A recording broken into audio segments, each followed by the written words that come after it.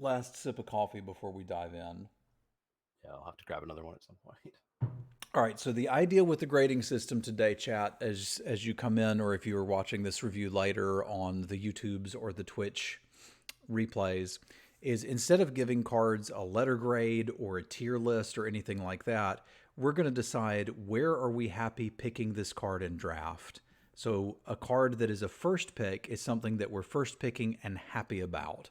A card that is a third pick would be something that we're looking to pick second or third and happy about, and so on. So we'll have cards designated as first, third, fifth, seventh, wheel, meaning maybe it'll come around the table, or no thanks, we're just not going to play it. And I think that gives us the designation we need of like, are we happy picking this card? Because there's times I've first picked things like Elvish Visionary, but I don't think that's a first pick card. That was really something that I wanted to pick third or fifth. So that kind of gives us that fuzzy delineation there. Good morning, everybody. But you want to dive right in and see what we got here? Yeah, sounds good to me. All right. All right, up first we've got Akiri Fearless Voyager, one red white for a legendary creature core warrior at rare. It's a 3/3. Whenever you attack a player with one or more equipped creatures, draw a card. Pay a single white mana. You may unattach an equipment from a creature you control. If you do, tap that creature and it gains indestructible until end of turn. So the new sort of regenerate mechanic. Yeah, this looks fine to me. This is something I would happily first pick. Stat line's good, 3 mana, 3/3. The ability looks like it will be relevant. The only, issue here is it's a gold card, so it doesn't go quite in every deck, but the power level is certainly there. So I'm happy calling this a first pick. Yeah, I'd put it in first to third. There's one trick. There's not actually that much equipment in this set, despite it being the red white mechanic. Yeah. We'll see that going forward. But yeah, this is a vanilla test total pass, and then just a bunch of stuff that this archetype is going to want to do. So I'm pretty happy first, second pick maybe. Yeah, I'm with you there. Up next, we've got Brushfire Elemental, red green for a creature elemental at uncommon. Single or 1/1 haste. Brushfire Elemental can't be blocked by creature with power 2 or less. Landfall. Whenever a land enters the battlefield under your control, Brushfire Elemental gets +2/+2 until end of turn. So this is kind of the original Zendikar creature landfall mechanic of +2/+2. Yeah, I hate this card and I don't want to ever play it because it goes against all of my mid range sensibilities and that it's only good when you're attacking. Now, that said, presuming there is a deck for this, I think I would be happy picking this in the 5 to 6 range. Like, this is not going to get me in this archetype, but once I'm in a very aggressive red green deck, all of a sudden I'm quite interested in this card. Yeah, this is like first to third pick in pack 3 when you're red green. You're very excited at that point. Yeah, yeah. Um, yeah, it's only good when you're attacking. It might only be good on turn 2 or 3 early on. It's not that great of a top deck unless your opponent's board is weak, in which case anything's a And great top deck. it's not blocking particularly well. No, no. There's some instant speed landfall abilities, but not many. Okay. Yep. You know what? Put me down for seventh. I don't think I want to be playing this. I don't like this card. That's fair. That's fair. There's probably just better stuff you can find in a red green deck than this. I hope so. Up next, we've got the Black White Signpost Uncommon, Cleric of Life's Bond. Cleric of Life's Bond is a creature vampire cleric. It's a 2/2. Whenever another cleric enters the battlefield under your control, you gain 1 life. Whenever you gain 1 life for the first time each turn, put a +1/+1 counter on Cleric of Life's Bond. So Black White is the life gain deck, which is a shocker. It hasn't been that often. And it's also the cleric archetype. A lot of the archetypes are kind of two things at the same time. So there's like a class and a mechanic that we're used to. Yeah. This looks pretty good to me. I don't think it's quite on the level of, oh my God, I'm slamming this, but this looks like a third pick type of card to me and something that would draw me towards that archetype. I think it would be more likely that like I open a good black removal spell, pick a decent white creature, see this in the next pack, and I'm like, okay, let's go. But this is like vanilla test is there, and if we can do the thing the color pair wants to do even once, I'm happy. Do it 2 or 3 times, we're in business. So yeah, this looks like a third picker to me. Yeah, this is very much this is a draw into the archetype for me, I think.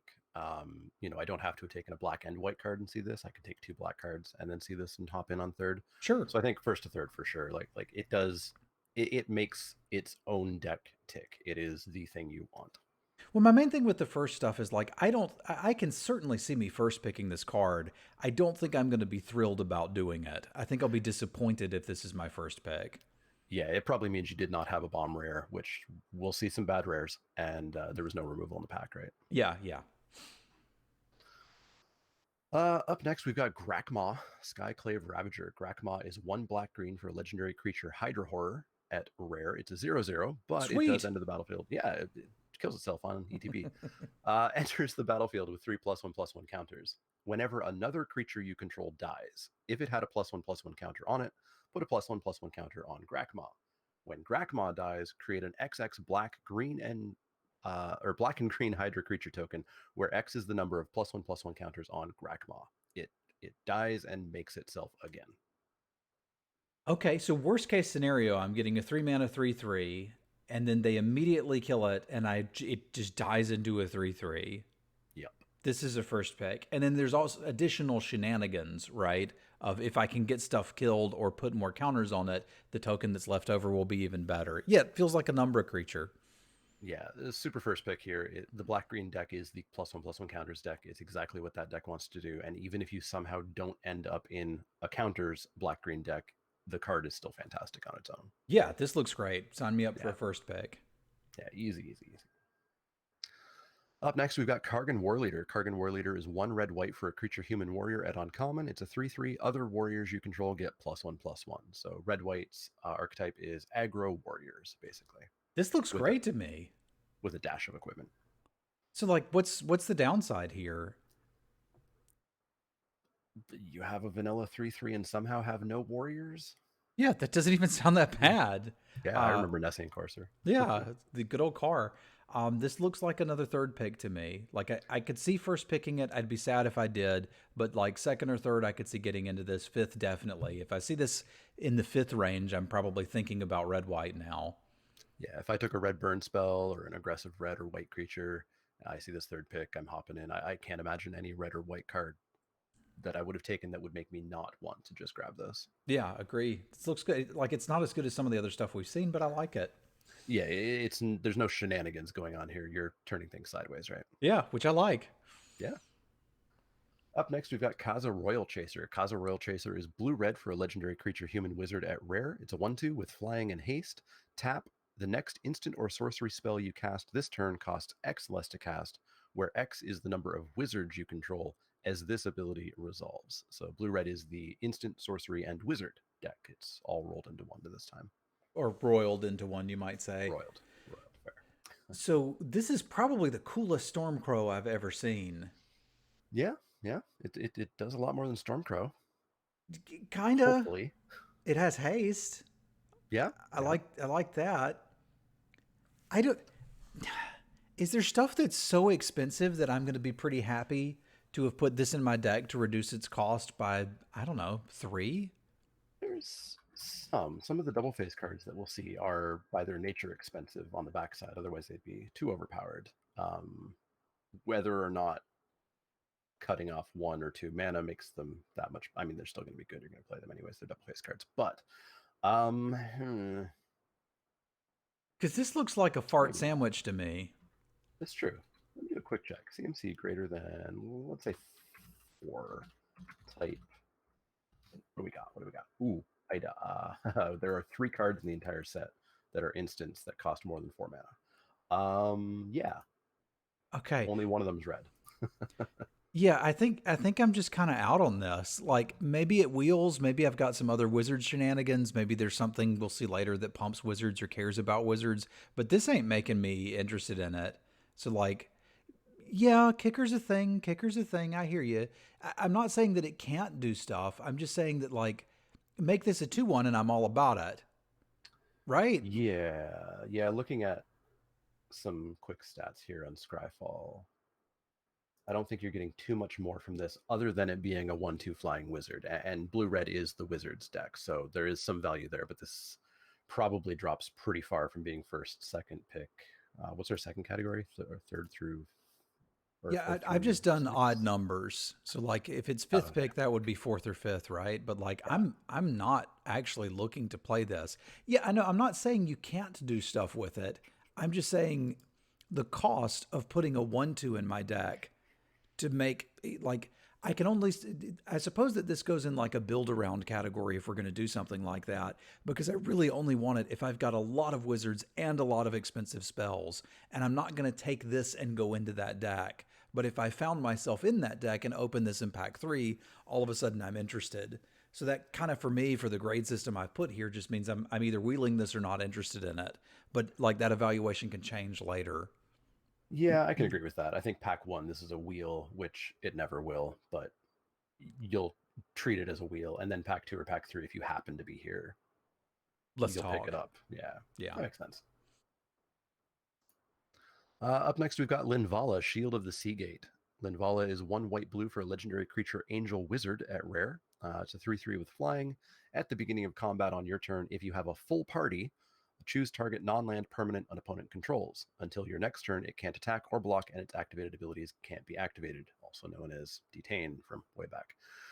Sacrifice Linvala creature, choose hexproof or indestructible. Creatures you control gain that ability until end of turn. So full party means that you need to have 4 separate creatures that are wizard, warrior, rogue, and the other one, cleric. You cannot multi-class and count the same creature as 2. It has to be 4 creatures, one of each type. Which, what are your thoughts on whether you can do that reliably? I don't think you're going to do it reliably often. I think it's going to be a neat bonus when it happens. So I'm going to try to evaluate the party cards we see as how good is it if I don't have a party, and then if I happen to get there, sweet. Mm-hmm. So Ditto. for that, Linvala is a 3 mana 3/3 flyer that I can just turn into kind of a negate later if there's something better to protect. Like you remember the good boy from the M21? Yep, selfless savior. Yeah, this is that, but better because it's a flyer. The only tax is like this is a gold card. So Yeah, I think I could see me first picking this. This like power level, this is here. If this isn't your best creature, it lets you save your best creature, and it's probably your best creature. Like who doesn't want a 3 mana 3/3 flyer? yeah, I can definitely see first picking it. 3 mana 3/3 flyer is super good stats. We usually pay 3 mana for a 2/2 flyer, right? A Windrake. Yeah. And the ability for that, it's an onboard negate, but it's still a negate. It's still there. The opponent has to respect it. They have to eventually play into it. And so full party, the best chance of getting it is blue white or black red. Those are the two color combos that have the overlap of all the types. White is specifically clerics and warriors. Black is clerics and rogues. So this is the one shot where you have the best chance of getting it. But I don't quite know how you're going to get full party reliably. Like if you evenly draft, 3 rogues and 3 clerics and 3 warriors and 3 wizards, you're still kind of unlikely to get the exact 4 you need. And it's really easy to disrupt as well. So great card, first pickable. And if you get to Magical Christmas Land, congrats. Yeah, You'll be there. enjoy. It'll happen. Send us screenshots. Yeah, yeah. Up next, we've got Lull Mage's Familiar. Lull Mage's Lol. Familiar is 1 green blue for a creature beast at uncommon. It's a 2/4. Tap it to add green or blue. Whenever you cast a kicked spell, you gain 2 life. Blue green is the kicker deck. This looks pretty good to me. Like I'm pretty happy with the 3 mana 2/4. That's a stat line I appreciate. We can tap it for mana. 2 colors of mana? This probably looks like a third pick card to me. Like I don't think I'm slamming it out of a pack. But if I've got a good green spell and a good blue spell and or 2 good green spells, all of a sudden I'm going to be thinking about this. Yeah, I can see a bad pack where I first picked this. I really, really, really like Mana Dorks, especially if they're 2 colors, especially if they survive really well, which a 2/4 certainly does. It blocks well And and there's kicker. yeah, yeah, yeah. And 2 life is not that much of a bonus, but it's a bonus. It's there, it exists, and you're going to be kicking spells in blue green for sure. So yeah, first through third, and I think there's packs where this is first pick. The pack sucks, but the Yeah, fit is there. that's my thing and why I'm calling it a third pick is like I think if I'm first picking it, I'm not exactly thrilled about it, but I can see doing it. It is Yeah. real cute too, Orcish. And yeah, we're doing gold cards first. So if you're just getting here, you have not missed much at all.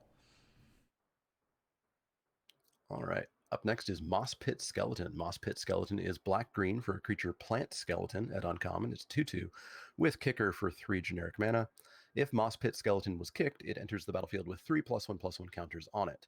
Whenever one or more +1/+1 counters are put on a creature you control, if Moss Pit Skeleton is in your graveyard, you may put Moss Pit Skeleton on top of your library. So 2/2 for 2, 5/5 for 5. That seems pretty good. It reminds me of that uncommon Kavu we had in Dominaria because it Yeah, was. Untamed. Yeah, I think that might have been a little better, but this recursion is kind of interesting too. Yeah, I Uh, like the recursion quite a bit since this is the black green deck. You're putting counters on things. There's a lot of ways. There's spells. There's creatures that enter with counters. There's ways to get counters put on it. So it's a 2/2 for 2 on turn 2. You'll get in for 2, 4 damage. You'll trade off or you'll chump, and then it comes back as a 5. It does go on top of your library, which is a little bit slow, but it's also a may. If that's too slow for you, you just don't have to. yeah, I like that. I've seen cards like this in the past that weren't a May, and you're like, oh crap, I have to draw this garbage again, and I don't Yeah, want it. yeah. So I still don't. I don't think this is in first pick territory, but this does look like another third pick uncommon to me, and that seems to be a theme here. Is like the uncommons are looking like something I'd like to be third picking. Yeah, I think I like that when all the signpost uncommons are third pick. It means that any one archetype is not, the stone cold nut first pick kind of archetype to get into. They're all sort of balanced a little bit more. Yeah, that actually sounds good to me, and I like the skeleton. Absolutely. Up next is Marasa Rootgrazer. Marasa Rootgrazer is green-white for a creature beast at uncommon. It's a 2/3 with vigilance. Tap it. You may put a basic land card from your hand onto the battlefield, or tap it, return target basic land you control to its owner's hand. So very important is basic there. You're not doing any shenanigans with the dual-faced cards. So, John, why would I ever want to return lands from the battlefield to my hand or put them into play at instant speed? Well, there's a mechanic called landfall that when you put it down triggers something on a large number of creatures. Yeah, so That that happens to be in green-white. yeah, and I imagine other colors as well are going to have some of this too. But like, Yeah. this is interesting in that it's giving you a way to trigger landfall on your opponent's turn, which is Yeah. not something you get very often, and it could allow some of your crappy landfall creatures to actually get a block in, which I can kind of dig. Yeah, and since a lot of those landfall triggers are +2/+2 to the creature, again an onboard combat trick, but you'll get some opponents sometimes. It's also like the threat of activation. Like you have this and you start attacking with stuff. And remember, you can attack with it and activate this. If you've got a landfall creature, your opponent's got to be terrified to block. hmm So again, this looks like another card that I'm not super thrilled about. And this may seem like the worst one to me so far because I bet I just don't like that aggressive landfall deck. So I'm going to put this one at like fifth pick, but I could see taking this one earlier and being happy about it. Yeah, I can see fifth pick. This one is a lot more plain. You're not recurring it, and it's not a 5/5. And yeah, I can see probably fifth pick. It depends kind of on if the aggro decks are good or not, right? Yeah. If this turns out to be an aggro format, then maybe this is great, and the skeleton's too slow or something. Maybe. Yeah, this would allow you to play two lands in one turn if you had them. Mhm. But yeah, I can see fifth pick for that. All right. All right, it's Planeswalker time. We've got Nahiri, Heir of the Ancients. Nahiri, Heir of the Ancients is 2 red white for a mythic legendary Planeswalker Nahiri at 4 loyalty.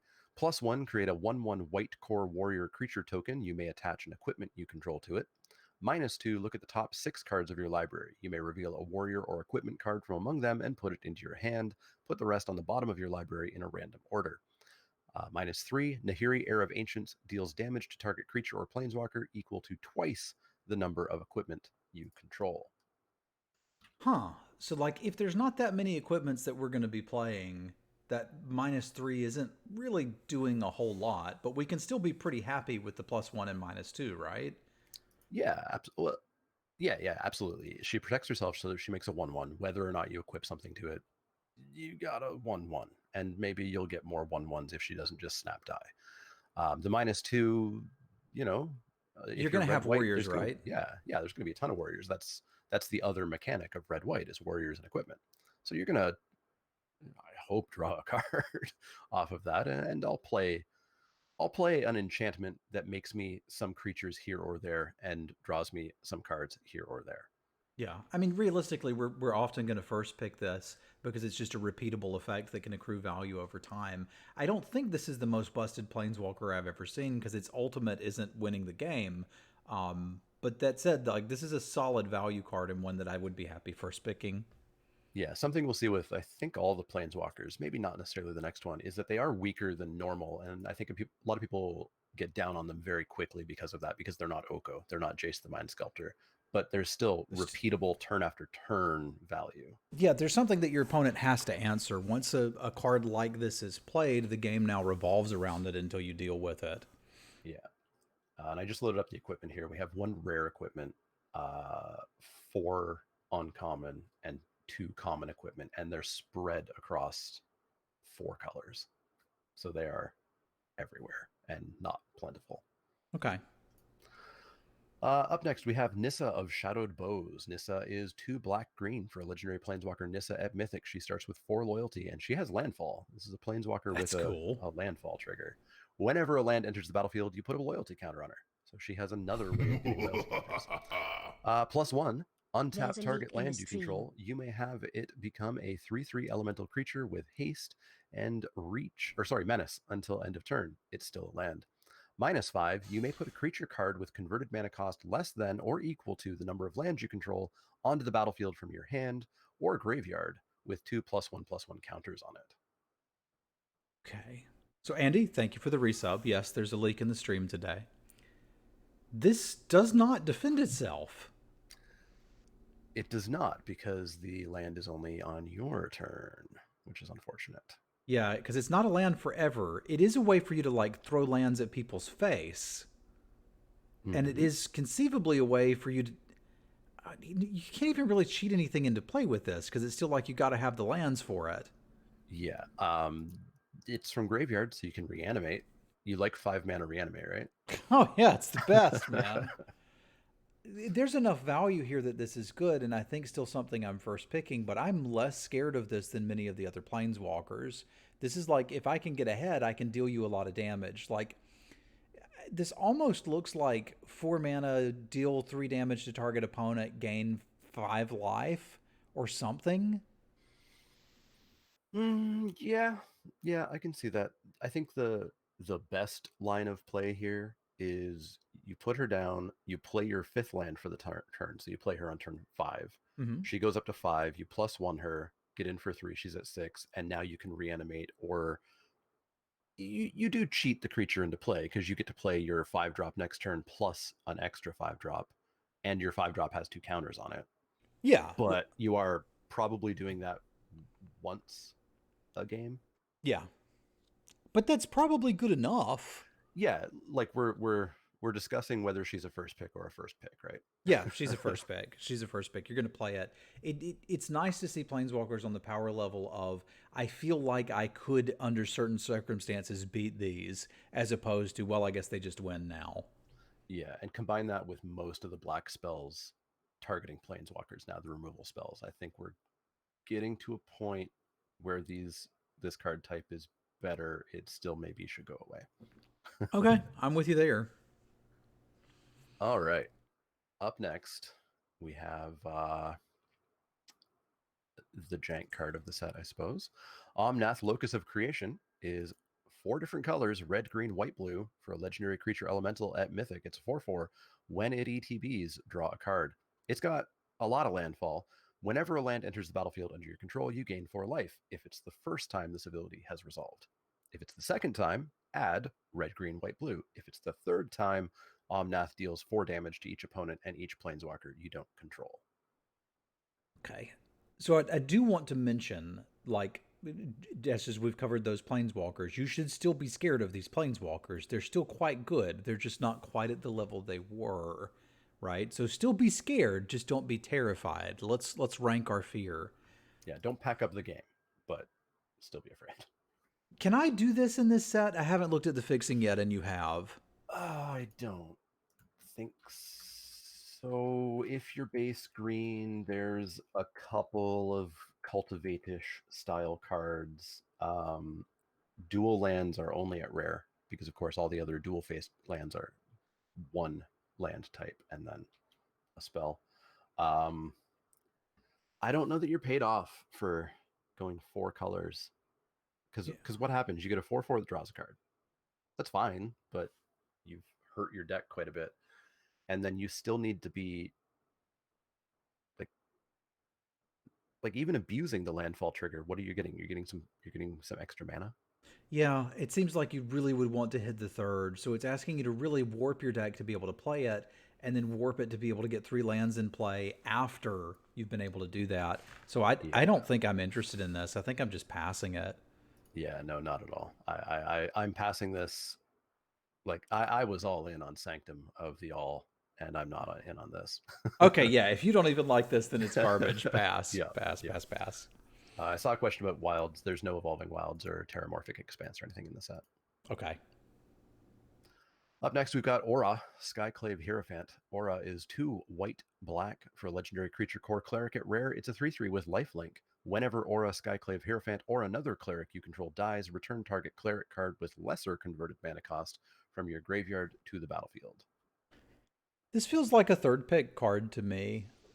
Not like I could see first picking it out of a pack, but it probably means there wasn't any solid removal because it's saying go into a specific color pair and make sure that you have creatures that align with this creature type.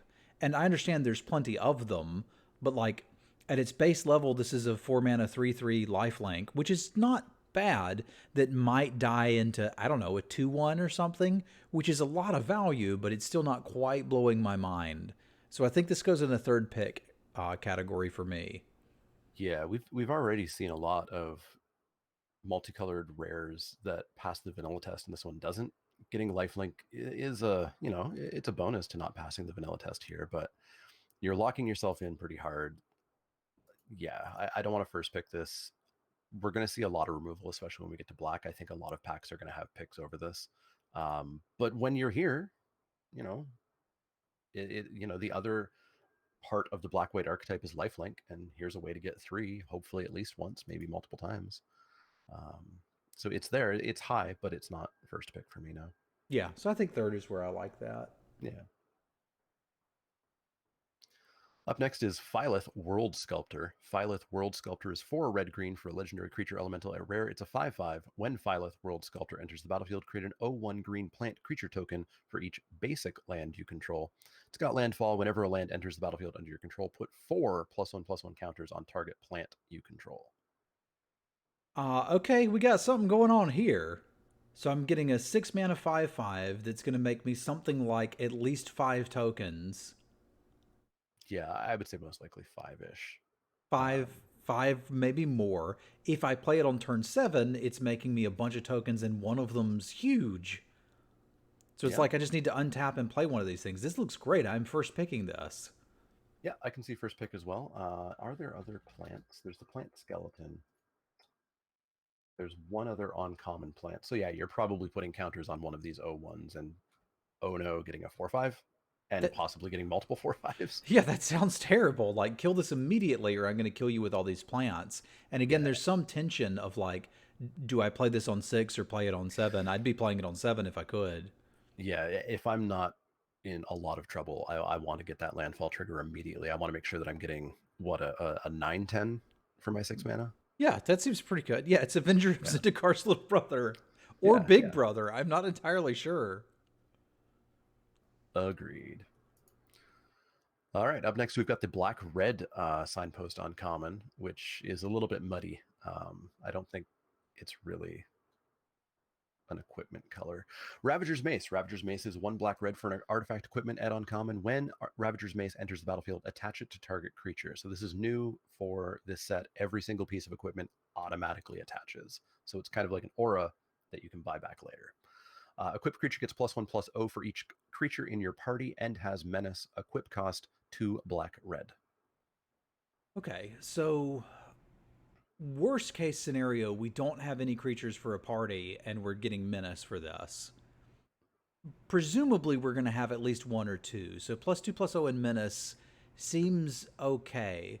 It's very expensive to move this around. So I really think this plays more like an aura with buyback. You described that very well. This plays more like an aura with buyback than an equipment. Because one of the things I've always liked about equipment is an equipment with a cheap cost, I can attack and then move it and threaten a block or something. A party is a warrior, a rogue, a cleric, and a wizard. So there you go, those creature types. I kind of don't like this.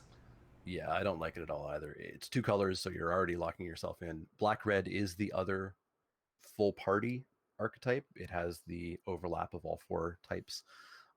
But yeah, the floor of this being +0/+0 and menace is not an aura I would ever play. Um, at +2/+0, it's an aura that some people will play. It's not an aura that I would ever play. Um, +4/+0 and menace, sure, but that's Magical Christmas Night. I don't like this. I can't imagine that I'm ever picking this, and somebody else is gonna, so I'm never gonna play it. So I've got this on like the wheel, I guess. Yeah, It's not a no, but I can see playing it. I'm just never going to take it early enough to play it. So we're going to try to wheel it, never do it, never play it. But yeah, yeah, put me down for a wheel. sounds good. Up next, we've got Soaring Thought Thief. Soaring Thought Thief is blue black for a creature human rogue at uncommon. It's a 1/3 with flash, flying. As long as an opponent has 8 or more cards in their graveyard, rogues you control get +1/+0. Whenever one or more rogues you control attack, each opponent mills 2 cards. So blue black is rogues and also mill, specifically caring about 8 cards in your opponent's graveyard. And we've already seen some incidental mill in blue. And we Like, will see a lot more. yeah, so I don't think it's going to be that hard to get this going. I'm also pretty happy with a 1/3 flyer. A 1/3 flash flyer seems neat. It's got the potential to pump other rogues. I dig this, but it looks more along the fifth pick range to me So than this card speaks to third. me. This card really speaks to me. I love mill as a win condition. I love blue black as an archetype in most limited sets, even when it's bad. This is 1/3 flash flyer. Later in the game, it's a 2/3 flash flyer because it does pump itself if you do have that opponent threshold +1, I guess. Um, and yeah, it just helps you have another way of having more incidental mill. So this is a third pick for me because of some strong biases from me. Okay. But I could see fifth, but this is a Okay. third for me. All right. Yeah, I'm right there with you. And like again, whenever I see Teferi's tutelage, I just take it, and that's what I'm doing now. So like Yeah. this is fun too. It's worth appreciating too that it's not just when they ETB, it's when they're attacking. So you could realistically mill somebody out with this, but I bet you'd kill them with damage first. Yeah, that's the real thing, right? Because it's one or more rogues. It's not 2 cards for every rogue. It's 2 regardless of the size. Yeah. So, but we will see a lot more ways of milling and repeatedly doing so. We just started with the gold cards, nobody. So we've been going for less than 30 minutes. You didn't miss much at all. Up next, we have the blue-white signpost uncommon, Spoils of Adventure. 4 white-blue for an instant at uncommon. This spell costs 1 less to cast for each creature in your party. You gain 3 life and draw 3 cards. I'm on board with this. Dave, thank you for the resub, man. Y'all spam some cats for Dave and Andy.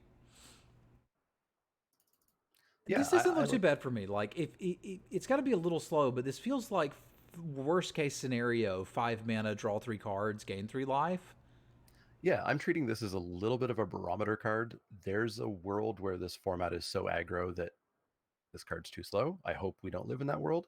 And as long as we don't, it's instant speed, which is huge. You can keep up all kinds of interaction there. Uh, I'm okay playing this for 6 mana, and assuming that I do get at least that one, if not more, discount, I'm very happy with this. So I'm sorry, you mean Sphinx's Revelation? It's not bad. Let's see. This looks like something I would be happy third picking. yeah, my tendencies are not to pick one of these super highly in pack one. Like I don't know that I'm going into blue white for this. Okay. When I'm blue white, I am stoked to have this. So that would make it more of a fifth pick card for you. Like if you're blue I white think and you see it, let's get it. I think so, but barely fifth. Barely fifth. It's pretty close. Okay. It's a very good card, and instant speed saves this a Yeah, million times over. and that's a fair question. Like depending on how fast this is, it may look slower until you start thinking about things like the landfall triggers, because landfall makes stuff faster than you would think that it is. Having played with the mechanic before, I hope we can play this. Yeah, I think a lot of people will look at the format and say, "Oh, everybody's going to have tap lands. It's a slow format," and somebody's going to look at it and say, "Oh, everybody has tapped lands. I'm playing Step Lynxes." Yeah, yeah, sold. Yeah. Up next, what do we got here? We've got Umara Mystic. Umara Mystic is 1 blue-red for the Wizard's instant sorcery signpost uncommon here. Creature Merfolk Wizard at uncommon. It's a 1/3 with flying. Whenever you cast an instant sorcery or wizard spell, Umara Mystic gets +2/+0 until end of turn. It's We Dragonauts. Yeah, I don't like this card. Everybody else does, and it's okay for them to like it. I want my creatures to block well, and it doesn't. And It's a 1/3. It blocks 2/2s. it blocks two twos. Like I'm just not interested in it. It's here to try to force through damage, which I get. But like I don't want to play this. Realistically, it's probably something you should be considering in the 5th pick range because these cards can be incredibly powerful, especially if we've got some cheap do nothing instants or sorceries. But I always have that fear of I've got a deck of 5 cards like Opt or Crash Through that don't do anything unless I have this. It wins the game. So for me, this is a 5th pick thing. Once I've got a reason to be blue red, I can start looking at this, but I'm not going to go nuts over it. I love this archetype. I love this card. Yeah, I yeah. always love blue-red spells. It's always one of my favorite archetypes and sets. I especially remember Eldritch Moon's blue-red spell stack. I loved that one. But there are Um, uncommon there got us back a spell and had prowess. That was good. True, true, true. Yeah, I'm third picking this. What if I told you we had Opt, but it costs 2 mana? That sounds even worse. Like we'll, pass. we'll get to that. Yeah, this is third pick for me. There's a slight bias there. It will, of course, depend on if this archetype's good or not. If this archetype misses, which we've seen before as well. We've seen sets where blue-red spells is the archetype, and it sucked. Yeah. So But I mean, it's going to be difficult for this to suck. It's just a question of like, can you attack with this? Does your opponent have a removal spell? Do you have 3 instants? If yes, you probably win the game. But like, yeah, that's not how I want to win my games. I just want to play 4 threes. that's fair. That's fair. Up next, we've got Verazol, the Split Current. I think I misread this card yesterday on my set review 3 times. X green blue for a legendary creature serpent at rare. It's 0/0. It enters the battlefield with a +1/+1 counter on it for each mana spent to cast it. Not X. It counts the green blue as well. Okay. Whenever you cast a kicked spell, you may remove 2 +1/+1 counters from Verazol. If you do, copy that spell. You may choose new targets for the permanent for the copy. Important reminder text: a copy of a permanent spell becomes a token. You can copy a creature that has been kicked. So this just looks amazing. Like, why Yeah, would you ever not first pick this? yeah, it's fantastic. So worst case scenario, you've got a 2 mana 2/2. That's a pretty good floor. A 2 mana 2/2 that could copy a spell. You'd have to kill the creature, but you could copy a kicked spell. Yeah, if you wanted to. So you could clone something. So like, and this is like multiple clones if they don't interact with it or kill it. So Yeah. this looks great. I'm first picking this all the time. Now, the thing to remember, this is one of the things that I misread or forgot about, is it does have to be a kicked spell. So it does have to be a kicked creature. It can't be any creature, but you're in Okay. blue-green. You're playing kicked spells. It's the archetype. Okay. Okay. Yeah. If it does keep this, the if the spell was kicked text on the cloned creature, right? Or I'm not sure what you mean there, DC. But this looks really good to me. If I can copy that, I imagine kicked spells that are copied do copy the kicking because I've done that with the Inferno or something and killed somebody for like 20 damage. Yeah, when the spell is on the stack, it essentially treats it as though the kicked text is a part of that card. So it Okay. will copy that. Okay. Cool. Heck yeah. Let's first pick this thing. That looks great. Yeah, easy first pick. Up next, we've got Yasharn, Implacable Earth. Yasharn is 2 green white for a legendary creature elemental boar at rare. It's a 4/4. When Yasharn enters the battlefield, search your library for a basic forest card and a basic plains card. Reveal those cards, put them into your hand, then shuffle your library. Players can't pay life or sacrifice non-land permanents to cast spells or activate abilities. Finally, the pig club is getting the respect it deserves. This is some pig. It is a big pick. It's still not like mostly what this is for us is a 4 mana 4/4 that draws 2 cards. That seems Yeah, pretty good, especially yeah, if landfalls are archetype. yeah. It passes the vanilla test.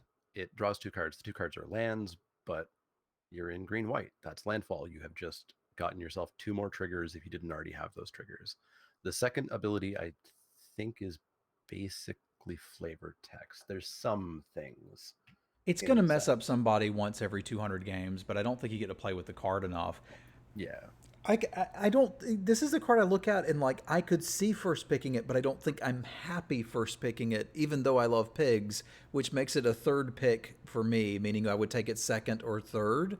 Because like I still think I would take a really good removal spell over this, especially if it's a single color. But this is a decent card for limited. I like it. Yeah, I'm taking removal 100% of the time over this, but it's up there. It's up there. It looks kind of like the pigs in Princess Mononoke, which were the best part of that film. I'm not familiar with most of those movies. You should check it out. There's good pigs in that movie. Fair, fair. Yeah, it's a good card. I don't know if I'm jumping into green white for it, but I love it when I'm in green white. So it's maybe like thirdish pick for me, which unfortunately means I'll never see it. Yeah, same. But like if I get past this, I'll probably take it. Yeah, yeah. Up next is Zagras, Thief of Heartbeats. Zagras is 4 black red for a legendary creature vampire rogue at rare. It's a 4/4. This spell costs 1 less to cast for each creature in your party. It's got flying, death touch, and haste. Other creatures you control have death touch. Whenever a creature you control deals combat damage to a planeswalker, destroy that planeswalker. So that's flavor text. So I was like, okay, 6 mana for a 4/4, I don't know. And then you started reading, and I was like, okay, okay, okay. And then we got to first pick level because I feel like it's going to be hard for this not to be a 5 mana card. Yeah, I think for every single one of the party things that doesn't care about full party, you have to assume it's always going to be at least 1. 2 is probably pretty likely. And then you start to get a little bit more in the nice if it happens range. And a single mana discount makes this great. No mana discount makes this very good. I do prefer my death touch to be on defensive creatures, but Same.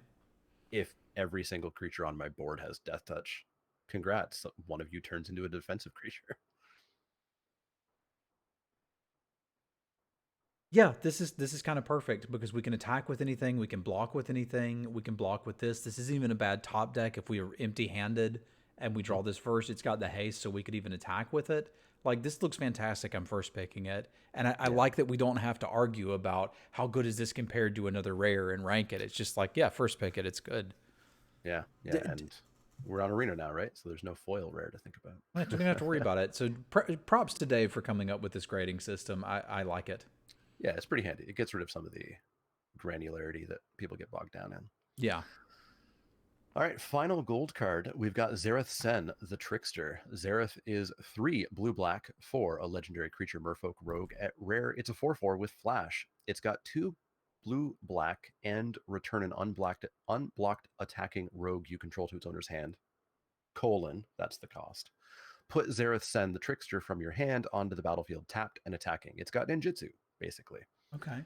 Whenever Zareth Sen deals combat damage to a player, you may put target permanent card from that player's graveyard onto the battlefield under your control. Oh, that's cool. That's so cool. Yeah, Is it this good card's enough? It's amazing. probably good enough. I love this card. I love this card a lot. So we've got the ability of if we attack with a rogue, maybe it's your flying rogue or something, and they're not able to block it, hiya! I'll yoinks one of your things. And these blue black is like getting incidental mill anyway, so there's going to be permanents to grab, even if it's just a land and you only get it once. That's so cool. This Yep. seems great. This card's amazing. I easily see blue black being my favorite archetype in this format because if I'm not milling them out, then I'm dealing unblockable damage to them. I'm stealing their stuff. There's so many things that I'm doing with blue black in this format. Yeah, the worst case scenario is they attack with a 3/2, and you're like, ha, got him, and now they've got Yeah. to respect it. Like if they don't have enough blockers, a removal spell turns into something really good for you. I'm first picking this. This is great. Easy first pick and possibly my favorite rare in the set. Okay, cool, cool. I like it. All right, where next? Where should we start? Up to you. I'm a fan of the traditional white, blue, black, red, green, but we could check out artifacts since theoretically those can go in every set, and as usual, they're mostly kind of bad. Let's start with white then. All I'm right. down with that. All right, so I'll take us off here. We've got Allied Assault, 2 and a white for an instant. Up to 2 target creatures each get plus X until end of turn, where X is the number of creatures in your party. All right, so this is one of the ones that I did not look at yesterday because it was one of the ones not yet spoiled. So we got 3 mana to give 2 creatures +1/+1 +2/2. I don't. These are the combat tricks where if I have a spot, I'll put it in, and if I don't, I don't really want it. Which means I pick these pretty late. I pick these kind of. I mean, a combat Think trick that pumps 2 of your dudes. Let's compare this to Synchronized Assault from Cat. Like, that that's was true. really good. That's true. What did that give? Was that +2/+2? It was +2/+2 to 2 creatures and untapped them. Oh. Thank you for the gift sub, Andy. Yeah, if this is always +2/+2. If it just said +2/+2, I would pick this third. Third, wow. Yeah, I don't tend to pick combat tricks that high. I think I'm Good more morning. like 5th, Set 6th, review go be even for this one. You need to get like Feat of Resistance level for me. I like this start way for better it. than Feat of Resistance. Really? Yeah, so here's the thing. Thank you for the resub, Tim. So with Feat of Resistance, like, it's a combat trick that was play aroundable. Like, you could kind of read for when your opponent had it. This is one that gets even better because, like, it does the same thing that combat tricks do, and that you'll win the combat potentially and force through damage with your other creature, or potentially win 2 combats, right? So if this, and yes, it could be +0/+0. I think it's actually going to be somewhat difficult to do that because there's so many of these party things around. But like, you're kind of locking yourself to play this in Mardu colors, right? Because like, green doesn't have quite as many of the party Esper colors specifically, Esper colors. or Esper, everything that's not green. Everything that's not green. But if this said +2/+2, I would like this way better than Feat of Resistance because the upside is just bigger, right? Now, since you've got to work for it a little bit, I'm not exactly sure where to put it, but I think this comes into 5th range for me. Like, normal combat tricks, I don't get too excited about. Being able to target 2 of my creatures, I'm on board, man. That's actually pretty good. Yeah. Targeting 2 creatures is good. I think I'm in the 5th-ish range. Yeah, we'll have to see how well party works out. My guess would be this kind of locks you out of going into green white, or I guess just green white. Am I excited about this in like black white with clerics and lifelink? Yeah, I guess so. Yeah. I mean, I think it probably plays at its best in red white, where you would want combat tricks anyway. But this doesn't seem that bad. This doesn't seem that bad. Yeah, that's fair. We'll see bad combat tricks for sure. Yeah, and I'll look to wield those. But until then, we have the Angel of Destiny. 3 white for a 2/6 flying double strike. Whenever a creature you control deals combat damage to a player, you and that player each gain that much life. At the beginning of your end step, if you have at least 15 more life than your starting life total, each player Angel of Destiny attacked this turn loses the game. This is one weird angel. So your team has lifelink, but it's triggered lifelink, and it's lifelink for your opponent, but they're taking the damage still, which means their life total is just not moving. They're not going up, but they're also not going down. And so long as you can get 15 more life, if you can get to 35, you win. I want to play this card and I want to see what happens. I think it's pretty decent because the worst case scenario is what happens. You've spent a few turns gaining a bunch of life. They kill this. You're still ahead on a bunch of life. You didn't damage them down though, but This basically is kind of like Charizard, right? Like, we're going to stop the game and now we're going to play a new mini game, and the mini game is, can you answer this? And if you can, we go back to the game we were playing before, but I've gained a bunch of life. And if you can't, I'm just going to win the game. Like, I'm thinking of this as like a 4/6 flyer, because it kind of is for 5. That's pretty good when you're behind. I think if you're very far ahead, this could actively be bad. Like, let's say that I have my opponent at 4 life, and we're at a bit of a board. No, I'm still going to play it if we're at a board stall. Because the worst case scenario is they stay at 4 life. I'm not gaining that. Yeah, okay, this is just good then. This is Yeah, just yeah, good. yeah. I think it's a weird card, and so I think there's an attempt at first to assume that if this gets removed, you somehow got blown out, and I don't think you did. They Yeah. used up removal. You lost a very good card, but you either had no change to the game or you have gone up life. Well, it's double strike, so it's not gonna. Whenever a creature deals combat damage, yeah. So you're not gonna kill him at 4, but that's kind of not the point. I don't think there's a scenario where this is bad. Yeah, no, I agree. I think this is the first pick for sure. Yeah. So let's first pick it. And it plays great in Black White Clerics, which has life gain triggers and stuff like that. All right. So we've got Angel Heart Protector, 2 and a white for a 3/2. Jalokivitulostin menee. Brrr. We'll see if there's any Sherman. Thank you for the Where bits, are the my man. doggos in this set? 3/2 Human Cleric. When it enters the battlefield, target creature you control gains indestructible until end of turn. So sorcery speed, indestructible. So you're going to get an attack in with that creature, whether it does something or not. This feels fairly filler to me. You're going to have clerics if you're in white. It's a 3/2 for 3, so it's not bad. You're not going to feel bad picking and playing this, but I don't think that I'm stoked on this. I think it's filler just because you need to have something big that can attack in and either deal damage because it's indestructible or eat something because it's big enough and indestructible. And Or if you're just not in something. that situation, I mean, you could also just have a 2/1 and your opponent has a 3/2. And like, hey, I just got an extra damage with a card that should be irrelevant. true. There's all the chances though that they just have like a 1/3, or I think it's harder to get the ideal matchup in kind of the average match. I don't think the card's bad. I just do think it's fine. Yeah.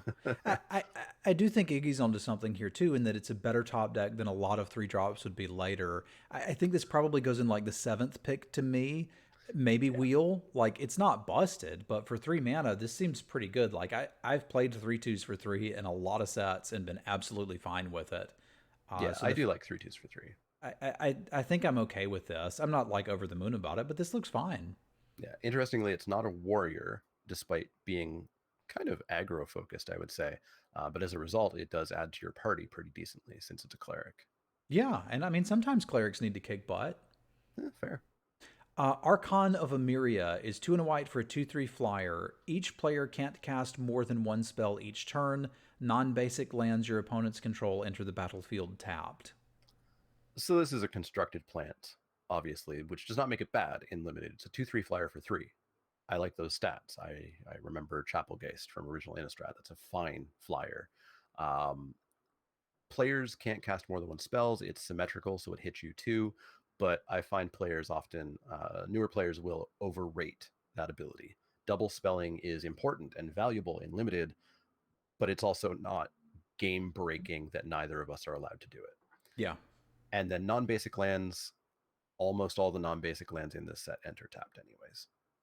So this is probably like a 5th pick card. It's not bad. I'm just not going into white for it. But if I'm already white and see one, sure. Yeah, it's a French vanilla 2/3 flyer for 3, which is fine. Okay. Archpriest of Iona is white for a star 2 human cleric. Its power is equal to the number of creatures in your party, so it's at least a 1/2. At the beginning of combat on your turn, if you have a full party, target creature gets +1/+1 and gains flying until end of turn. So this is one of the first cards that I looked at with full party that made me go, oh, it's going to be hard to get there. The card's fine. A 1/2 for 1. I don't want to play it, but some people will say, hey, that busts the vanilla test we got there. If it's a 2/2 for 1, we're still pretty far away from when Isamaru was an amazing card, right? It's good Yeah. efficiency, but it exists. At the 3/2 level, sure, whatever. And in Magical Christmas Land, we're in It's a Magical Christmas 5/3 Land. flyer. Yeah. 5/3 flyer, or your other big thing is a flyer with +1/+1. I don't think you're getting there that much. So I think this card is a wheel for me, which means I'm never going to see it. Yeah, I could see if you're very aggressive and you look and you're like, hey, I'm in. It's interesting in that this is a card that would want to be in the Warriors deck and isn't a Warrior. Because if I can Mhm. play this into a Warrior and start attacking, it's not that bad. And if I top deck it later, like what one drop is good on turn 7, so that's not a cut against this. It still looks like something I'm going to want to wield and go straight into, though. Yeah, I agree. Attended Healer is 3 and a white for a 2/3 core cleric. Whenever you gain life for the first time each turn, create a 1/1 cat creature. Okay, that's good. 2 and a white, another target cleric gains life link until end of turn. So 2/3 for 4.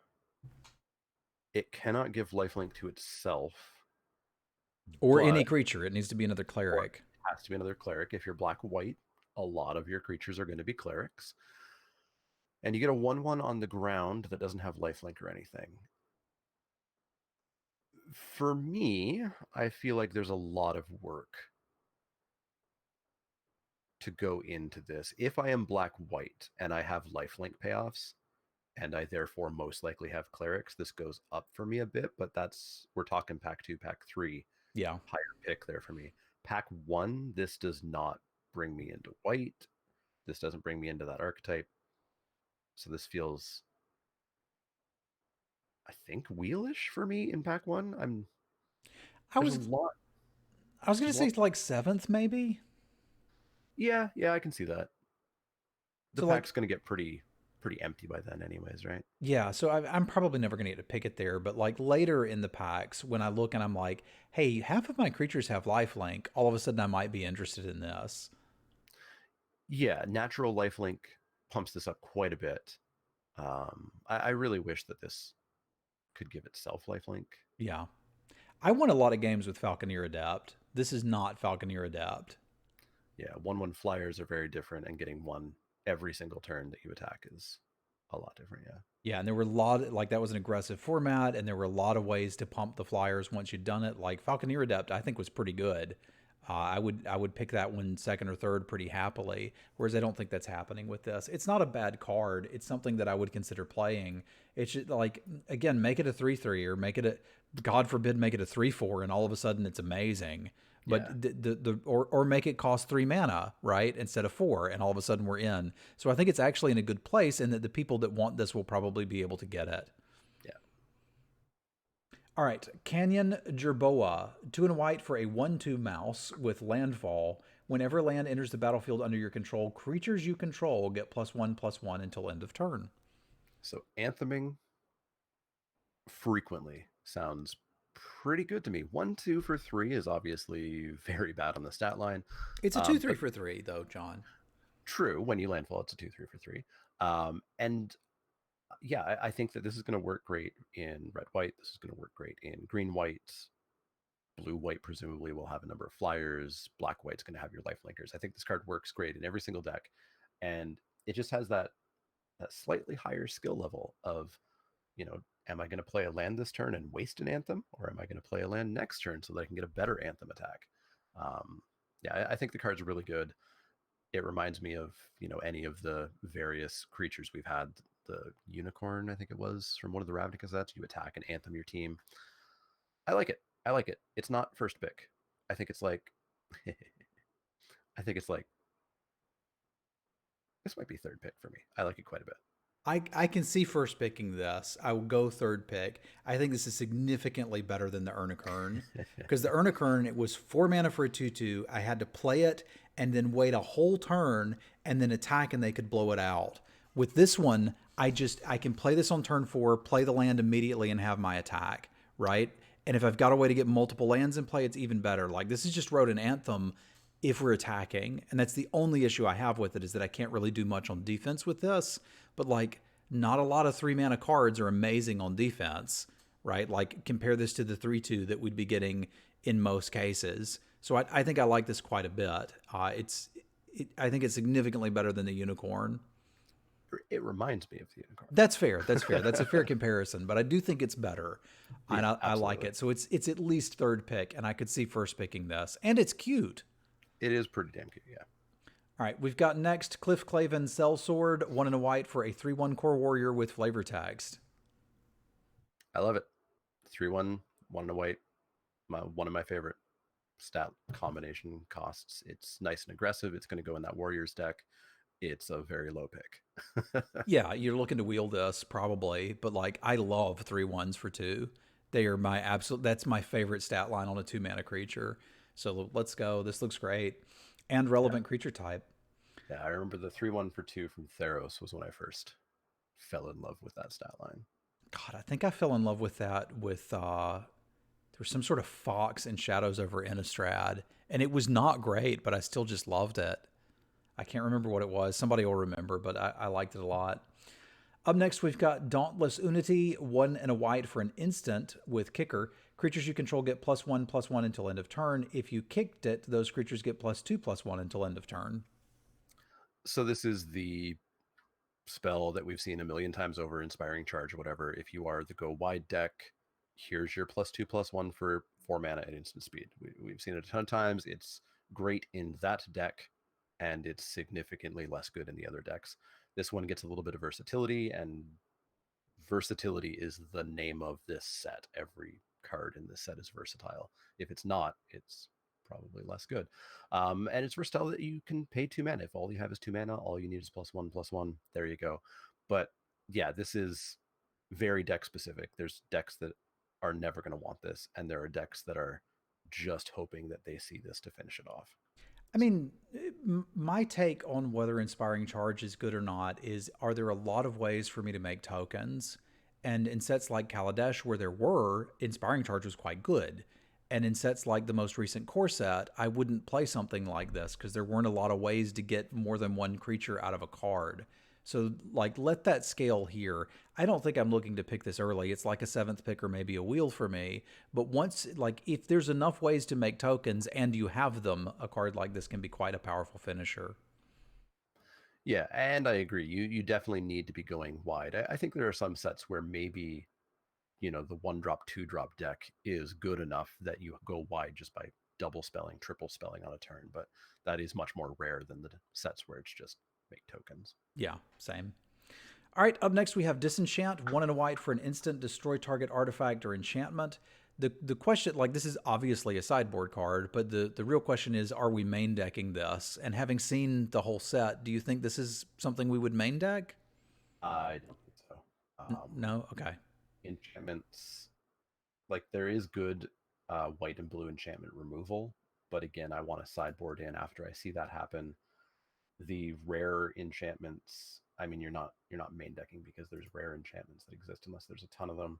Yeah. And the artifacts, no, No? not main Okay. decking this at all. But you'd be happy to have access to this in your size board. Oh, 100%. When you see that crazy rare equipment or something, side it in. It's great. All right, so I got a question for you about this one. So this is Amiria Captain, 3 and a white for a 1/1 Angel Warrior Flying Vigilance. When it enters the battlefield, put a counter on it for each creature in your party. Does it count itself? It does, yes, because it will enter the battlefield and say, "Hey, who's here? Oh, a warrior's here. I'm a warrior. I get a counter." Okay. So worst case scenario, this is a 4 mana 2/2. It Flying doesn't, vigilance. with Flying and Vigilance, it doesn't look like it's that hard to make it a 3/3, but you need to be aware that sometimes that won't happen. And it's possible for it to be a 4/4. I don't think I would ever think this is going to be a 5/5, but that is technically possible too. I think I'm okay with this. Just like, if you've got a card like this in your deck and you've got a 2/2 warrior on the battlefield and they've got a 2/2 whatever and attack you, you might not want to trade, right? Yeah, yeah. I think this card's very good because the floor is what your red white warriors. So this is only going to be a 2/2, but it's a 2/2 flyer in your aggro deck. Yeah. It's fine by me. If you're blue white, you're probably already trying to get into Party Christmas Land. If you're black white, you've got your clerics running around and your rogues. Yeah, I think 3/3 is probably the floor in everything other than the aggro warrior deck, and in the aggro warrior deck, it's still a good card. So this is like, I guess, thirdish, fourthish pick for me. Like, Yeah, I was going to say fifth. So I yeah, think we're yeah. pretty close on that. All right. Up next is Expedition Healer, 1 and a white for a 2/2 Vigilance. It has lifelink as long as you control another cleric. Okay, it's a bear with a couple of upsides. Some decks, the only upside is vigilance, and if you do have other clerics, probably in black white, it's a 2/2 lifelink vigilance, which sounds good to me as well. This is this is still just a little tiny bit above filler level, but it's a fine card. You're just not picking it very highly. Yeah, and it does something late, presumably, if you need the lifelink, which is not bad. I've always found 2/2 Vigilance to be an interesting sort of semi-skill tester slash truth serum. Because if your opponent has a 4/2 and you attack with a 2/2 Vigilance and they don't block, they're either really bad or definitely have a combat trick, like now that they've untapped. So like you can gain some information with vigilance creatures, but it's not going to have a huge impact other than on turn 2. That said, I do like the fact that if you have another cleric in play later in the game and it's bigger or flying or whatever, like this could still do something later. So that I think this is maybe a little bit better than the 3/1, but not much. So I'm still looking to wheel it. Yeah, definitely. Farsight Adept is 2 and a white for a 3/3. 2 and a white for a 3/3. Okay. Core Wizard. When it enters the battlefield, you and target opponent each draw a card. I'm not a big fan of symmetrical card draw, especially because your opponent's probably getting the first turn on tapped with their extra card. Who cares? It's a 3-mana 3/3. It's a 3-mana 3/3. It's not a warrior, it's a wizard, so it is filling the full party role. I'm not a big fan of this card. This card's fine. I think it's probably something I'm looking to get in the 7th slot. I'm going to want wizards, presumably, because I'm likely to have some party cards, and this is looking like it'll give me access to wizards in white. So if I'm red-white or green-white, I may not have access to that. So that's pretty cool. And when a symmetrical effect is like we've seen each player discards a card before, and that was not necessarily a good or bad thing. It was just a thing. This is kind of the same thing. Yeah, they get the card first, but it's not like it's giving them mana, and I'm getting a 3/3 for it. Like if this was just 2 and a white for a 3/3, would you be like, cool, let's play it? Yeah, definitely. I think it is, because like you're going to draw the card, they're going to draw the card anyway. Like that's true. I don't think it matters that much. So I think this card's actually like it's not amazing, but it's fine. That's true. I did eventually come around to Howling Golem. Howling Golem was great. Yeah. I could see that. Your opponent is 100% getting a spell, and you're 100% getting a land. True, but it's landfall. You're good. Like this thing seems great. Yeah, I still think I probably want it on the wheel, but okay. I'm thinking like I don't know, 5th to 7th. Like okay, I'm white. Let's get this. It still looks filler to me. Is this not a better Howling Golem? No, because it doesn't go in every deck and it doesn't trigger every turn. So there's that. Fearless Fledgling is 1 and a white for a 1/1 at uncommon. It's a griffin. Some great art. Whenever a land enters the battlefield under your control, put a +1/+1 counter on Fearless Fledgling. It gains flying until end of turn. I like this card, but it obviously has to be played at the right point, and it's horrible to top deck this. It's not that bad, dude. Like, what 2-drop are you going to top deck that's going to be amazing? Fair. Yeah, it's a 2-drop, I suppose, so you can't expect the world out of it. But the ceiling on this is you play it on turn 2, and it becomes a 3/3, 4/4, 5/5. You miss a land for a couple of turns, and then surprise, it's a 6/6 flyer the next turn. Like the snowball ability of this is huge. Yeah, I think so too. And I think it's not even that bad later. If we're at a board stall, all of a sudden it's like, hey, at some point in the future, I'm going to get in for 2 and then 3.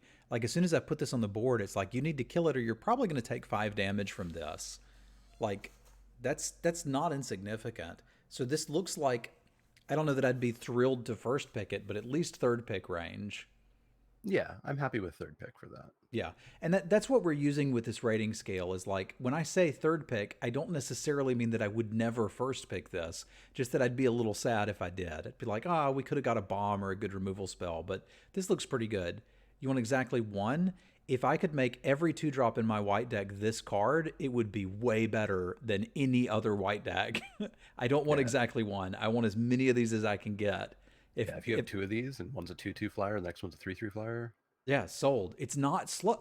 So once you've played one land, it's 2 mana. Once you've played one land, you've got a 2/2 that could get flying later in the game. If you play another land, you've got a 3/3. Holy carp. Yeah, I want as many of these as I can get. Like, and again, people are saying it's not a good top deck, right? But what are you going to get for 2 mana? Like, you're going to get a 2/2 that gives another cleric lifelink or a 3/1. They're not great either. Whereas this can still get in damage. Like, just if this was +1/+1 until end of turn, which is what I was expecting, I was going to be like, man, this is crap. That's not what it says. It's a counter. All right, I'll stop now. Felidar Retreat. So this is like a cat sanctuary. 3 and a white for an enchantment. Landfall, you get a 2/2 cat beast, or you put a +1/+1 counter on each creature you control, and they gain vigilance. This reminds me of Citadel Siege. It kind of does, yeah. So if you don't have a board or you just don't have that many creatures, you get yourself a 2/2 each-ish turn. And then when you do have a board, just counters on everything and bonus vigilance in case that's a great attack. This card's a first pick. It's going to be grown testy. It's going to be it's going to win some games. It's Griffinary with lands and Upsabuts. I like it. Yeah, first pick it. Yeah. Journey to Oblivion is 4 and a white for an enchantment. It costs 1 less for each creature in your party. When it enters the battlefield, exile non-land permanent an opponent controls until it leaves the battlefield. It's Oblivion Ring for 5 mana, which I think I'll begrudgingly pay 5 mana for it. And it's frequently not going to be 5 mana. Yeah. It's going to be 4 mana. It's going to be a 3 mana. It's going to be 2 mana. It could be 1 mana. It's not going to be 1 mana. No, but it could be someday. Yeah. Yeah, this card's great. It's premium removal. It's going to be a first pick if there's no crazy bomb in the pack. Somebody's going to tell me that it's not this good in this format specifically. Well, actually, it is expensive, and that's what concerns me. I think, it would be difficult to have this not be a 4 mana removal spell, and I'd be pretty happy with that. If we're playing white, like, I haven't seen any of the common creatures that don't trigger party, right? Like, it just seems like they're stapled all over the place. Yeah, so every single creature that is not a mouse or an elemental is a party member. Every single humanoid. Yeah, that's fine. I'm going to first pick this, but that means I'm not going to be as excited about it. Like, it's not instant speed. We played Suppression Bonds in Origins, right? And that was 4 mana. Yeah, which is fine. Like, again, that was years ago, but yeah, I don't think I'm nuts over this, but still, it put me down for third pick. It's uncommon. It looks good, but I'm not quite that excited. Cabria Outrider is 3 and a white for a 3/3 human warrior. Enters the battlefield. Target creature gets +1/+1 until end of turn for each creature in your party. So worst case scenario, 4 mana, 3/3. Something else you have in play gets +1/+1 until end of turn. Yeah, it's a hill giant with a little upside, maybe a slightly bigger upside. It's pretty filler. I want this on the wheel. I'll play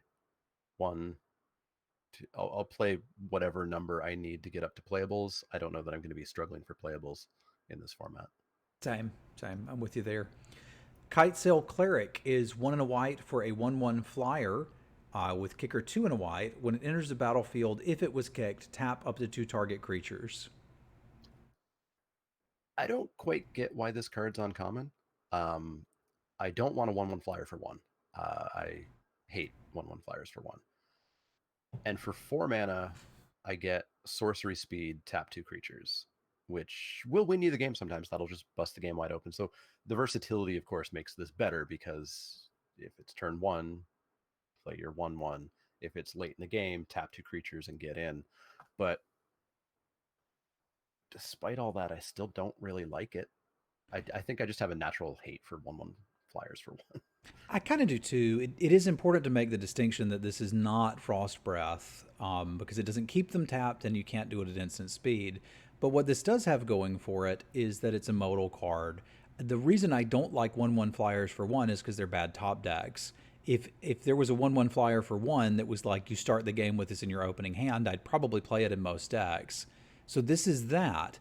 but it's a better top deck because if you have the extra mana, you can do something with it. So I think if you're in an aggressive deck, you'd be pretty happy with this because turn 1/1/1 flyer, you're like, I can probably get in 4 damage with this, which is pretty good for 1 mana.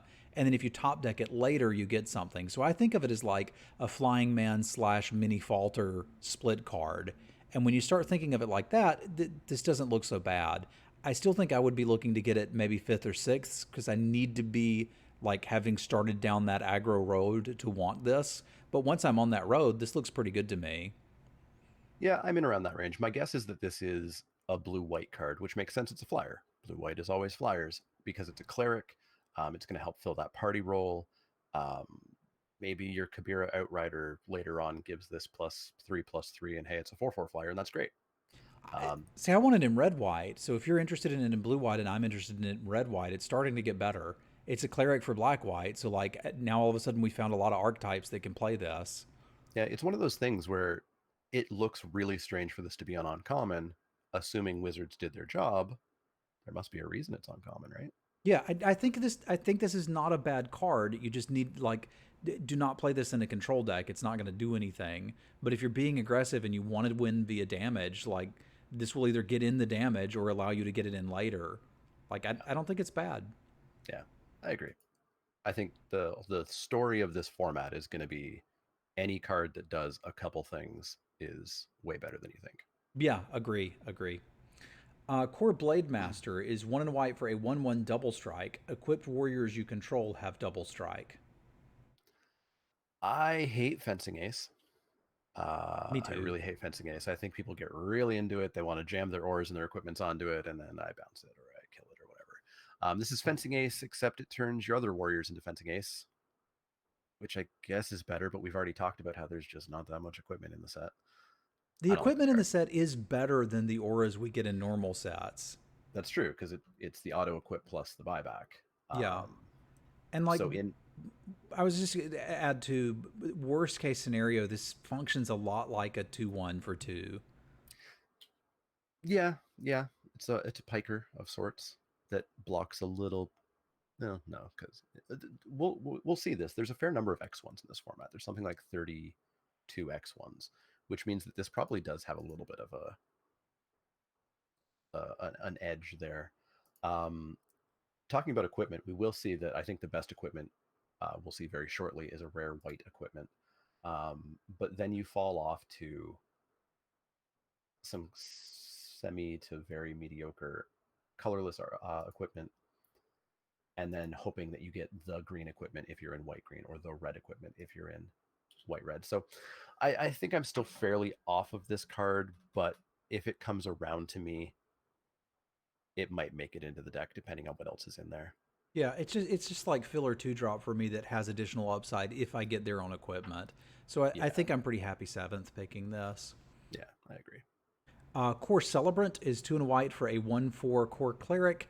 When Celebrant or another creature enters the battlefield under your control, you gain 1 life. So if you want to be defensive, you got a 1/4 for 3 here, and it's going to gain you some life when it enters the battlefield and when all the other clerics enter the battlefield. Um, I don't know that my super plan with any of the white archetypes is to be defensive, but if I'm black white and have life gain payoffs, this goes up a little bit. I mean, I like turtles. It's a decent blocker for your blue white skies deck. Like it's a decent stat spread. Like 5 points of power and toughness for 3 mana is hard to argue with. So I don't think this is bad, but it still kind of looks like filler to me. So I would guess this is a 7th pick / wheel.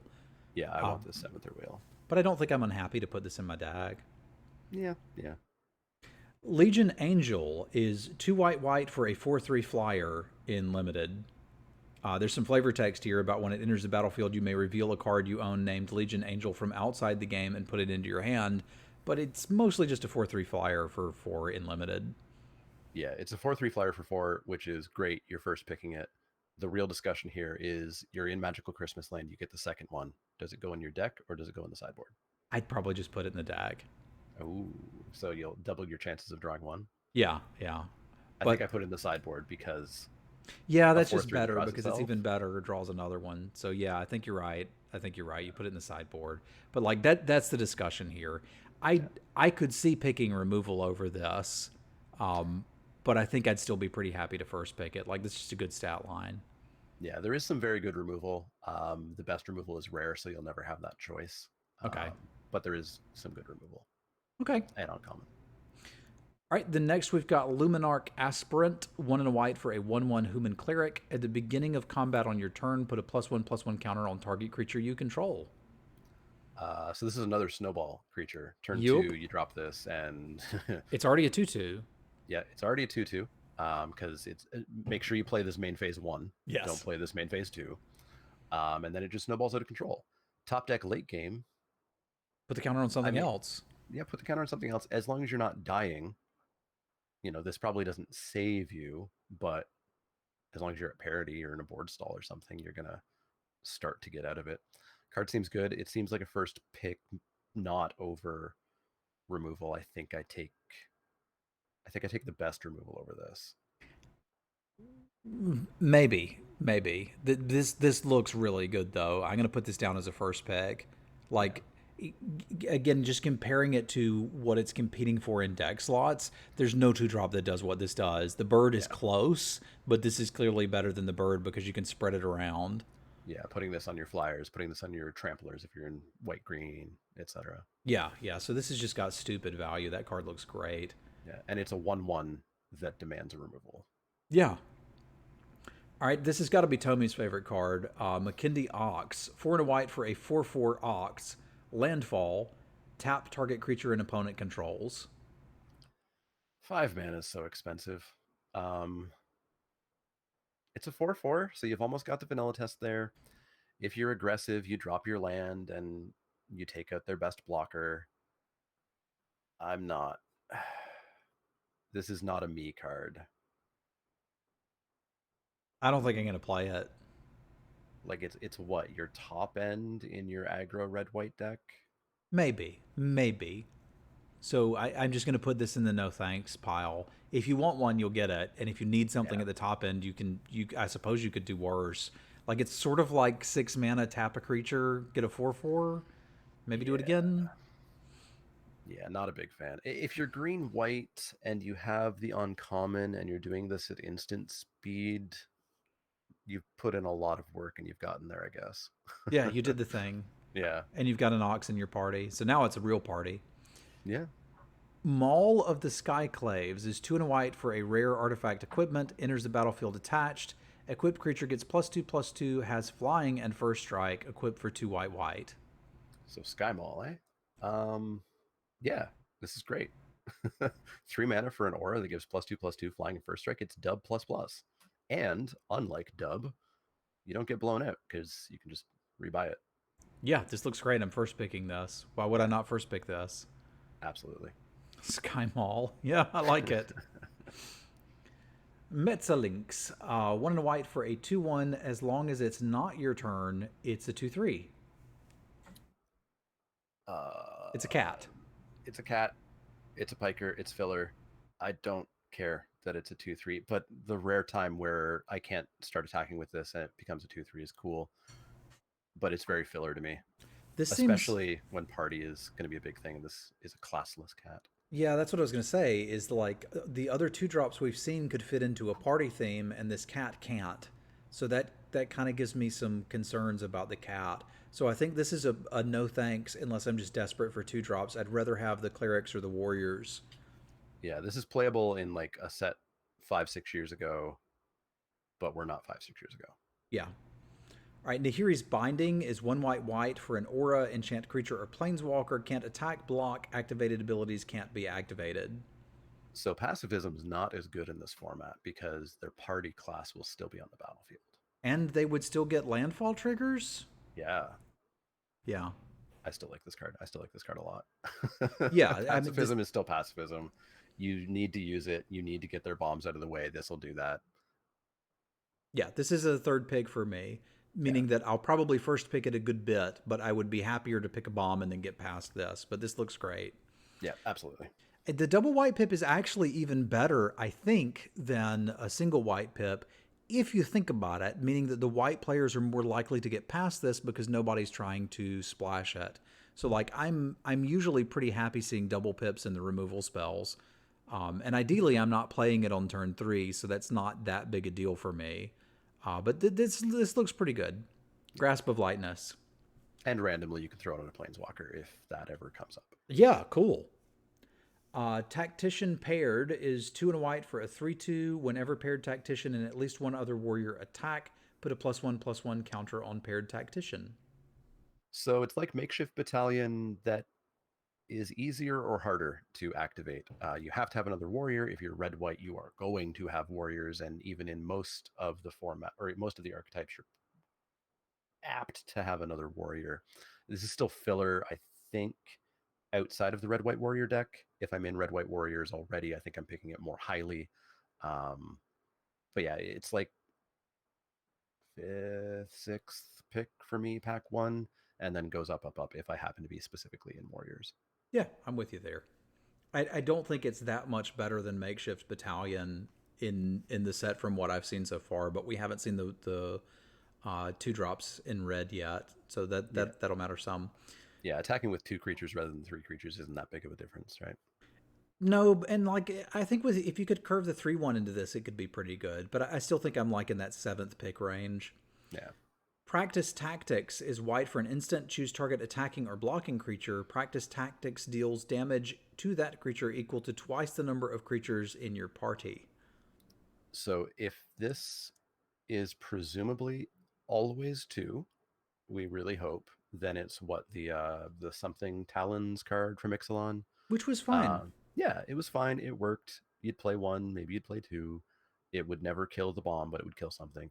But this one can scale up. It could be 4 damage. It could be maybe 6, probably never 8, with the floor of it maybe being 0.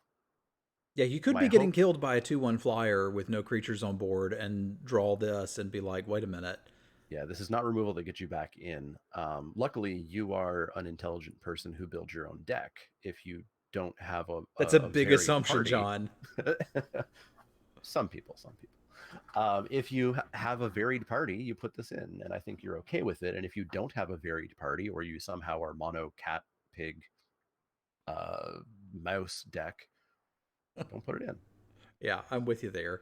Make sure you've got the party stuff to pay it off. This is fine playable. It looks like another probably 7th pick to me. Not something I'm super excited about, but if I have one of these in the deck, I'm not disappointed. Yeah, I agree. Pressure Point. We've seen this one before. 1 and a white, tap target creature at instant speed, draw a card. Yeah, this is one of the cards I didn't see yesterday, so I have to read this and figure out whether I want to play it. No, I don't. Yeah, I'm kind I of didn't with like you. Pressure Point first time around. I don't like it this time around. I think this is actually the 3rd time we've seen it. We've seen it Third in time. sets with Prowess, and I seem to remember it somewhere else. And I never played it, and I was never that got when somebody played it against me. Like, Yeah. it is a cantrip, and that's not bad. So like, there's maybe some ways to do some stuff, but this is just a no thanks for me. Yeah, it was in Fate Reforged in Kaladesh. Interestingly, it's always hitting a dragon in the art. Yeah, 3 different arts, always a dragon. I guess. Well, there you go. One of them was a tiger dragon. Yeah. That at least had cool art. Prowling Felidar is it got a hand? 3 and a white for a 2/3 vigilant cat with landfall. Put a +1/+1 counter on it. Yeah, this is another snowbally one, but the 4 mana probably stops it from being anything like the fledgling fielding. Yeah, it's a 2/3 for 4 vigilance, which is okay, but the second you get that first counter on it, it's solid. And if you get any more, it seems dang good to me. Being common, you could even get a second one of these, which I would play. This is like 5th, 6th for me. I like it, but I think the 4 mana is going to keep it from being this insane snowball. Yeah, I agree with that entirely. Resolute Strike is white for an instant. Target creature gets +2/+2 until end of turn. If it's a warrior, you may attach an equipment you control to it. Sure. It's a combat trick that I'm going to pick very late, and if I have a spot, I'll put it in. If I have Sky Mall, maybe I try a little bit better to put it in, but it's a combat trick. I want on the wheel. Yeah, same. I'm right there with you. Seagate Banneret is white for a 1/2 warrior. 4 and a white, creatures you control get +1/+1 until end of turn.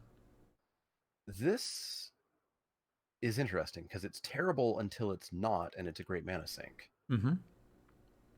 And so I think I'm very happy with this in the red-white deck because it's a warrior, so it's going to get the warrior payoffs. It's a 1/2, so maybe it attacks. And then when we get to the late game, if we get to the late game, pay 5 mana, Anthem my team. If we get to the real late game, pay 10, double Anthem my team. Yeah. But I don't know where the pick is. I think it's still very late. Yeah, this is a wheel, if that. Yeah. Because I don't think I'm crazy excited about this. Again, make it a 2/1. Make it a 2/1 for 2. Let's talk. Yeah, and if you're not in an aggro deck, I don't think you care about 5 mana to Anthem your team. Yeah, agree. I'd rather have the mouse, but if I don't get a mouse, this gives me a way to get a similar effect. Yeah. Yeah, I want exactly one in my deck if I want it. Fair. Yeah. Shepherd of Heroes is 4 and a white for a 3/4 flying. When it enters the battlefield, gain 2 life for each creature in your party. Of note, it's a cleric, so you're at least getting 2. Yeah, 5 mana, 3/4 flyer is Shining Aerosaur, Prized Griffin. Those have been okay. And it gains 2 life. That's okay. If it gains 4, 6, 8, sure, but it's just okay. It's a wheel, I think. Maybe 7th pick. If I'm in the cleric deck. Yeah, I think my white decks would probably want one of these. Like, I've always liked the stat line. There's always been some sort of 5 mana flyer in white, whether it's flavor text or gain a little bit of life. There was a 3/2 in Hour of Devastation. Like, I've always kind of liked these, but you're right, it's a 7th pick, but I like them a little more. So you'll probably catch me 5th picking this some, and I'm wrong to do so, but it's just because I like the stat line. Yeah, you'd want one, but it is common, so you're apt to find one somewhere. Yeah, yeah. Skyclave Apparition is 1 white for a 2/2 core spirit. Enters the battlefield, exile up to 1 target non-land, non-token permanent you don't control with CMC 4 or less. When it leaves the battlefield, they get it back, sort of. It's an XX where X is the converted mana cost. This is interesting. There's a lot of words I like on here, but I don't know if I like it. So CMC 4 or less, you're not getting their bomb. You're getting maybe close to a bomb, maybe something that's a threat, maybe a flyer you need to get off the board. It's non-token permanent, so you're never ripping a token up, but you can get an enchantment, an artifact. Yeah, you can get something like that. When they kill it, they get back probably at least the creature, maybe an upgrade, depending on what it was exactly. Maybe they get a 4/4 for their 3/3/4 drop. And so this is very similar to the Ixalan enchantment. If they kill it, get a 3/3 dinosaur. Except a 2/2 is way easier to kill. Yeah, I mean, we've seen cards like this before with Fiend Hunter in previous sets. So I think it's at least going to be playable, but you need to treat this not so much like a creature and more like an enchantment that your opponent can kill later if it's good for them to do so. Yeah, I would treat it like an enchantment. I would never attack with this, especially with instant speed, deal 2 damage or whatever we've seen. And yeah, I'm hesitant about the potential upgrades, but I guess you're an intelligent player. You get to choose what you're taking. Yeah, it's playable. I think it's nowhere near as good as things we've seen similar to it in the past.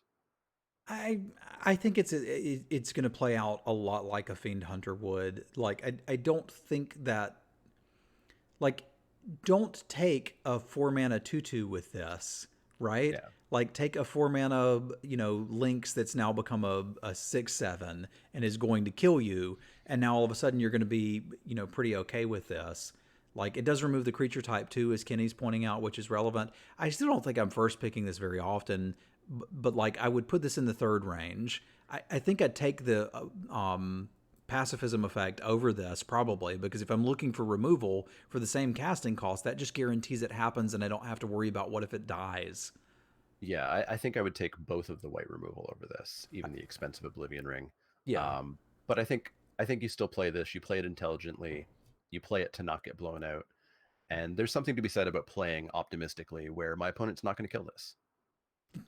I don't play that way, but I know that some people will play the card the way it is meant to be played. If you get there, you get there. Yeah, well, that's true, Snus. Pacifism's not as good in this set as it usually is, so we got to remember that. Squad Commander is 3 and a white for a 3/3 core warrior. Enters the battlefield, create a 1/1 white core warrior creature token for each creature in your party. At the beginning of combat on your turn, if you have a full party, creatures you control get +1/+0 and gain indestructible until end of turn. So it's a 4/4 spirit of cost 2 creatures for 4. Sure. Maybe it's 5/5. Yeah. It's probably never going to do the second thing there.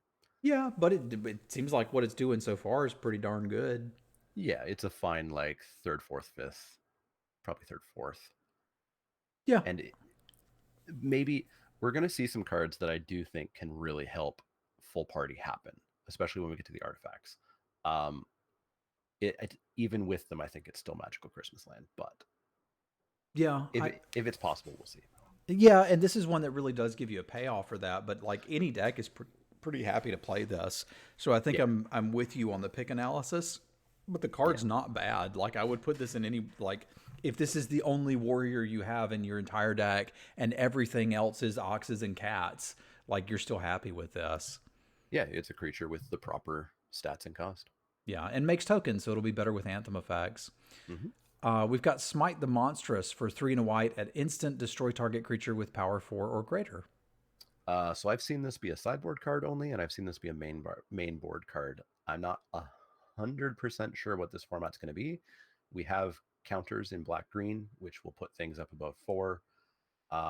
We have equipment, which could put things up above 4. We have ways that make the landfall. Landfall makes almost everything with the +2/+2 up there.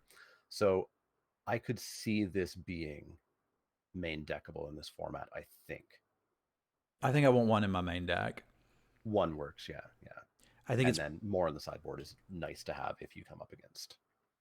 Yeah, I feel like this is probably one of the worst removal spells in white that we've seen. So it's going to play like the Legion's Judgment did in the core set. But much like the Legion's Judgment in the core set, if you just look at raw power and toughness data, it's not going to communicate what this can actually kill. So I was pretty happy main decking one Legion's Judgment in most of my white decks. And I think I'll be pretty happy to do that with Smite. Yeah, so it's a common. You can get one. So I think it's like 6th-ish pick for me. Yeah, I'm with you there.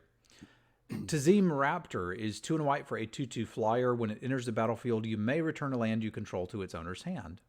This card makes the landfall deck, I think. It's a common, which means you can get multiples. It's a Windrake, which is already playable right there.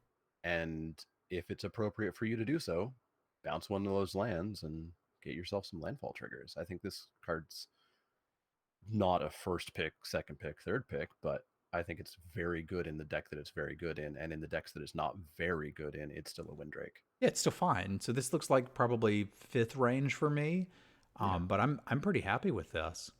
5th-ish, and maybe even goes up pack 2, pack 3 when you have discovered that you want those landfall triggers. Yeah.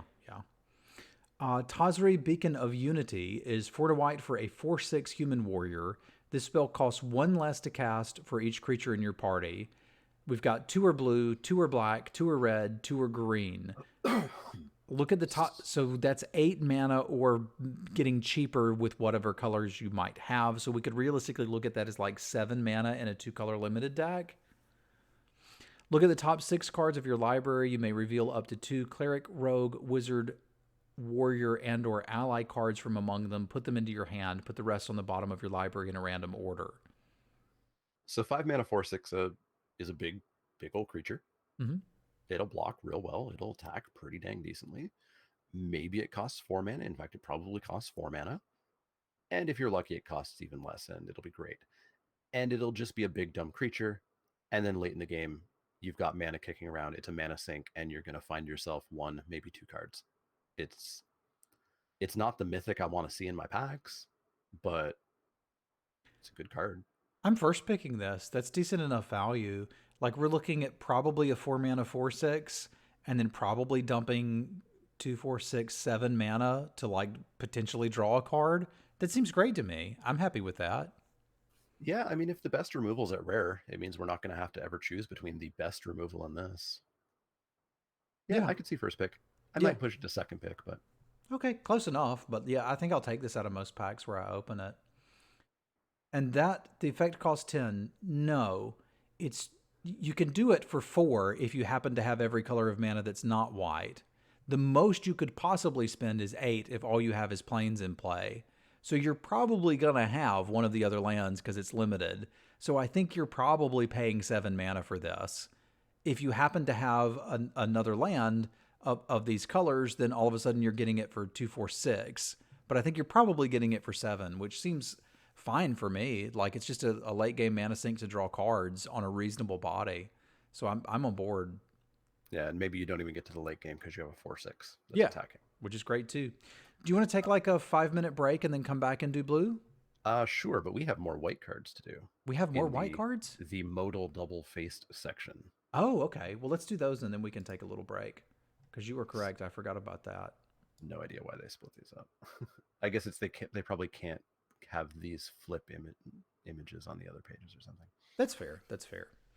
So we've got a Miria's Call, which is 4 white, white, white for a sorcery. Create 2/4/4 Angel Warrior tokens with flying. Your other creatures get indestructible. And on the other side, it is a land that enters the battlefield. You may pay 3 life. If you don't, it's tapped. So it's not a shock land; it's a bolt land. I had a tough time with my grading system giving these grades yesterday because they're all great and you pick them very highly and you play them 100% of the time. Yeah. So this, Um, but our grading system today, our grading system today works great. They're first picks. yeah, you first picked this. There's one that we'll see in blue that I have some questions about. It's Okay. still pretty good. So the beauty of these, for those who don't know how exactly they work, they're going to be in your hand and you're going to pick the side you want to play. If you want it to be a land, it's a land. If you want it to be the spell, it's a spell. There's a very interesting discussion about how you think of these in your deck building. Are they in your land slots or are they in your spell slots? And I think it's actually dependent on the way that you plan to use it the most. So this one, for example, I think I'm playing it as a land 90% of the time because how often am I getting to 7? Well, maybe not 90% of the time. How often am I getting to 7 mana? But if I have not needed that plains early in the game and I top deck this, I didn't flood. I have 2/4/4 flying angels and things are going real good for me. Does that bird bounce any land? It bounces any land. Holy carp, that thing's good. Yeah, the green white on common is basic, but this one is any land. Okay. And so you can even play this early, have the bird bounce this back when you have your 7 mana, or I guess your 8 mana because you're bouncing a land back. And yeah, you've got 2/4/4 flyers, and everything else is indestructible for an entire turn cycle. The card's great. You're playing it 100% of the time. You're first picking it 100% of the time. Sure, maybe it's only a plains in the game that you're playing right now, this second, but in the next game, it's 2/4/4 angels. Yeah, flexible cards like this are just absurd. I think this is better than a cycling land because you always know what you're going to get. Yeah. My suggestion and what I think is likely is that if you have a card like this in your opener that's this expensive, you should probably just play it as a land. Yeah, What we're looking for here is a land that's a better top deck, and this is a great top deck. And the thing to remember here is, well, it is a bolt land. You don't have to pay 3. Yeah, you just can play it as a be tap land. plains. Yeah, that's pure upside. Cabria Takedown is 1 and a white for an instant. Deals damage equal to the number of creatures you control to target creature or planeswalker. They don't have to be blocking, and it's a tapped land. Yeah, so it's outflank, but usable whenever you want. So it's whatever that red card was. Mob Justice or something? Mob Justice, Mob Rule, Mob something. Yeah, it's great. And it's going to be a very high pick for second, third pick because it's got that versatility, because it's removal. It's removal when you need it. It's land when you need it. It's great. Yeah. I think this is one that because it's so cheap, that I probably would not count this as a land in most decks and be planning to play it as a decent removal spell. Yeah, so this one's, it's cheap and the spell is very good. So you try to not play that land. So this goes into your 2-drop slot. It doesn't go into your land slot. All right, McKindy Stampede is 3 white, white for a sorcery. Creatures you control get +2/+2 until end of turn, or it's a tap land. Yeah, so it's White Overwhelm. This one I think you probably count as a land. And hey, look at that. I flooded out I drew this card. I've got some creatures on the board. They're bigger. Do I win? It's good. It's a high pick. This is where they start to get a little bit interesting, and where my grade system fell apart is I don't really want overwhelm. I don't want a tapped land, but you put them together, and I'm picking it super highly. Yeah, yeah. I wonder if these packs are going to be less interesting because you just always first pick the land. Yeah, they're all 14 card packs, Yeah, and you're just they might auto be. picking. This one doesn't look as good to me as the other two because I like here's a expensive spell, win the game, or a land. Here's a decent removal spell or land. Like obviously, if I have the Cabria takedown and another one lander, I can just keep it and play this first and be okay with it. Whereas this one, I kind of don't want either side, but I would play it. So I think this is the first one I'm going to say that's probably like a third pick for me. Like I could envision passing this one. Whereas these Yeah, other two, I can't really imagine passing them. yeah. This one's uncommon. I'm taking a bomb over this. I'm 100% sure I'm taking a bomb over this. Yeah. Um, I think I'm taking the best removal over it, so I could see this being third pick. Yeah. How many tap lands do you shove in your aggro deck? Every single one that you get, because you're not like that lets you play a 15 land aggro deck in best of 3 formats because all of a And sudden your spells are flexible. and yeah, every pack has one of these. It's not going to be a slot like the old days. This is going to be like War of the Spark, where one of your uncommons or rares, or your only rare, is one of these cards. Okay. And we've got Ondu Inversion, 6 white white for a sorcery, destroy all non-land permanents. Let me guess, it's a tap land? Yeah. It is. Shocker. It's very good. You'll pick it super highly because it's going to be a land a lot of, especially because it's a 7 drop, it's going to be a land a lot of the time. And then you top deck at late game, you need a Wrath. There's your Wrath. Yeah. Better than a Wrath, it's a planar cleansing. Yeah, this seems great. Like it's a wonderful top deck and it's a land early. Again, this is one where if this is in my opener, I'm probably just playing it. Yeah. But otherwise, I'm very happy with this. Yeah. Sageri's Shelter is 1 and a white for an instant. Target creature you control gains protection from the color of your choice until end of turn, or it's a tap land. So it's God's Willing, Feat of Resistance, but rather than getting a counter or a scry, we have the option of it being a land. Um, this one's good. I'm going to pick it highly. I'm going to put it in every white deck that I play. But it's not a first pick, is it? No, I'm. I think if this was a rare, which please don't ever make this card a rare, and so there's no chance of there being a super crazy rare bomb. Maybe it would be, but the fact that there could be bombs in the pack, I think this is not getting picked over bombs. I think it's not getting picked over removal. So I think this hits the floor of being a third pick for Maybe even a fifth, because like maybe even I a do fifth. think I would take solid removal over this. The main reason I liked this one better is because it is solid removal adjacent, whereas this one is like this is a combat trick, which I don't super want, but would play because of the flexibility. So this is more like, okay, I'm white, somebody passed me this, let's grab it. So would you say the overwhelm is a fifth pick as well? Yeah, I think Okay. so. Okay. I think so. Like it's still one that I'm happy to play, but I'm not like, oh my god, this is the one we're taking. Yeah, and if you have it, you're playing it, right? You're not leaving this on the sideboard. Yeah, for sure. This is going in every white tag. Yeah, it's like counterspell combat trick. Like it's I liked John's analogy of like this is God's willing or feat of resistance, but instead of getting a counter or a scry, we get it could be a land. Skyclave Cleric is 1 and a white for a 1/3. When it enters the battlefield, you gain 2 life, or it's a land. Yeah, this is probably one of the plainest ones because it's not like you're getting an amazing creature, but you're getting a creature it blocks. It's a relevant creature type, it gains life, and you're just getting a land otherwise. It's got the versatility. I guess I'd probably pump this into the fifth-ish pick as well. I'm not taking this over a bomb. I'm not taking this over removal, but creature or land whenever I need a creature or land. Okay. Yeah, this is an interesting one because it goes in your deck over a plains, right? Because it's just a better top deck than a plains later, but not even by much. It does trigger some life gain, which is fine, but like you'd never in your opener, you'd very rarely play this out unless you're just mana screwed, which is not a bad thing to have. This one's just underwhelming. Yeah, I'd play it out if I was curving, Yeah, if it was my only 2-drop, but yeah. yeah. I mean, it's kind of dead late game, but so is a plains. So like, would you rather just draw your 8th land? or would you rather draw a 1/3? Well, if you're in a landfall deck, maybe you'd rather have the land, and guess what? You do. Like, it does all of that too. So I think this one's fine. But I do like 5th to 7th range for this. It's just significantly less whelming. Yeah, I agree. All right, now we can take a break, and Sounds we'll good. come back, and John will read us off some blue cards. So we'll be back in about 5 minutes, boys and girls. Thank you for tuning in, and we'll see you in just a bit.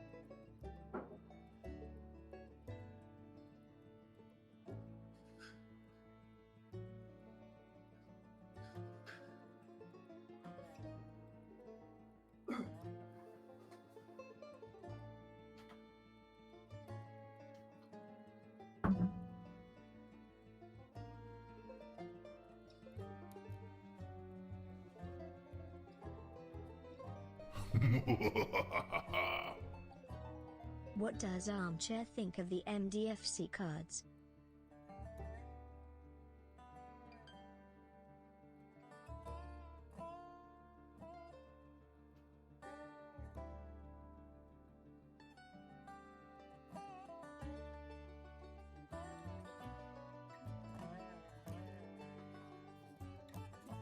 Thank you for the chair bits, boys and girls.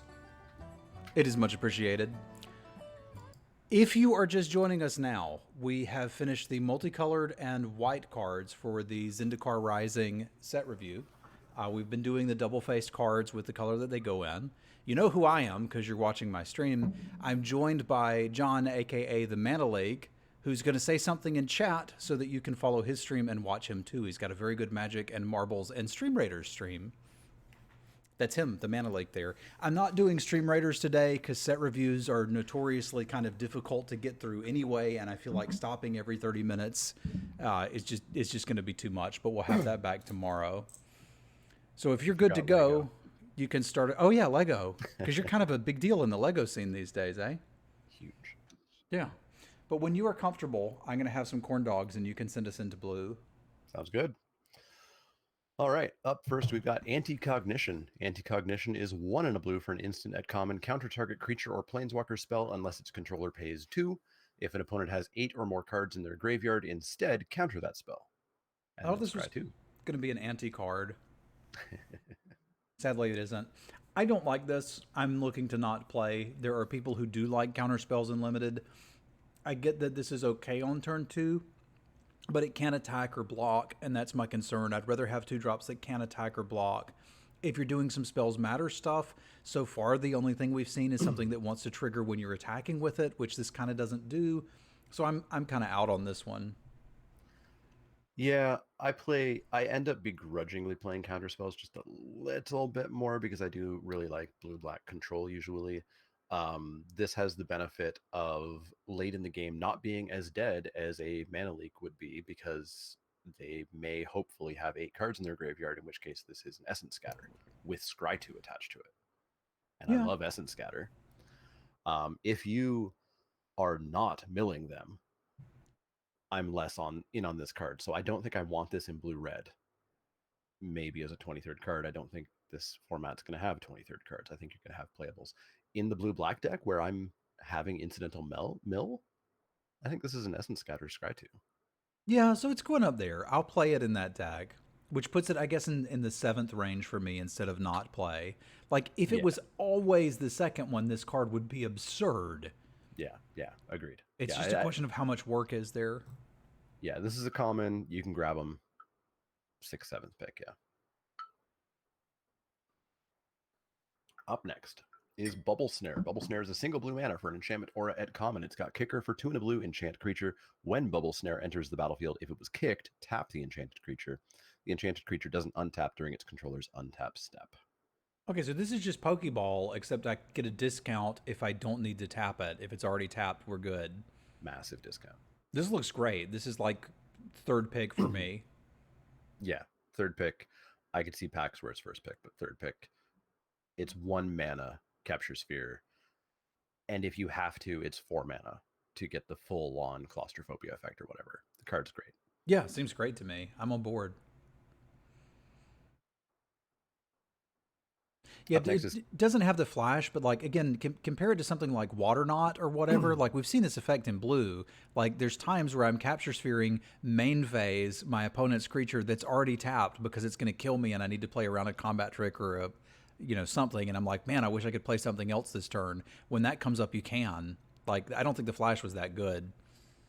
Yeah, newer players may only be familiar with Capture Sphere, whereas we've had Claustrophobia and Water Knot and Encrust. I think Encrust didn't tap and whatnot, and they're great even if they don't have flash. Yeah. Up next is Cascade Seer. Cascade Seer is 3 and a blue for a creature Merfolk Wizard at common. It's a 3/3 when Cascade Seer enters the battlefield. Scry X, where X is the number of creatures in your party. So it's a 3/3 for 4, Scry 1 at least. I'm pretty all right with that. Like, the problem is, like, it's kind of underwhelming stat-wise. It's not growing. It's not getting super bigger. Like, I think it's still probably a 7th pick card, but I think I probably want one of these in my blue decks because it's not quite as dead as most 4-drops late game. Yeah, I'll play it. I'll pick it pretty late. Yeah. In the wizard deck, it's a wizard, so it's going to trigger all of the when you cast a wizard spell. In the blue-white deck, it's going to help you with your party. It cares about party itself. It's a fine filler late pick card. 7th pick sounds about right. There was an octopus in one of the sets. I don't even remember what it was. That was something like this in Scry 3. Octoprophet.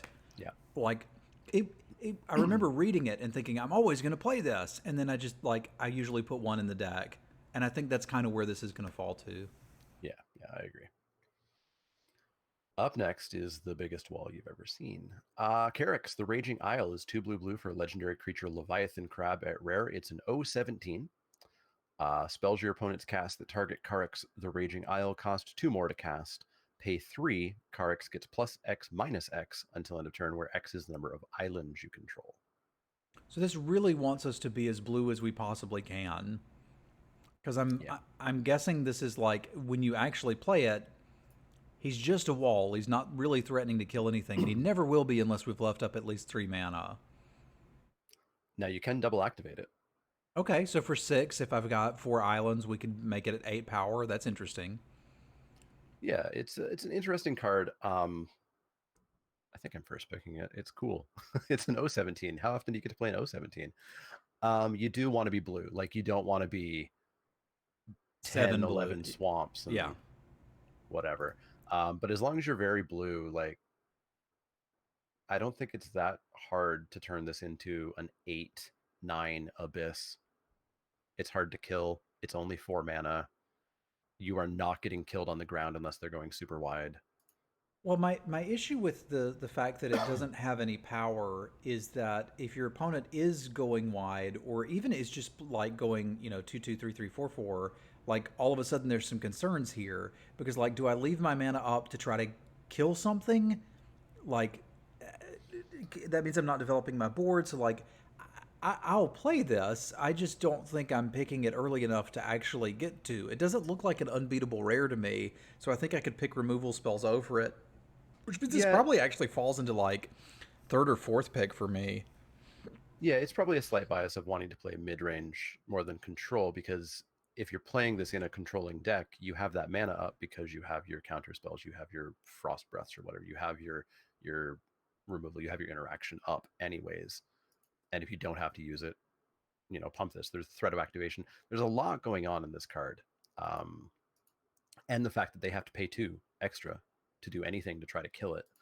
I think there's enough here, but you obviously you're not the aggro deck. You are never the aggro deck if you're playing this until you're making this an 8/9.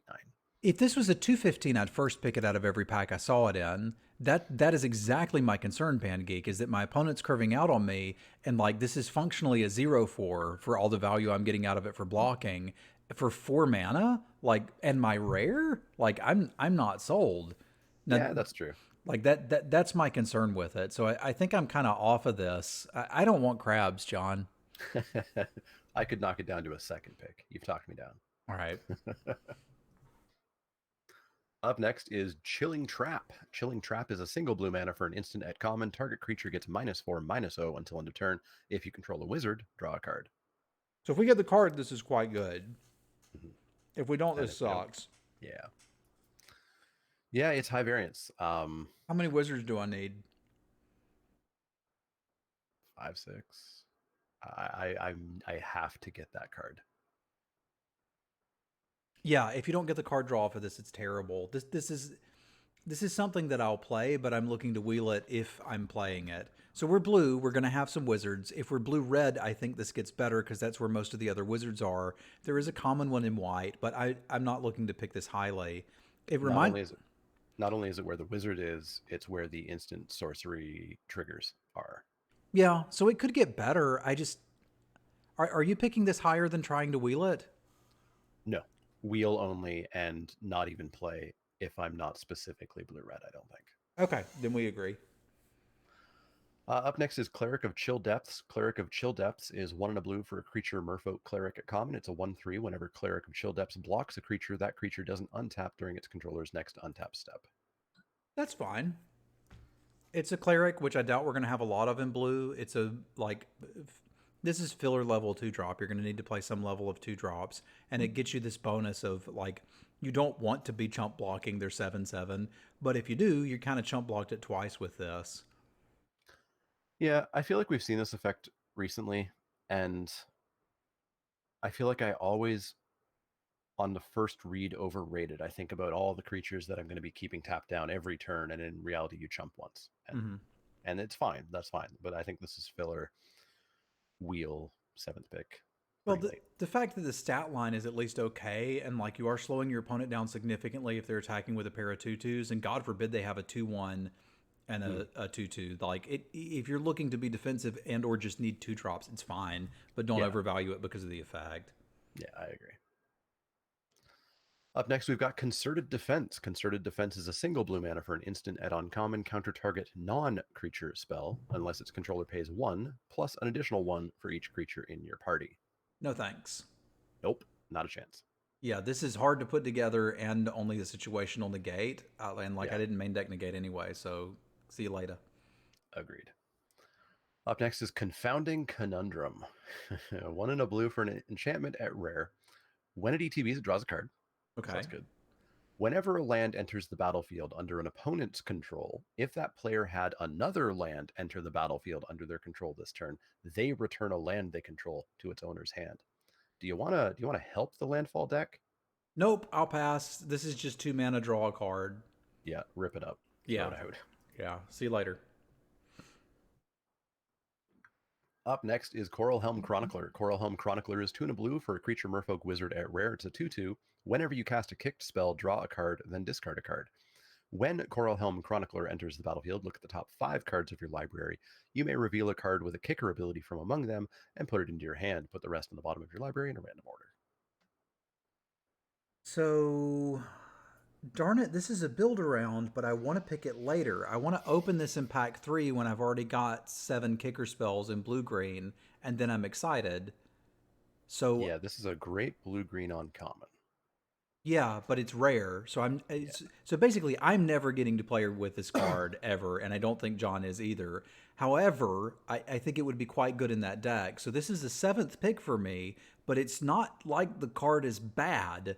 It's just bad in pack 1. So once you're in pack 2 and you're like, hey, I'm blue-red and have 3 kicker spells already, this is probably worth grabbing. Make it a 3/3 or even a 2/3, and I'd bump it up a notch. Yeah, I agree. This is my pack 2, pack 3 reward for being blue-green kicker deck. And the other good news is you'll probably get it there because the other players shouldn't want it that late. Yeah, agreed. Pack 1, somebody's going to pick this and say, I'm the kicker deck now, and they're going to hope they actually get into it. Mm-hmm. Up next is Cunning Geyser Mage. It's a wizard on a lizard. It's 2 in a blue for a creature human wizard at common. It's a 3/2. It's got kicker for 2 in a blue. When Cunning Geyser Mage enters the battlefield, if it was kicked, return up to 1 target creature to its owner's hand. Oh, I like this. I like this a lot. Yeah. It's 1 more than Roman Ghostlight, but that doesn't matter. I've played Roman Ghostlight out and not bounced anything. I've played Mana Wars out and bounced themselves. Like, there are times when you don't need the bounce, you just need a freaking 3-drop, and this gives you one. Mm-hmm. It's a poster child of versatility. Yeah, and I really like that versatility because like this is a 6-drop and a 3-drop. If I've got another 3-drop, I'll play that and play this on 6 and get value. And if I don't, and somebody's attacking with a 3/3, we're good to go. I can't pick this as highly as I want to. It is realistically a 5th to 6th pick card, but I like it a lot, and it is a wizard on a lizard. I think I'm happily picking this 5th. Yeah, I might push it up to 4th. The versatility is huge. You can bounce. It's not opponent's creature. You can bounce your own. It is up to, so it doesn't have the mana war downside of you have to bounce something. It's great. Yeah, this is real good. I like it. Up next is Opt. Deliberate 1 in a blue for an instant at common, scry 2, and then draw a card. Huh? I wouldn't say it's deliberate great, John. No? All right, fair. You're not going to opt for it? Yeah, I'll opt out. Unless I see a lot of rewards. Like I'm being teased a little bit because I have classically said that opt is terrible in every set it's ever been printed in, and it was up until the most recent core set, where all of a sudden I wanted it. Where we had prowess, we had spells matter, we had a deck that just wanted to fill its graveyard with garbage spells. I haven't seen that yet. If that's here, this card may be better than it looks. If it's not, this is not enough value for me. Yeah, Blue Red Wizards, I'm putting this in assuming I have a spot because it's going to trigger some stuff. It's going to give me card selection, draw a card, but I'm not looking for this card. It's a wheel. A wheel, if that. Yeah. Up next is Expedition Diviner. Expedition Diviner is 3 and a blue for a creature merfolk wizard at common. It's a 3/2 flyer. As long as you control another wizard, Expedition Diviner has, when this creature dies, draw a card. I mean, this looks great to me. Yeah, remember Runewing? Yeah, or like just old fashioned snapping drake. I'm pretty happy with 3/2 flyers for 4. Yeah, the floor is a snapping drake. Yeah, which is great. And then maybe you get to draw a card. Mm-hmm. I still can't pick it super high, but this looks like a, I don't know, 5th, 7th pick to me. Yeah. Yeah, I think 5th, 6th. Like, this is going in every single blue deck, and some blue decks it's even better. Yeah, and the limitation is how many 4-drops can you play? Do I have better ones, sort of Yeah. things. But Yeah. yeah, without the flying, pass. But with the flying, I think this is like barely above filler level. But I'm pretty happy to have one of these in my blue deck. Yeah, these are some good blue common creatures we're seeing. This and the Geyser Mage. Yeah, which I'm not really used to, but I dig it. Yeah, yeah. Up next is Field Research. Field Research is 2 and a blue for a sorcery at common, draw 2 cards. It's Divination. Except Divination is thrown in the trash because this has kicker 2 and a blue. If it was kicked, draw 3 instead. Yeah, so you can throw away all your divinations. You don't need them anymore in any format ever. This is just divination with upside, which I like. That said, I am one that does not prioritize raw card draw as much as other players. So I'm looking for this 7th, Yeah, and then I'm putting also, one in all my blue decks.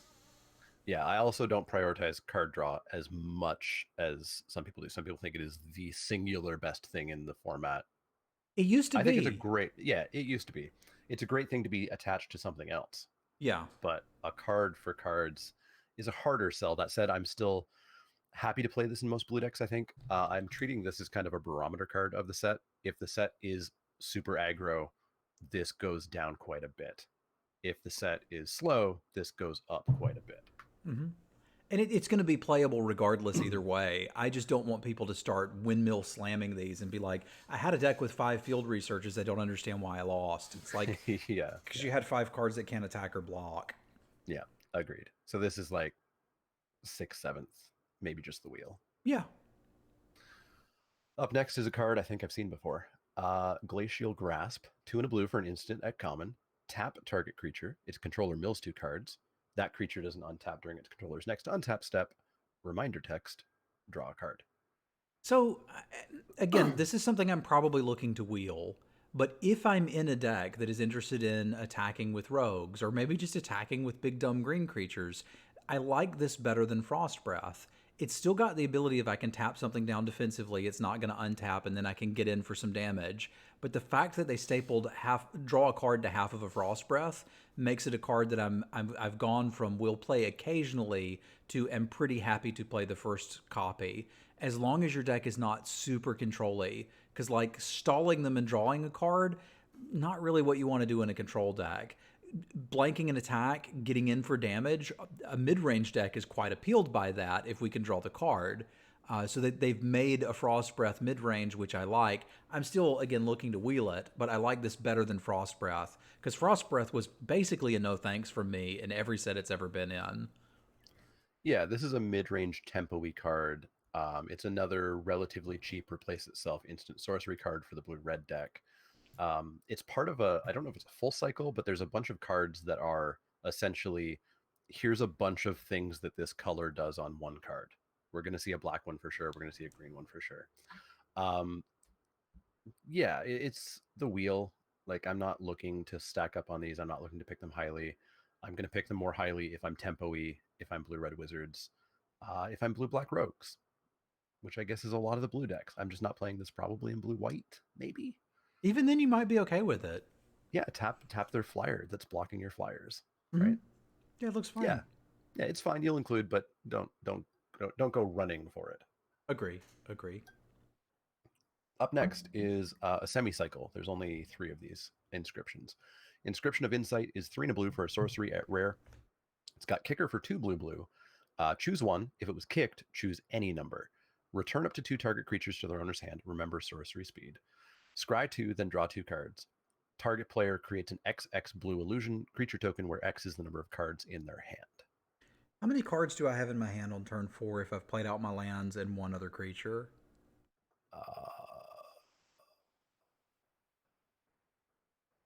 4?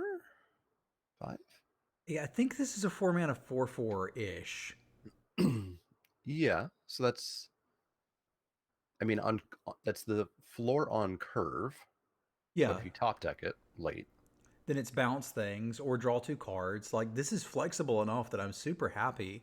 And like top decking it late, like they happen in order, right? So if I naked top deck this and kick it, I'm at least getting, scry 2, draw 2 cards, make a 2/2. Yeah, it's one of these cards where any one part of it, I'm like, especially at sorcery speed, but throw it all on one card. Give me a couple of different options of how to pay for it. I'm first picking Totally this. fine card. It's too flexible. Yeah. I'm first picking this. Yeah, there's no bomb in the pack. Over unconditional black removal. Probably not, but I think I'd be happy to first pick this as opposed to some of the other ones we've seen. Yeah, I can agree with that. Happy to first pick in some packs. Most packs, probably. Yeah. Up next is Into the Royal. One of the cards I love. 1 and a blue for an instant at common. Kicker 1 and a blue. Return target non-land permanent to its owner's hand. If this spell was kicked, draw a card. If you're a newer-ish player, you know this is blink of an eye, but this was the original-ish from Zendikar. Yeah, and this is a nice effect. Like, unsummons are good. We've got unsummon at common here, which makes me feel like it probably won't be as good here as it would have been had we had it in the most recent core set. I haven't seen a lot of pants strategies going, which is going to make something like this a little worse.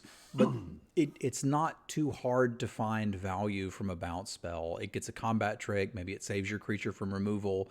Maybe it gets a blocker out of the way. And attaching the option to spend extra and get a card back is just fine. That still puts this in the like 5th to 7th range for me. I suspect John may be a little bit higher, and I can respect that because it's a good card. Yeah, I love bounce. I absolutely love bounce. You've talked about how if you play 3 Roman Ghostlights in a row, the opponent concedes because they've just been time walked 3 times, right? Yeah. Into the Royal, you're obviously not getting a 3/2 flyer. That's a huge difference. You're getting a card back. You're getting that tempo. You're in blue-red spells. You're getting spell triggers. There's a lot going on with it. I will pick this 5th. I don't think it will go as low as 7th for me or even 6th. But I love this effect. I love these cards. I love the decks that they go in. Yeah, and it's okay to have that bias to I like this type of deck better, so I prioritize this more. That's fair. Up next, we've got our last Planeswalker, Jace Mirror Mage. Jace Mirror Mage is 1 blue for a legendary Planeswalker Jace at Mythic. Starts with 4 loyalty. He's got kicker. Kicker for 2. When Jace Mirror Mage enters the battlefield, if Jace was kicked, create a token that's a copy of Jace Mirror Mage, except it's not legendary, and its starting loyalty is 1. +1, scry 2. Pay 0, draw a card and reveal it. Remove a number of loyalty counters equal to that card's converted mana cost from Jace Mirror Mage. This is a really complicated divination that keeps on giving. Yeah. That's a lot of card advantage, but it does remind me of the enchantment style planeswalkers we saw in War of the Spark. This reminds me of, or half of it, I guess, reminds me of, there was a Spirit and Eldritch Moon that was like 3 mana, 0/4, scryed every turn. I don't think you liked it. I loved it. I can't remember the name of the card exactly. But I love, like, this is one of those planeswalkers that people are going to look at and they're going to go, wait, this doesn't win the game. This doesn't say pay 10 loyalty, blow my opponent's head up. But the value turn after turn is great. Yeah, agree. Like, scrying every turn, happily do that. When I have some loyalty to spend, I'll do that. And you don't even spend the loyalty. You top deck a land, reveal it, no loyalty cost. You've taken a land off the top of your deck. You have a landfall trigger land. You've done a whole bunch of stuff to it. I love it. Yeah, and the scry sets up the 0 ability because you could scry, put something you want to draw on top, a land under it, so that you're just burning through it and getting your landfall too. I'm first picking this. It's Yeah, not as absolutely. busted as some planeswalkers we've seen before, but it as John's saying, it's a ton of value. If you resolve this on any board state, you're just getting infinite more cards than your opponent. Yeah, it's a first pick that in the grade structure you probably wouldn't give an A to, Yeah, but it's a first pick. it's a first pick, so it doesn't matter. Mhm. Up next is Living Tempest. Living Tempest is 4 and a blue for a creature elemental at common. It's a 3/3 flash flyer. That's it. We've seen versions of this card printed throughout Magic's history, and when it was Spire Monitor and New Phyrexia, it was pretty dang good. I think creatures have gotten better to the point that I can't pick this as early as I would have picked a Spire Monitor in that set. But what you're supposed to do with this is have some other instance in your deck so you can do that stuff. But if your opponent attacks with a 2/3, you flash this in, or even a 2/4, flash it in, get a surprise block, and then start attacking them. So it's not that hard to get a 2-for-1 with this card. It's just that the 2-for-1 isn't usually that relevant by the time you're able to cast it. So I like this, and I think I'm happy playing one in my blue deck. I still think I'm probably looking for it 7th, because I don't really need 3 of these. I don't even need one, but I'm playing the first one. This feels like a creature that showed up late to core set 21. Yeah, fair enough. It doesn't have a class. It's not a wizard. It's not doing anything this set wants to do. But I'll play one. Like, it's going to eat something. It's going to eat that 2/2 that came in when you had 5 mana and you held up your whatever. It's fine. It's like a 7th pick. I'll put one in. Yeah, yeah. Up next is Lullmage's Domination. Lullmage's Domination is X blue blue blue for a sorcery at uncommon. This spell costs 3 less to cast. If it targets a creature whose controller has 8 or more cards in their graveyard, gain control of target creature with converted mana cost X. Lol. Okay, so I gotta spend 8 mana to take your 5/5, unless I've milled you. In which case it is 5 mana, a mind control. God, I'm first picking this, aren't I? Yep, I am anyways. I don't care how many hoops I gotta jump through. Mind control's too sweet, man. And it's not even mind control because it's not an aura. Yeah, we just get it. They can't get it back unless they're going to bounce it, which, I mean, potentially you could do. But it's also worth noting, if you're in a blue-green landfall deck, you're probably playing 18 lands anyway. So it's not as hard as you think to get to where, stealing a 5-drop for 8 mana is actually that difficult. Is it better than Enthralling Hold? If you've got the mana to cast it, sure. If you don't, no, right? If you've got 5 mana, you can only take a 2-drop. You're not doing that. Yeah, I had a lot of issues with Enthralling Hold having to have the creature tapped. This not having to have the creature tapped is, I think, a pretty big bonus. Agreed. That Enthralling Hold was a better Assassinate. This is a worse Mind Control. That said, it's still pretty dang good. So I'm on board with it. If you weren't around for the original Zendikar Japan, there were aggro decks playing 19 lands because they just needed the landfall triggers, and it would surprise me if we don't see that again from what I've already seen. Yeah, I've seen some people suggesting 21 land decks, which I'm hesitant about. But if you've got enough of those flip lands, why not? Yeah, if they're counting as your spells, then yeah, you may just end up with even more. Yeah. Up next is Maddening Cacophony. Maddening Cacophony is 1 and a blue for a sorcery at rare, kicker 3 and a blue. Each opponent mills 8 cards. If this spell was kicked, instead, each opponent mills half their library, rounded up. That means you win, right? Pass. I don't even want this. It enables all of the shenanigans you want in your blue-black deck and turns on all of the 8 card, the threshold, whatever shenanigans. But I don't draw a card on it for the kicker and let's talk. Almost pass. If I'm in the blue-black mill deck and I reasonably think that I am going to do the mill win con as opposed to just getting the 8 cards in, but you're not. Pack 3, I might grab this. But you're not. Even the mill uncommon is going to kill them before it mills them. Yeah, that's true. That's true. A lot of people get pulled into this, the traumatize effect. Remember that half their library means nothing, and the later the game goes, the less it even means. It's not an effect that's really worthwhile. You're never milling them out with this card. they have one card in their deck. You kick this spell. I guess you just wouldn't kick the spell. You would Yeah, just do it. But like, just kill them instead of not kill them. But yeah, you're not playing this card. Like, you really shouldn't, and I just will sometimes. okay, I can respect that. I can respect that a lot. But it's going to be pack 3. Master of Winds is up next. Master of Winds is 2 blue for a creature Sphinx Wizard at rare. It's a 1/4 flyer. When it ETBs, draw 2 cards, then discard a card. It comes with its own Rousing Read. Whenever you cast an instant sorcery or wizard spell, you may have Master of Winds base power and toughness become 4/1 or 1/4 until end of turn. I like this. I think it's more on the third pick for me, and that I'd rather first pick solid removal or some of the other bombs.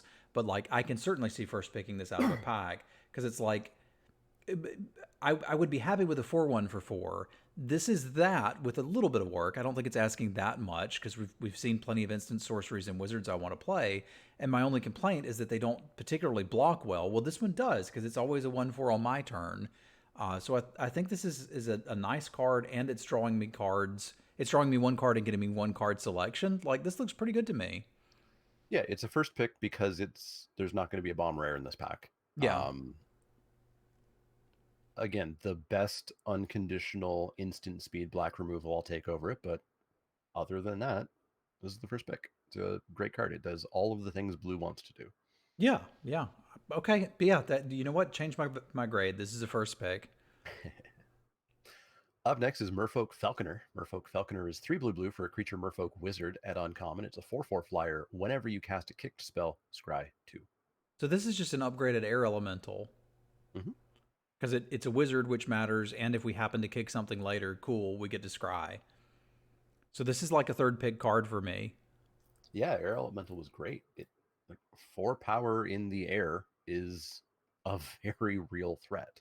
You got to deal with it, or you're gonna get run over by it.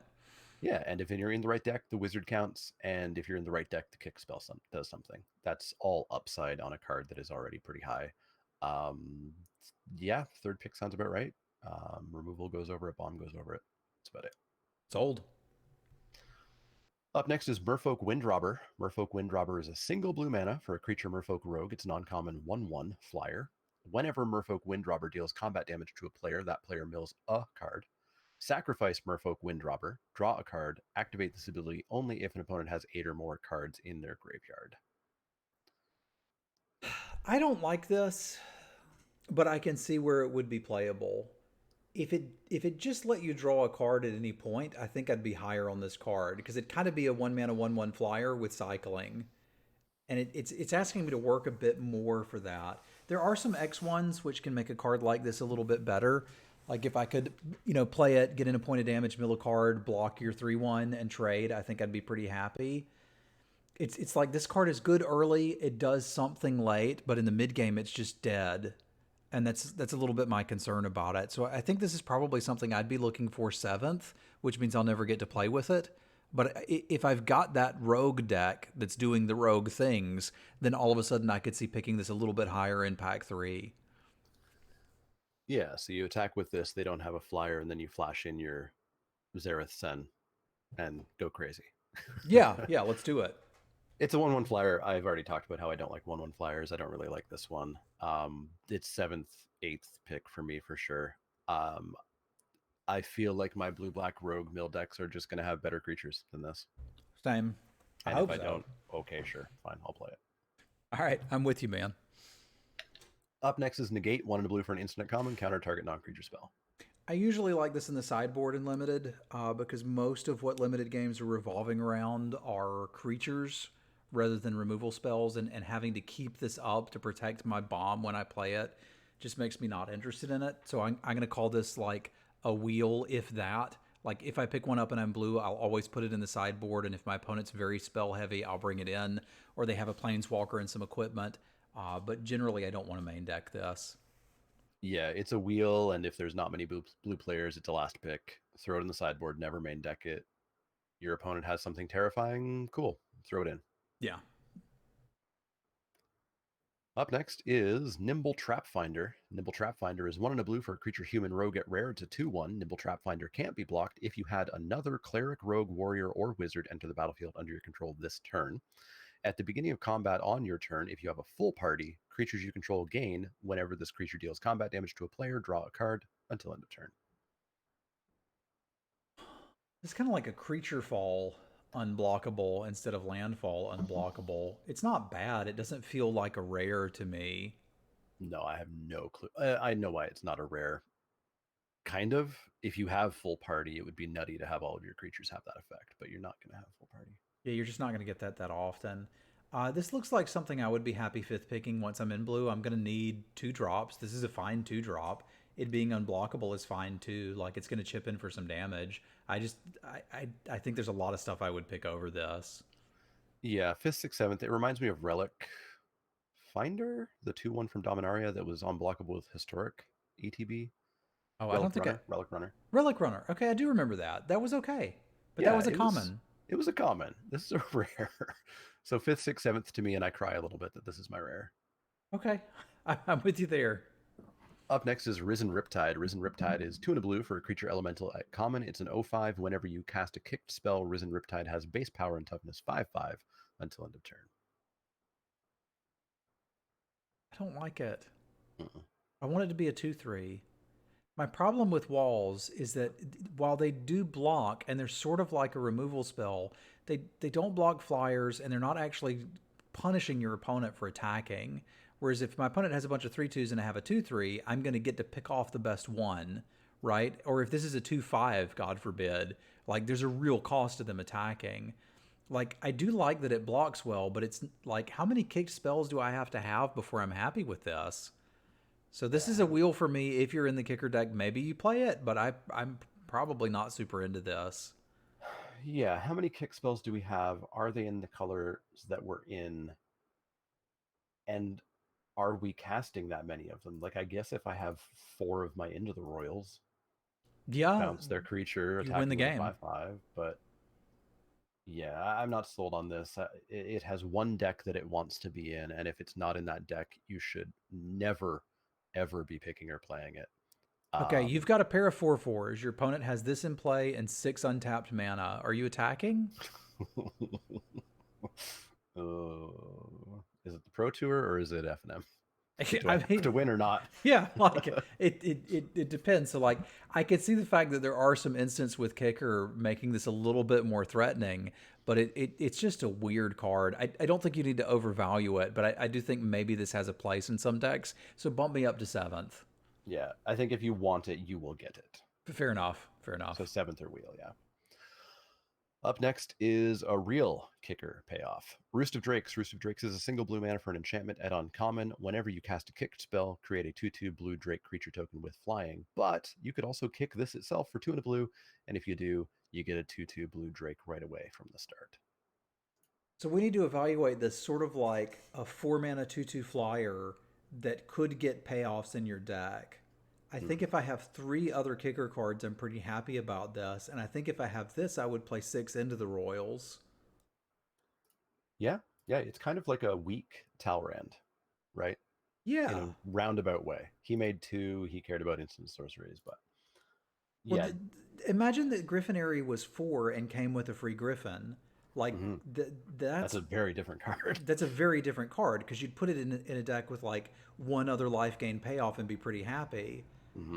So like this one's bumping up. I could see first picking this. I think there's still a few things I'd take over it, but I'm not entirely sure. This is probably in the 2nd to 3rd pick range for me, but I like it.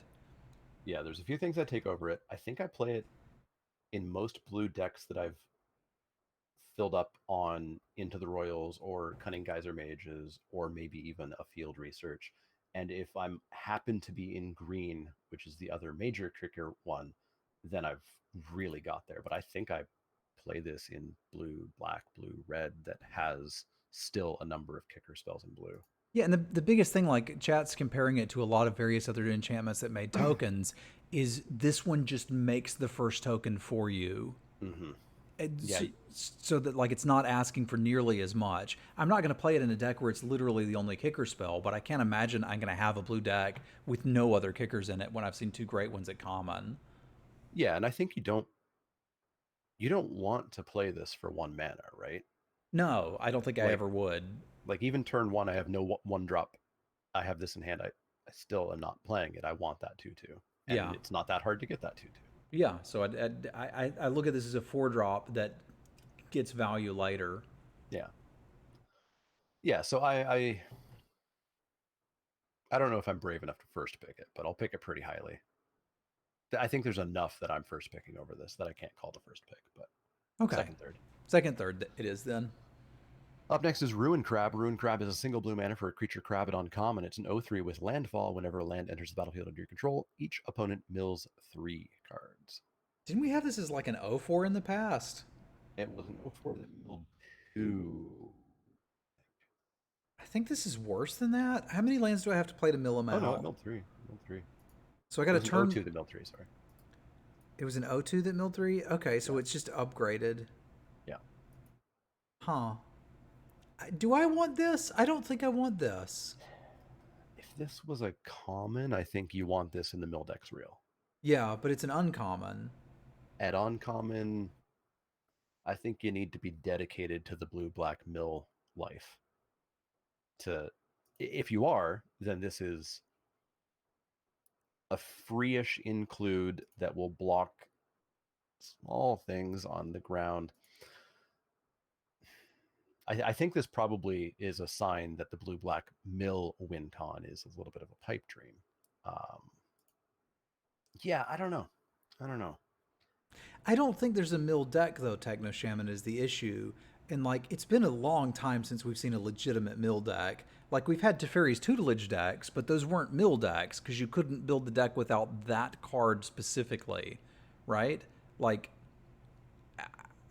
I think that this is here to help you get 8 cards into the bin so that you can turn on your other blue and black cards, not because you're supposed to draft 2 of them and think you're going to mill your opponent out, although, of course, it could.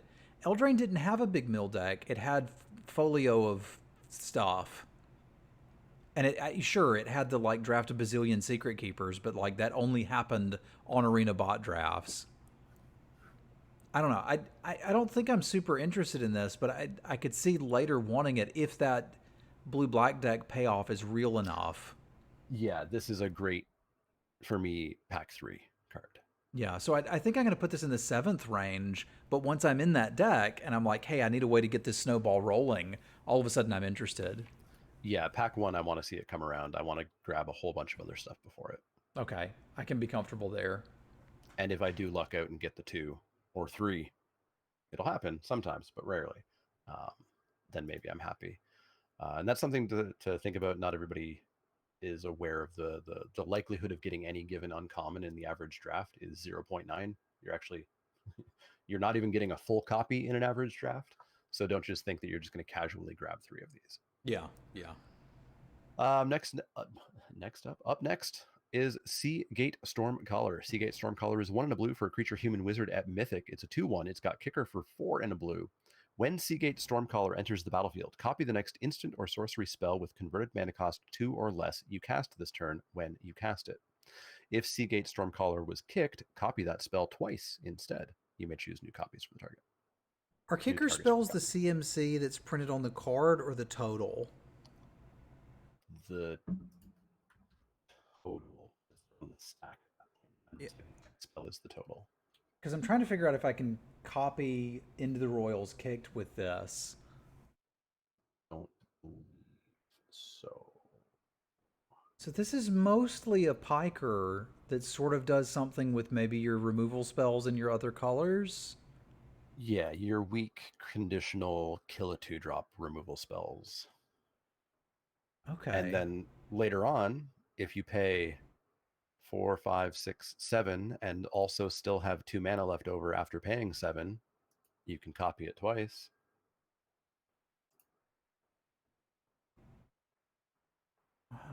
I need the ruling from a judge. If I can, I don't think this is first pickable for me regardless, but I'm questioning whether it's even super playable, but I guess you'll figure that out if you actually have some.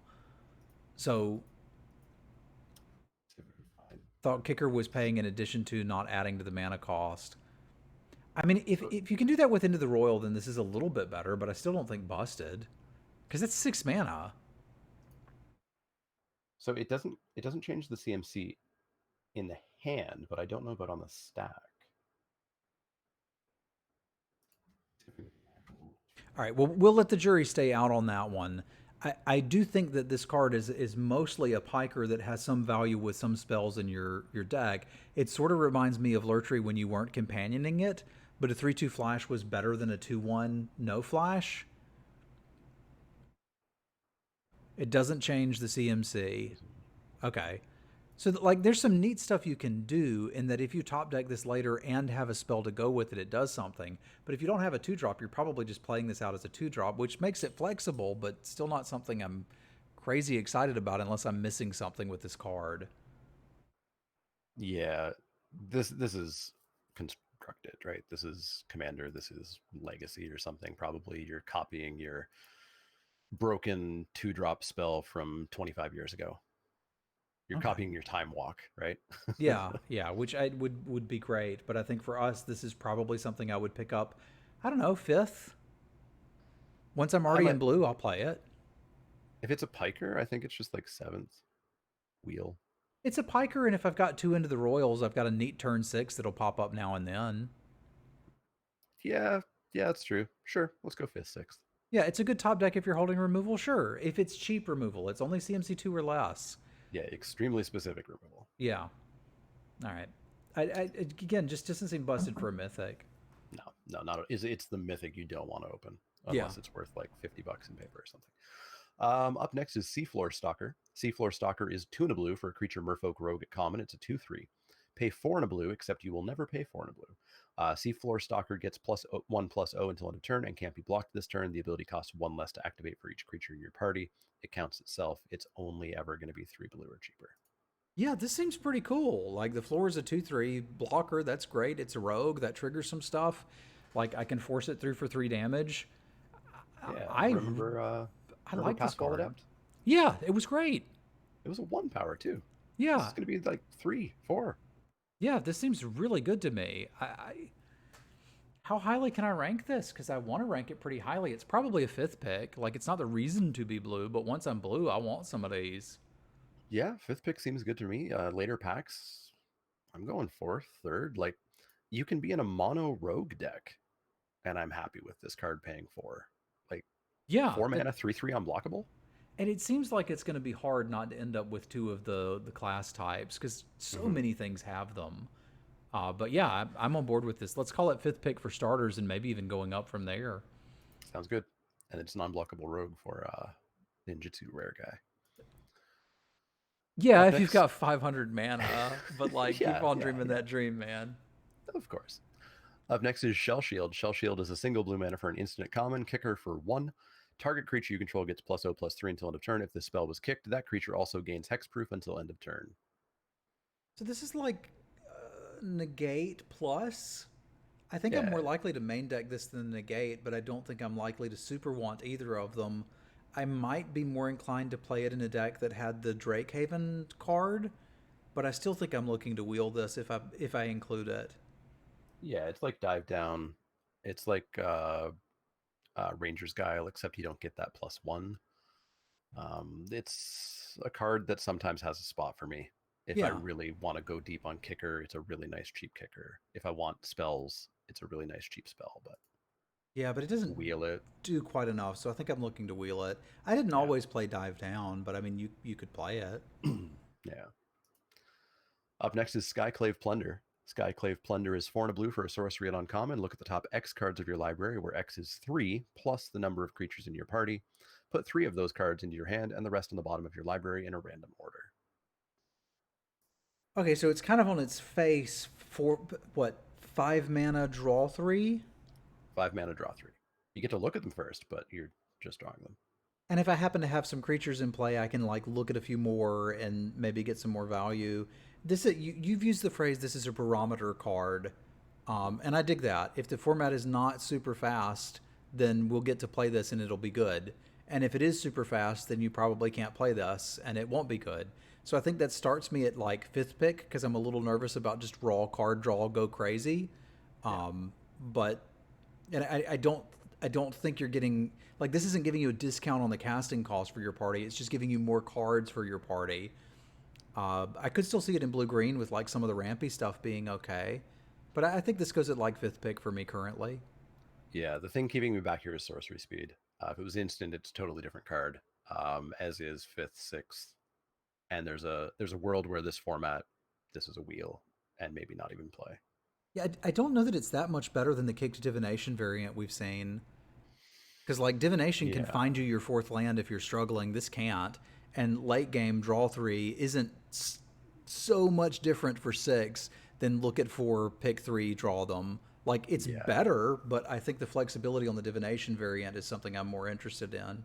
Yeah, so this is another interesting part in this format where here's a card that has no versatility, and it makes it way worse. Yeah, by comparison to the versatile cards.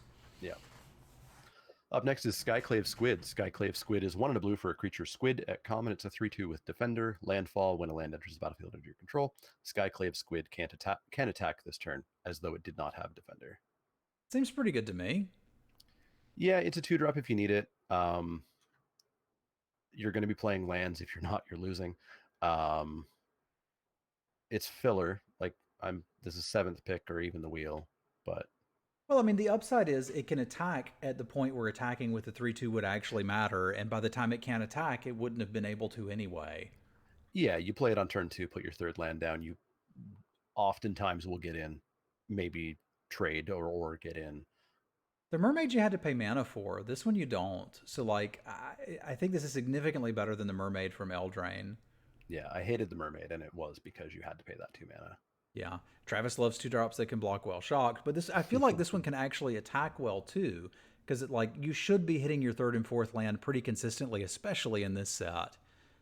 So I don't hate this, but I agree it's still filler level. It's not that much better than a 3/1, no text. Yeah. And the one possibility is it is a classless squid. Does that bring it down in this format or not? It probably does a little bit, but it still seems fine. But yeah, I'm looking to wheel it. Yeah. Up next is Sure-Footed Infiltrator. Sure-Footed Infiltrator is 3 and a blue for a creature Merfolk Rogue at uncommon. It's a 2/3. Tap another untapped rogue you control. Sure-Footed Infiltrator can't be blocked this turn. Whenever Sure-Footed Infiltrator deals combat damage to a player, draw a card. I don't know, man. So 4 mana for a 2/3, and then I got to have another rogue to tap to get in. So I'm tapping 2 creatures to deal you 2 damage and draw a card. It's a lot of work. It's a lot of work. It doesn't seem terrible, but like it doesn't block well. It's never like you're always going to have to tap something to get it in. Yeah, if you're playing that 1/1 flyer, I don't know. Reminds me of Jeskai Elder. I like all the words on this card. Yeah. It doesn't get there. Like Jeskai Elder, all the words on that card, sure. And it just never did the thing you wanted to do. In any of the formats it was in, yeah. It Yeah. was just bad in both of them.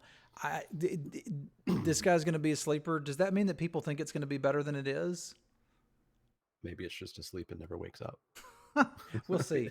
I think I'm going to start looking for this in the 5th to 7th range, which means I'm never going to get to play with it. And if I get beaten by it a lot, I will change my opinion. Yeah, I'm going to start it low. I suspect if it comes around and I get it, I'll put it in the blue-black deck. Like, I'm not going to have it in the blue-black. I'm not going to draft this while playing blue-black and not put it in. Yeah. But I'm not picking it highly. It does get you through a board stall, which I kind of dig. Like, if your deck has at least some other rogues and you've stalled, this is a good thing to be doing there. So I like cards that can do that. I don't think I'm going to pick it as highly as other people will. But it's getting you through a board stall when you can give up 2 creatures. And there's some board stalls that are like that and some that are not. So that's fair. Yeah. Those board stalls typically depend on what the life totals are, right? Like if your opponent's cracking back or not. Yeah. I like things that can block well. Up next is Tazim Royal Mage. Tazim Royal Mage is 1 and a blue for a creature Merfolk Wizard at common. It's a 2/1 with kicker 4. When Tazim Royal Mage enters the battlefield, if it was kicked, return target instant or sorcery card from your graveyard to your hand. Oh my god, this thing is so good. Yeah, what if we make Gitu Chronicler Piker instead? Then it's just so much better. You need a 2-drop, you got one. Got 6 mana, need a spell back. Let's talk, man. Holy carp. This is great. It's so much better than Gitu. Yep. Yeah, this card is great. It's a 2/1 for 2. It's going to get in for 2 damage on turn 3, maybe turn 4, and then it's going to trade off or block. You top deck it late, it's going to pull back that removal or that bounce or whatever. It's a wizard. It looks like it flies, which means if you're playing against me, I'll assume that it's a flying blocker, even though it's not. It's got value. I mean, I love 2-drops that are good on turn 2 and good on turn 6, and that's exactly what this card is. And I'm so happy to see it. I can't first pick it, and I'm going to pick. Realistically, this is a 5th pick card. Realistically, I'm going to pick it higher than that. So deal with it. Yeah, this is mid pick. I'm going to see this and be like, well, blue's open, let's go. And it's not. I know it's not, but I don't care. I love this card. I want all my Fair. 2-drops to be this. Fair. Yeah, I'm happy with 5th for that. Up next is Thieving Skydiver. Thieving Skydiver is 1 and a blue for a creature merfolk rogue at rare. Kicker X. X can't be 0 because they say so. It's a 2/1 flyer. When Thieving Skydiver enters the battlefield, if it was kicked, gain control of target artifact with converted mana cost X or less. If that artifact is an equipment, attach it to Thieving Skydiver. So if you want to steal the Ornithopter, you still have to pay 1. Fair, fair. This seems pretty good. Like having some main deck artifact hate can't hurt. There are equipments running around. Some people will be playing them. I would still probably first pick good removal over it. So this is in the 3rd range for me. But Flying Piker has always been good. This one even can block if you need it to, and many of them can't. Yeah, I think we haven't had too many Flying Pikers recently. We had the rare one in M21, and people passed it a lot, which says to me that people haven't experienced Flying Pikers that much, and they're good. Yeah. They're real aggressive. They represent a good amount of damage, and this one having that versatility of, oh hey, you've got an artifact, and I drew this a little bit late. Neat. I'll It's steal fine it. now. Yeah, it's great. Mine? It's not over removal at all, Yeah. but 3rd pick sounds right.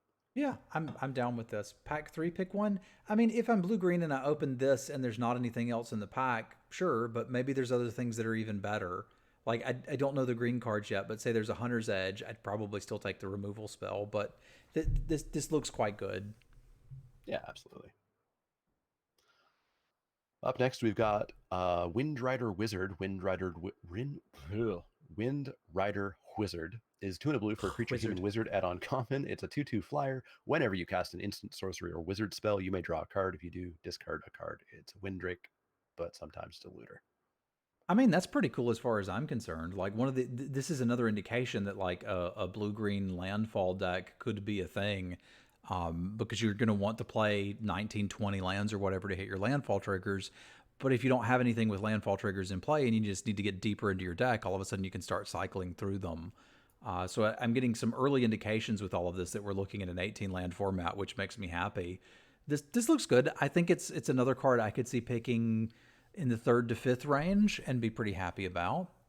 Yeah, I'm happy with this 3rd to 5th. Like, it's a Windrake with a pretty giant upside for every blue deck and especially the blue-red Wizards deck.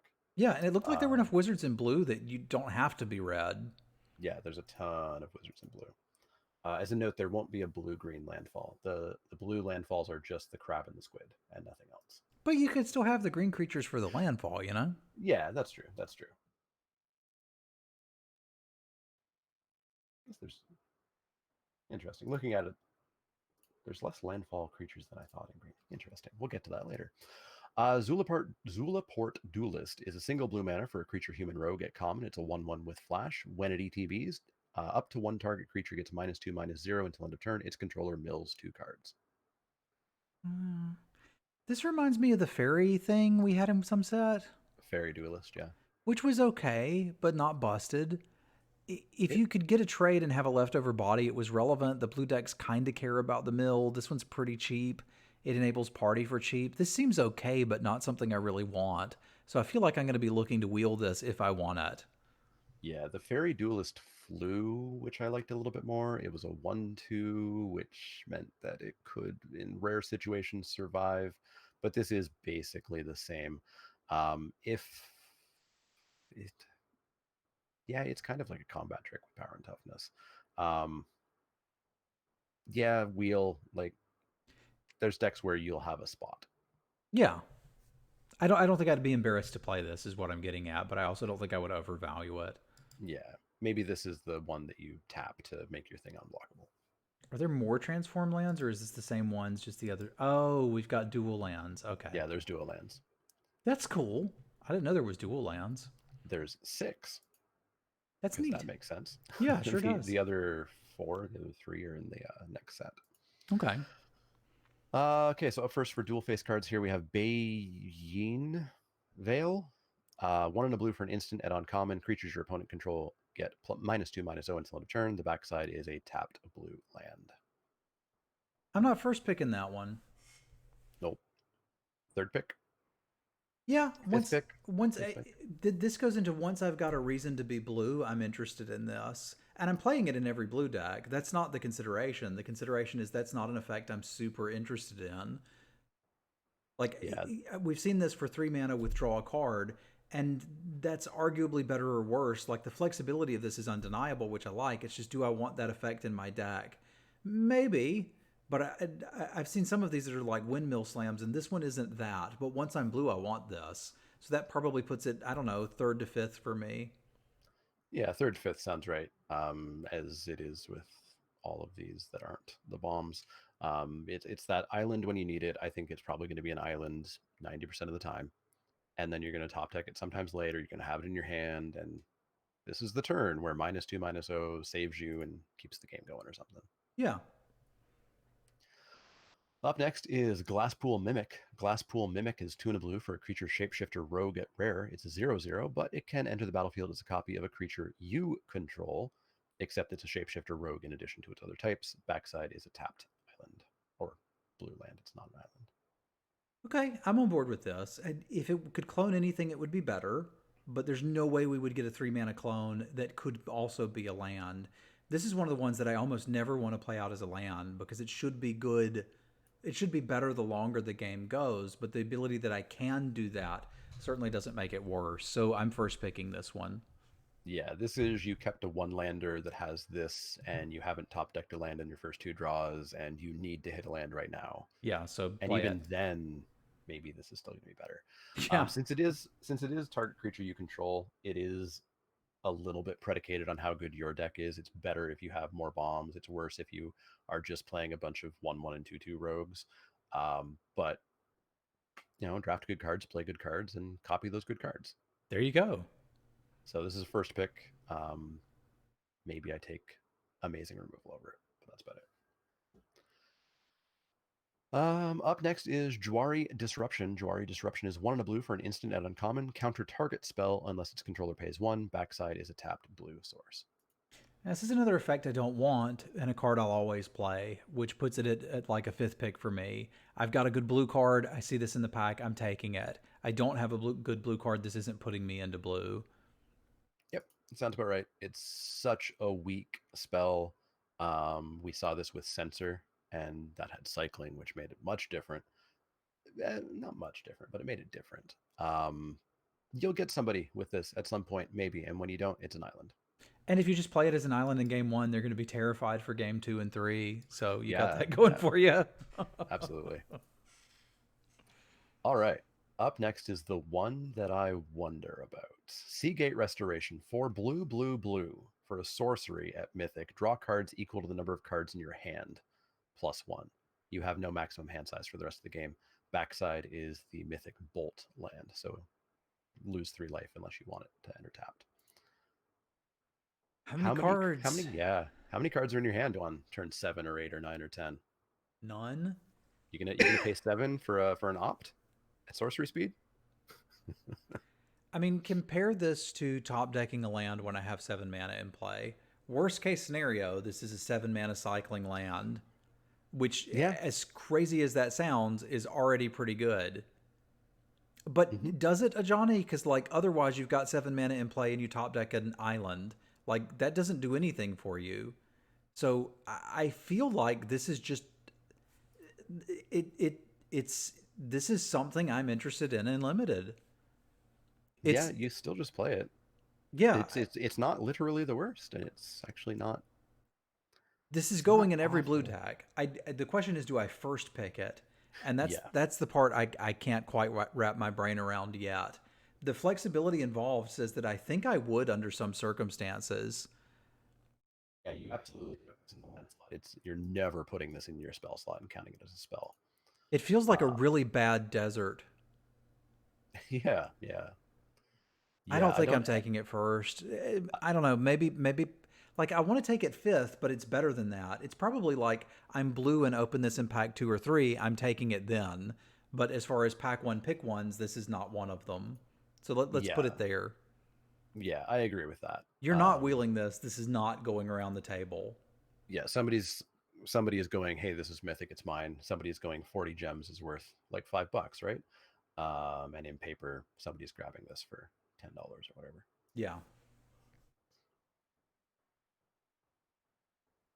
Up next is Silundi Vision. Silundi Vision is 2 and a blue for an instant and uncommon. Look at the top 6 cards of your library. You may reveal an instant or sorcery card from among them, put it into your hand, put the rest on the bottom of your library in a random order. Backside is a tapped island. So what does wheel mean? Wheel means that you open it in your first pack and you're expecting 7 people to look at it, not want it, and you'll get it back.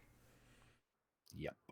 This is another effect I'm not super excited about, but would always play in blue. So it's another one of these 5th pick lands for me. Like, once I'm blue, let's do it. But I've got to have a certain number of instants or sorceries for it to even get me anything. The fact that it's taking up a land slot means there's no harm in playing it, because it's certainly a better top deck than a land. But this isn't an effect I would just put in the deck. So I think I'm kind of out on this one, in that I'd only pick it 5th. Yeah, and this is why I had so much trouble yesterday in my set review giving these a grade in the traditional grade system. So I just started giving them, I think I rated this card probably like a Z17 or something, Yeah. because grades no longer mattered. You're playing it every single time. You're picking it relatively highly, around 5th pick. In any one specific game, it is not doing anything that is mind-blowingly amazing, but the versatility there is solid. And blue red spells especially is going to love the spell part of this. So this one I think is actually a little bit variable, where depending on your deck, you consider this a spell or you consider this a land. Yeah, and Dave, I'm with you here. I just think the blue ones so far have been worse than the white ones that we saw, because I was pretty high up there with the white ones, but Yeah. I'm not feeling it with these. Yeah, like I'm never passing a bomb rare for this. I'm never passing amazing removal for this ever. Yeah, Like I don't I love the versatility of the set. I love removing creatures and winning games. yeah, huge fan of that. I like that too. Up next is Umara Wizard. Umara Wizard is 4 and a blue for a creature merfolk wizard at uncommon. It's a 4/3. Whenever you cast an instant sorcery or wizard spell, Umara Wizard gains flying until end of turn. Backside is a tapped island. This one's a 3rd pick for me, and when I say that, I mean 2nd or 3rd. I'm just kind of shorthanding it to 3rd, and even with those cards that I'm calling 3rd pick, I could see first picking them and being okay with it. I think there's better stuff I might be able to get than this, but I'd be pretty happy first picking this, because this is a body that matters, or a land. I don't think if it was just 5 for a 4/3 that could fly sometimes, I'd jam that in every deck. But that flexibility is absurd. Yeah, the creature's not that great. It's not flying as much as if this was like landfall flying or something. But the fact that top decked, it's no longer a land, it's now a creature that has power and toughness. Cool. Yeah, I'm picking this sold. one pretty highly, 2 or 3. Yeah. All right, and that's it for blue. Mm-hmm. You ready to dive into the next color? Sounds good. All right, cool. Let's move over to black, which will start us out with Acquisitions Expert. 1 and a black for a human rogue that's a 1/2. ETB, target opponent reveals a number of cards from their hand equal to the number of creatures in your party. You choose one of those cards. That player discards that card. So it's a 1/2 for 2. My opponent is picking which card they're showing me if I only have this card down. Mm-hmm. It's still, it's a drain pipe vermin or whatever. It's a little tiny creature that makes them discard a card of their choice. If I happen to have more party members, maybe I get the best card of the 3 that they choose of their 5. Yeah. Like, nothing about this excites me, but I'll play it. It's an uncommon just because I feel like discard effects that have reveal like this are always uncommon, but it doesn't feel like an uncommon to me. I still want this like a 6th, 7th pick. Same, but I'm also putting it in just about every black deck I'm playing for the party matters, and like it's a 2-for-1. It's just not a very good one, but it's a 2-for-1. Yeah, and it's a rogue, so your blue-black rogue deck, maybe it gets +1/+0, maybe it taps later on to make something unblockable, maybe Yeah. there's value there. Yeah, I think But there's yeah. enough value here, but I think 5th, 6th is where I'm looking for it too. Yeah, I agree. All right, Blood Beckoning is black for a sorcery with kicker 3. Return target creature card from your graveyard to your hand. If the spell was kicked, instead return 2 target creature cards from your graveyard to your hand. So I'm normally not a huge fan of these effects unless there's a few things going on. One, if it's cheap. One, if it returns multiple cards, something like that. And hey, this does all of it plus versatility. If I just have a mana and I have one card that I really want back, cool. If I have a couple of cards I want back and I have 4 mana, cool. This is solid. It is one of those cards that is its quality is based on the quality of your deck. The more bombs you have, the more good creatures you have, the more evasive creatures you have, the better this card is. The more basic your deck is, the less good this is, but you'll still play it. It's good. It's like 5th feels high. I'm gonna go 6th, 6th pick for it. I'll say 7th. 7th. And everything that you said, plus some of your opponents will be milling you, which makes this a little bit better. But yeah, I would still say we're going to 7th pick this. Blood Price is 3 and a black for a sorcery. Look at the top 4 cards of your library, put 2 into your hand, the rest on the bottom of your library. In any order, you lose 2 life. That's not a very good deal or bargain, if you will. Is this Dark Bargain but sorcery? Yes. Okay. Or maybe Dark Bargain was 3 and you got 2.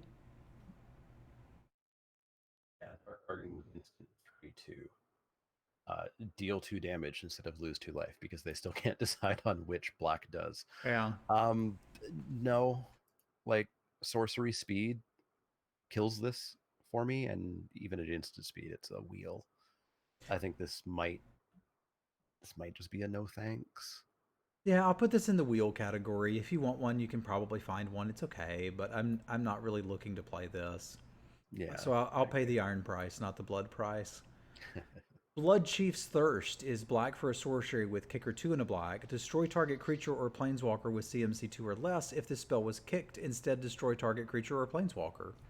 Do you like Impale? I like Impale. I think it sounds Or great. Eviscerate, or whatever you want to call 2 black sorcery speed. It's fantastic removal.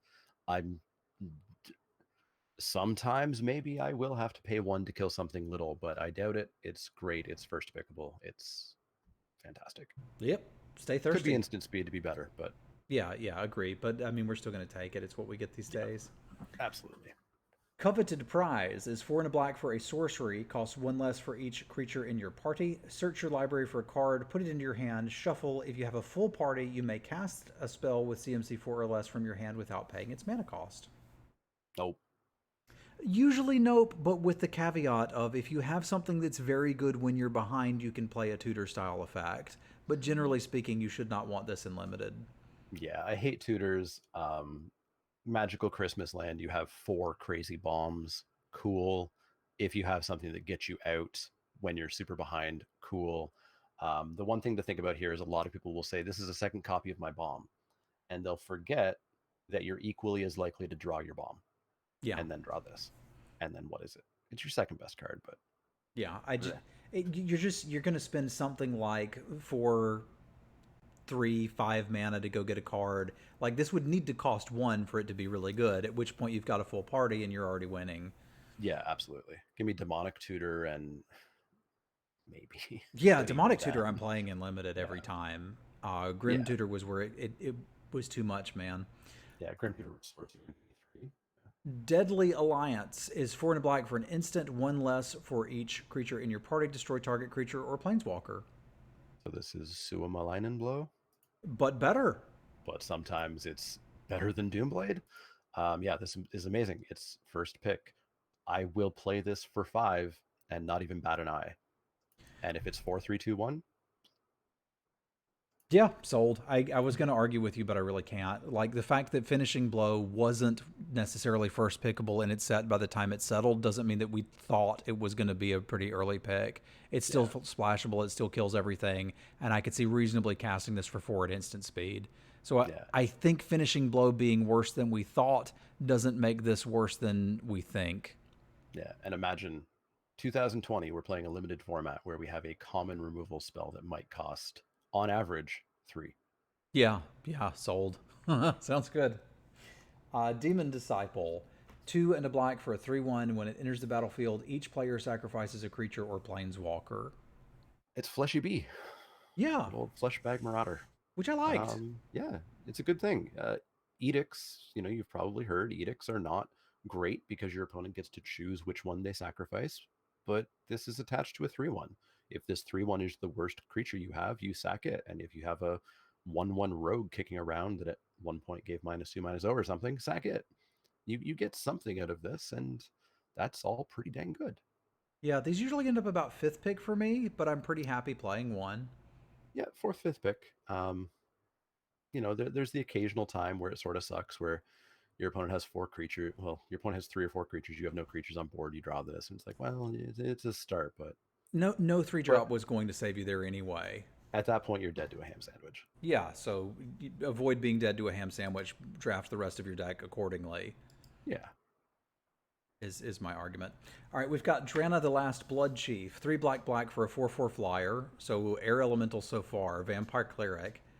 Whenever Drana attacks, defending player chooses a non-legendary creature card in your graveyard. You return that card to the battlefield with a +1/+1 counter on it, and it's a vampire. It's What's neat higher than not first to. pick? Yeah, it's neat that we don't have to argue about how good this is in comparison because you're taking this out of every pack you open it in, eh? Yeah, there's a few things to read here. It's a little complicated. They choose your graveyard, you get it, and it's better than it whatever was because it had a +1/+1 counter on it. The vampire doesn't matter. There's no vampire synergies. This card's amazing. This card's amazing if you never return anything. Yeah, it's just like worst case scenario, it's a black air elemental. Yeah. And you get to repeat it. So, like, arguably, it might be better if it was ETB because you're always getting something. But, like, this is like, hey, you need to kill this right now or I'm just going to start to accrue value. Yeah. Yeah. The second you turn it sideways, the value has started. It doesn't even have to connect. All right, we've got Drana's Silencer for 5 and a black for a 3/2. When it enters the battlefield, target creature and opponent controls gets -X until end of turn, where X is the number of creatures in your party. So that's at least one. So we have all kinds of cards that cost 3 mana or 6 mana that are a card or a land that have versatility. This is a 6 mana 3/2 -1/1, maybe probably -2/2, and it goes down from there. I need my 6 drops to not do something this low, I think. Like, people have compared it to Cataplepus from Theros Beyond Death, which I guess you weren't really around for. Compare it to the Leech for me, because I wanted it to look at the Leech, and I was like, where's the flash, yo? Yeah, the Leech was flash. It was always -2/2. It never had that floor of -1/1. It had the thing I never remembered where it removed counters. The Leech was way better than this. I need my 6 drops to guaranteed kill something. I need them to fly. I need them to do something. And this doesn't do any of those things. Yeah, I think this is a wheel at best. I could see not being terribly embarrassed playing it in some decks, but I think I'm rather hoping I don't have to. Yeah, wheel at best, and I really think I'm never putting this in a deck, I don't think. I think there's just going to be too many good cards to have to play this. Yeah. All right, let's talk about the Dreadworm. 4 and a black for a 5/4 landfall. It's indestructible. Sure, it almost passes the vanilla test, and it's going to be fairly abyssy if you play a land that turn. They could have called it Abyssal Dreadworm. That's true. That would have been much better. Yeah. I like this. I mean, there's some things that will get bigger, but it's hard to block. It kind of demands an answer for a 5-drop common that's not asking a lot. I'm not gobbling this up super early. Yeah, I think a 5/4 for 5 is pretty close to vanilla for me. Like, I'm fine with that. I don't think I'm going to play a lot of 5-drops, but if I have 2 of these in the deck, I'm okay. It's probably a 5th picker for me.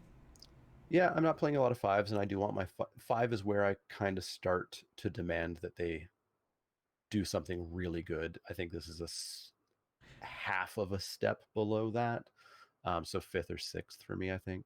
But the fact that we can get good 5 drops at common has got to be a good thing for the format. Yeah, yeah. And it will start closing out a game too, so that it's got that's potentially a board stall breaker. Mm-hmm, mm-hmm. All right, Expedition Skulker is 1 in a black for a 2/2. It has Death Touch as long as you control another rogue, and it is itself a rogue. It's a bear with an upside, which used to be amazing. Now is often a little bit less amazing. You'll still play them. You'll still That's a put them on better if you get two upside than drop. just I'll take it though. Death Touch on a 2/2 is Yeah, kind of good. yeah. I prefer my Death Touchers to be 1/1 for 1, but 2/2 for 2 is right up there. I need to make sure that this has Death Touch, of course. Like I need to be in the rogue deck. I need to be sure. I don't need to be sure. It's still a 2/2 for 2, right? Like it's still filler Yeah, at it, that point. it's filler plus, but I'm probably looking at 7th instead of wheel. Yeah, yeah, I can agree with that. Okay. Well, let's see how you agree with this. Feed the Swarm. 1 in a black for a sorcery. Destroy target creature or enchantment. You lose life equal to its CMC. Sold. I'll pay whatever life I need to. Yeah, I'm on board too. Enchantment removal in black. Yeah, that's exactly why I'm picking this card, is for the enchantment. It's not bad to have, but we're first picking this some, right? I think so. And again, 2-drop common, unconditional sort of, you can't kill yourself with this, removal. How many of these are you playing? I mean, with some lifelink creatures, 2, 3? Base, I think I might play 2. And if I have the lifelink, I think the sky might be the limit if I'm in a lifelink deck. Like, So here's my thing. I think the other removal spell might be better. I think Blood which Beckoning. one? We've looked at a lot. I think Blood Beckoning certainly is, and I think Blood, it's blood, that Bloodthirst or something. blood chief's thirst. Yeah, Yeah, that one. And that's the kicker. I think the instant speed one might be better. Yeah, instant speed 4 versus sorcery 2. Yeah. I'll always take the instant speed over it. So I think I'm going to put this one at 3rd for me. That doesn't make it bad, and I'll probably first pick it some, but Yeah, I can see that. And early in the format, I can see people pass this because they say, "Oh, I don't want to pay life for this." yeah. And So then you get rewarded. be careful early too. This may not be a signal black is open. They Yeah, may just be scared. Ghastly Gloom Hunter is 1 in a black for a 1/1 flying lifelink. Kicker for 3 in a black. If it was kicked, it gets 2+1/+1 counters. I don't ever want to cast this for 2. I don't. If I'm in the black green counter deck and I'm curving out, maybe. If it's, what are we looking at? 6 mana, 3, 6 4, mana 5, for a 6? 3/3 flying lifelinker. I've paid worse for similar things. I This is don't. pretty late pack, I think. Yeah, this is wheel or no thanks for me. Like if I'm in the black green counters deck and I have a few other things going on, there's a way that your counter creatures get menace. There's a way that your counter creatures get trample.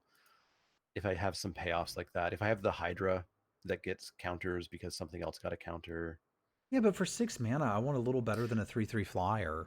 Yeah, that's true. That's true. So maybe even in that deck, this is like 7th wheel. Yeah, yeah. I think I'm kind of off on this one. All right, Guldraz Mucklord is 2 in a black for a 2/3. When it dies, put a +1/+1 counter on target creature you control. It is a crocodile. So we had something like this, right? We had a centipede. Yeah, it was a 3/2. We've seen the 3/2 version of this a couple times. Yeah, I think I like the 3/2 a little bit better. Trades up a little bit better. Me too. Attacks better. But it's a creature that you'll put in your deck. If you're the counter deck, you'll be a little bit happier, but fillerish 6th, 7th. Yeah, right there with you. It looks fine though. Like I'll play it. Yeah. Hagra Constrictor is 2 in a black for a 0/0. It enters the battlefield with 2 +1/+1 counters. Each creature you control with a +1/+1 counter has menace. So it's a 2/2 menace that could give menace to your other creatures.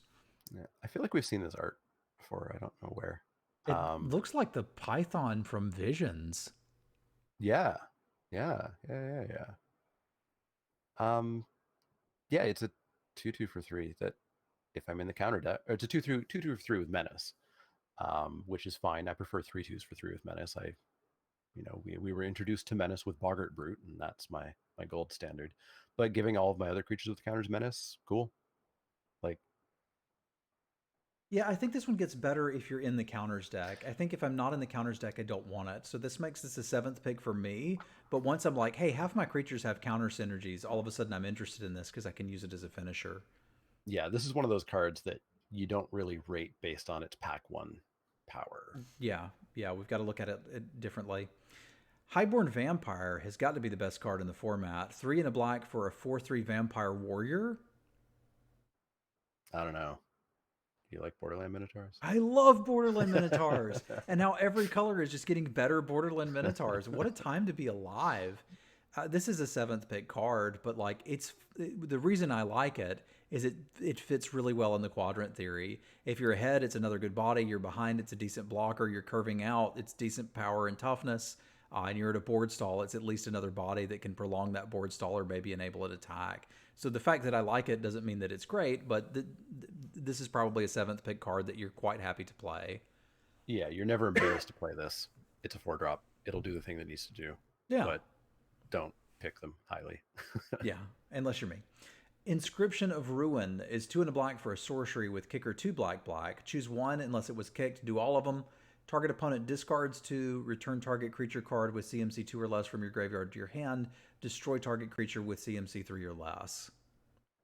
So this is kind of like the blue one. No one of these gets me excited, but if I draw it late and I pay 4 black, and I get to mind draw it and I get to return some little thing and I get to kill some little thing, those are all things. I think I like the blue one more. Yeah, I definitely like the blue one more. Because super late game returning a 2-drop probably isn't going to do anything. Killing a 3-drop probably isn't going to do something amazing. Mind Rot may get no cards. But you combine all of this, and I think I like it. If this was just kill a little creature, I think some decks would play it.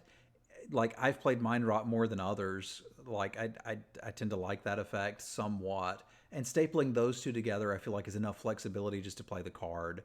So, like, I don't like this as much as the others. I don't think I'm priced into first picking it, but I could see situations where I would, which all adds up to probably a 3rd pick for me.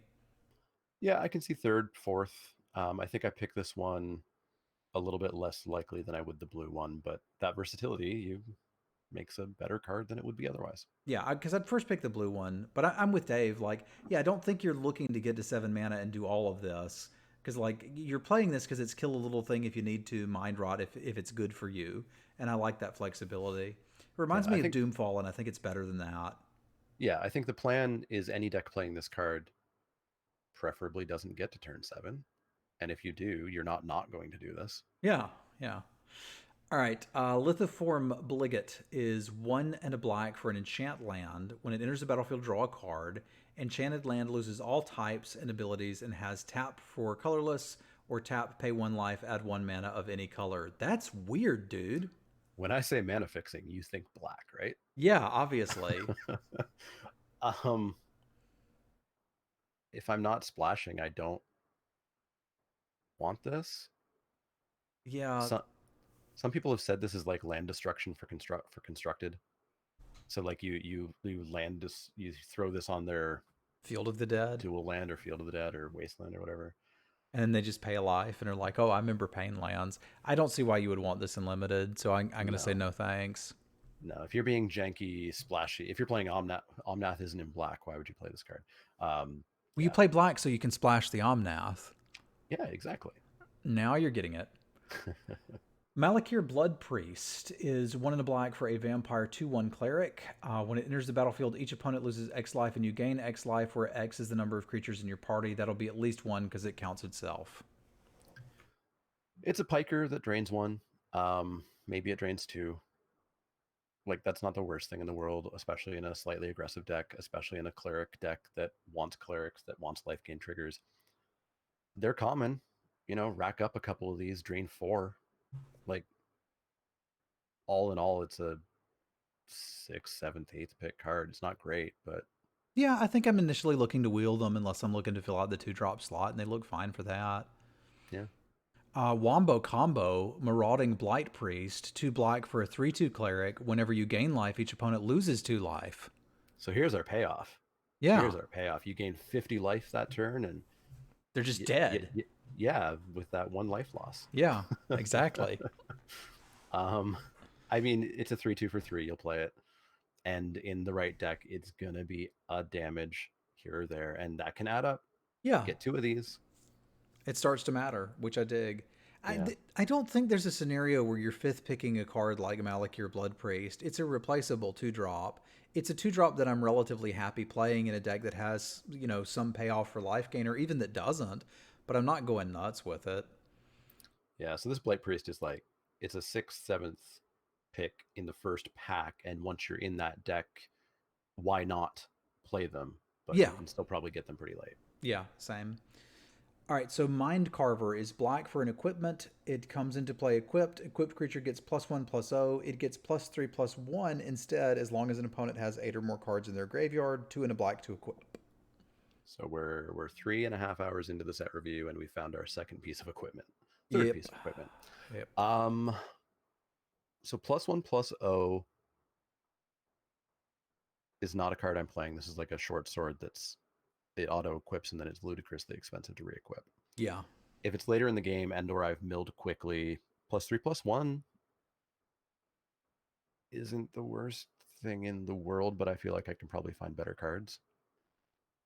It's the equip cost that's killing it for me. And I know we're supposed to think of these like auras that we can move, but like if it was 3 to play and 1 to equip, I think I'd be higher on it. Yeah, I agree with that. I think this is a card that I'll just never see people pick it way more highly than I ever will. There'll be decks where I'll play this. Like I have a shocking number of flying rogues, and this closes out the game a little bit faster, but maybe I'd just prefer another flying rogue. Yeah. Yeah. I think I'm not going to take this high enough to get to play with it because I'm going to value it like 7th pick, and everybody else is going to think it's better than that. But people are going to need to kill me with the turbo mill. But I don't understand why you're supposed to mill them and then kill them. Like pick one or the other. Yeah, I agree. But I could see it doing some work in a rogues deck. I'm not going to get in that deck for this. I haven't seen the thing that puts me in the rogue deck yet is my problem. Mm-hmm. Mind Drain is 2 and a black for a sorcery. Target opponent discards 2 cards, mills a card, and loses 1 life. You gain 1 life. This is like turbo mind rot. It's the things that black does. It is the things that black does. Yeah, so this is like the divination one. Rip up your copies of Mind Rot. It's gone. It's dead. It's awful. Yeah. I don't want to play this really. Like it's Mind Rot, so you'll play it a little bit more often, I guess. But yeah, but I was going to play Mind Rot some anyway. I'm still looking to wheel it. I'm not like, oh my god, we got to take it. But if it wheels and I have room for a 3-drop non-creature, sure, put it in. Yeah, it's a wheel, and I would bet even last pick if you really want it. Now, if you are in the rogue deck and you're really looking to fill up their graveyard quickly, it's worth noting that this is putting 3 cards in their graveyard instead of just 1. Yeah. So, like, there's times where you would hold Mind Rot to get their last 2 cards. You might just play this on turn 3 to get that mill started. That's true. This goes up a little bit in that deck. So it's still a wheel, but yeah, it's still a wheel, but the rogue deck may want it a little more. Nighthawk Scavenger is 1 black for a 1+*3 vampire rogue with flying, death touch, and lifelink. Its power is equal to 1 plus the number of card types among cards in your opponent's graveyard. Remember Delirium? This card's amazing. It's vampire. It's very rarely less than Vampire Nighthawk, and it's frequently just better than Vampire Nighthawk. And Vampire Nighthawk was absurd. Yeah, it was as close to a bomb as a 2/3 could get. The card's amazing. It's a first pick in every pack it's in. Yep, sold. Pick it. Play it. I'm picking this over removal. Yeah. Nemanana Skitter Snake. This is a fun card to say. Nemanana Skitter Snake. 3 and a black for a 3/4 human rogue. Oh, so the character's the person on the beetle, not the beetle. As long as the opponent has 8 or more cards in their graveyard, it gets +1/+0 and has menace. Yeah, this art's weird because the character should be front and center. It's a 4 mana 3/4. and then sometimes it's a 4-mana 4/4 menace, which is fine. Like that's right there for vanilla test passing creature. It's got menace. Cool. This reminds me of Dowser of Light. It's a rather vanilla creature that you'll just play and it will just do the thing it needs to do. I loved Dowser of Light. I Now that love was Dowser of Light. 4/5. Yeah. but- Yeah, it was just bigger. That said, I think this is a wheel. You'll put it in some of your black decks. It's a little better in the rogue deck.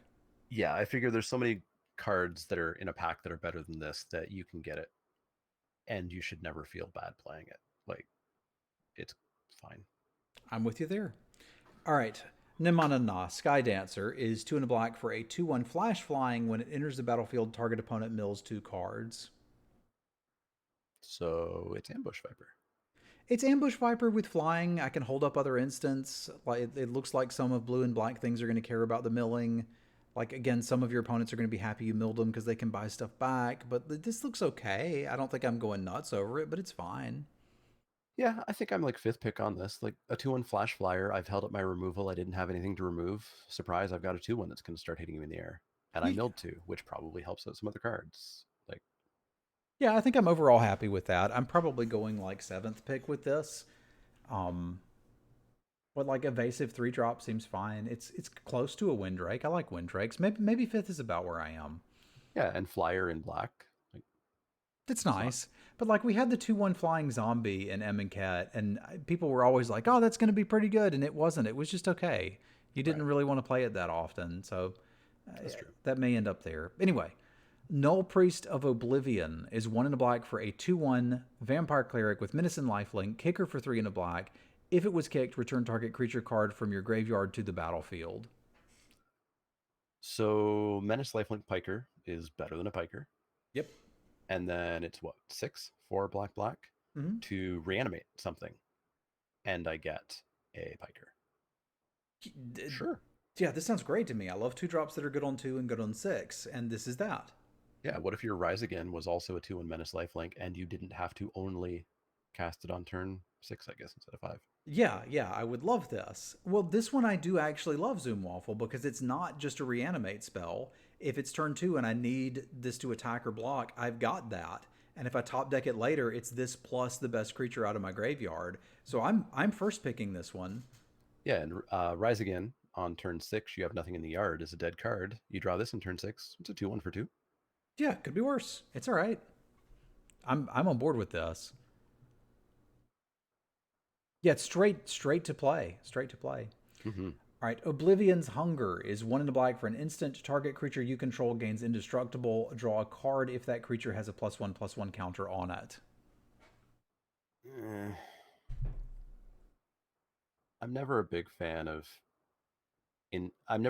combat tricks that are just save the creature and not do anything to its power and toughness. Because it means you're never trading up, you're never surprising your opponent. If you're killing the thing that you're blocking with or attacking with, it was going to kill it anyways, even though it might have traded. And sometimes drawing a card, I don't think saves this for me either. I think this is in the wheel and is probably no thanks-ish enough, just because I'm rarely, I think, going to have a slot for this. I think I'm just going to have better cards. Yeah, I agree. I think I'm on no thanks with this, although I wouldn't be embarrassed to play it in the counter deck. I would rather not. Marty's, thank you for the resub, my friend. Y'all spam some cats for Marty's. Scion of the Swarm is 3 black for a 3/3 flyer. Whenever you gain life, put a +1/+1 counter on the Scion.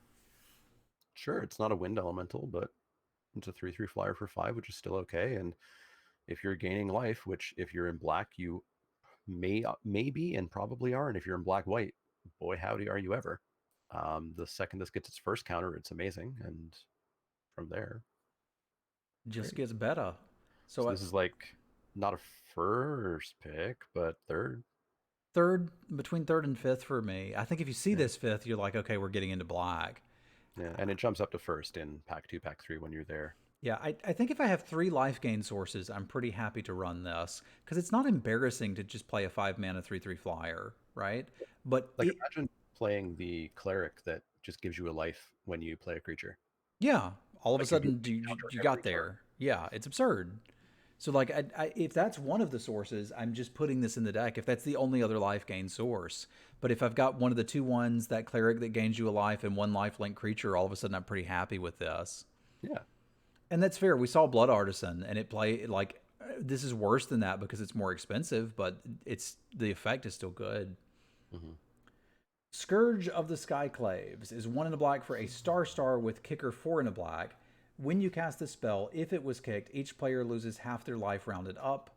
Scourge of the Skyclaves' power and toughness are each equal to 20 minus the highest life total among players. I have gone back and forth on this one a lot. So there's so many weird places where you can't play this. Like if you're doing well, you can't play this card if you have 20 life or more. If you're black-white and you plan on gaining life, you can't really play this card. You do get a morbid trigger. You get a morbid trigger. That's true. That's true. So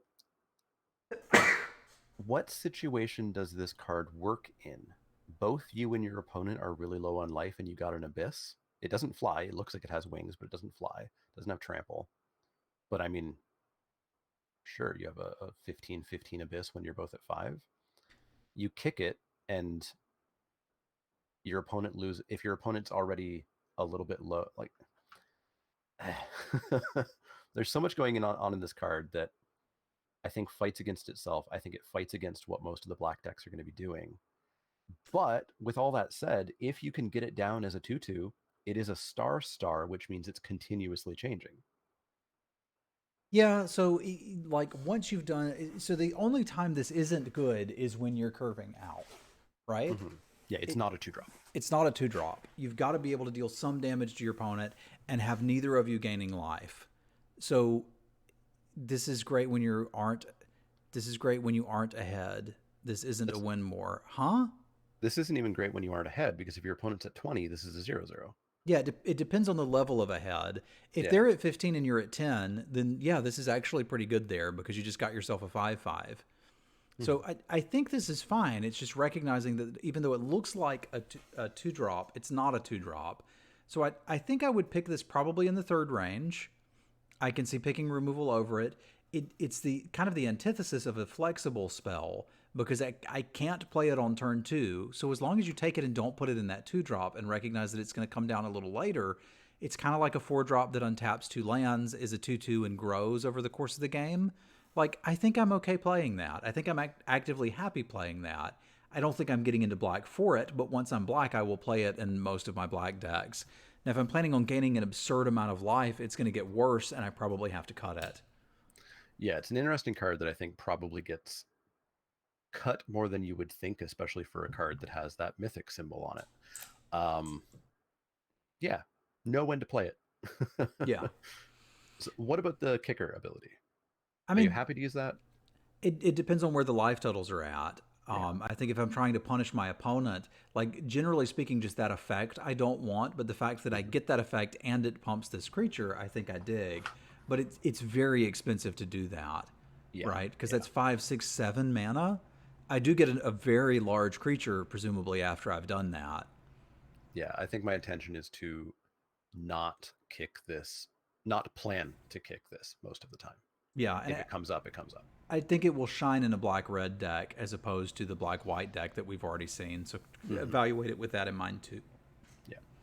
All right, Shadow Stinger is 2 and a black for a vampire rogue. It's a 1/4. You may tap another untapped rogue and it gains Death Touch. When it deals combat damage to a player, that player mills 3 cards. This is a weird card. So it's a 1/4, so it's nice and defensive. It can get Death Touch, but you have to hold back another rogue in order to tap it to make it the Death Touch. Which could also be blocking. Which could also be blocking. That's true. That's true. But then you also want to hit with this if you want to get the mill going. All in all, I think it's fine. I just don't think any part of this excites me to be in black. Maybe it mildly excites me to be in the rogue deck because yeah, if I'm just blocking with a bunch of things and they're rogues, then yeah. It doesn't really force chomps because nobody like the first 9 cards that you mill me for, I don't care, right? Mhm. Whereas Siege Striker, like, it wasn't attacking for 1, it was attacking for 8 and then 12. Like, Yeah. you had to chomp. Whereas this, like, you can connect 3 times before I start to care much. So I don't think it's quite that, but I like this card. I'm okay with the Horn Turtle stats to begin with. It blocks really well, which means this will trade for kind of the best thing that your opponent has on the ground, presuming you have another rogue, which is a cute hoop, but not as much of a hoop to jump through. And if it ever does have an attack, it's enabling the theme of the blue-black color combination, and I may just have some black cards with that. So I think I'm looking for this about 5th. Like, it's not my reason to be in black, but once I'm black, I'm playing 3 of these if I get them. Yeah, I could see 5th or 6th. It's not getting me into this deck, but once I'm there, cool. Yeah, I'm with you there.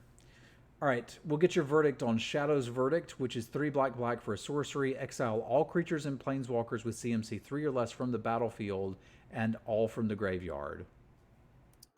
Baby Wrath. Yeah, little baby Wrath with some graveyard hate that probably doesn't matter, and in fact might even hurt your black deck that wants 8 cards in your opponent's graveyard.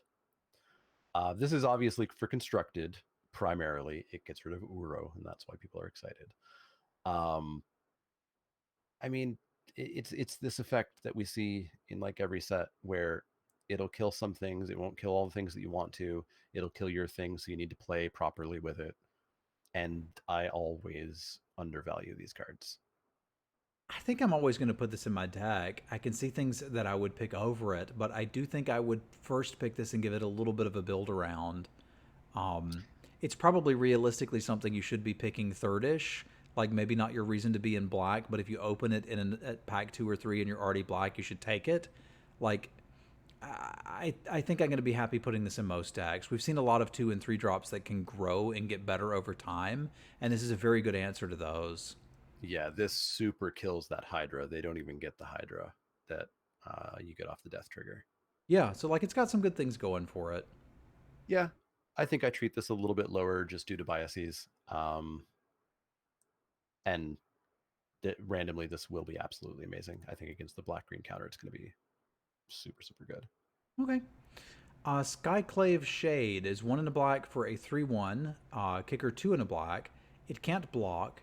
If it was kicked, it gets 2+1/+1 counters. Landfall, it comes back from the graveyard? You may cast it from the graveyard this turn. Yeah. Slightly different, but because of kicker, still very good. So it's a 3/1 for 2. I like that. It can't block, and the good thing about 3/1s for 2 is they attack, and then trade. And this never trades on blocks. I'm still fine with it. Yeah, because it's coming back, and like it can come back and then be bigger. Yeah, it'd be a 5/3. Like a 5/3 attacking your opponent can't ignore, and then you'll always get that back. So I think I like this card. I think I could see first picking this. Yeah, I could see first picking in some packs. I think realistically, just due to the amount of removal we've seen, this is going to be second or third most of the time. Yeah, but I mean, the fact that it's a 3/1 that can attack, they'll eventually have to trade something for it, and then I can get it back late game as a 5/3. I like that. Yeah, even though you can't block and trade down, that just means you continuously turn it sideways forever. Yeah, it's just always attacking. Kind of annoyed that it's a shade and doesn't have the shade ability, though. Yeah, that's a little tilting. I'm with you. Skyclave Shadowcat is 3 in a black for a 3/3 cat horror. 1 in a black, sacrifice another creature, put a counter on it. Whenever a creature you control with a +1/+1 counter on it dies, draw a card. It reminds me of Dreadmelkin, which people loved. I didn't. I did not. Nope, sure didn't. It was a bad card.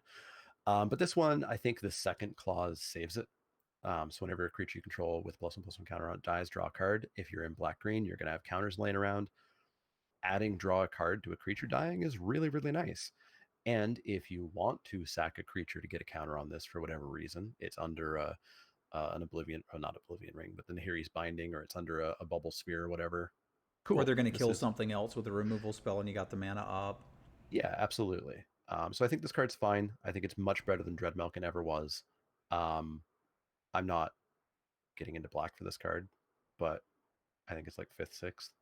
I'm with you there. Like comparing it to Dreadmalkin and Hobblefriend, I think are good analogs because Hobblefriend had stats I was happy to play. You make this a 4/3 or a 3/4, all of a sudden I'm just taking this and putting it in every deck.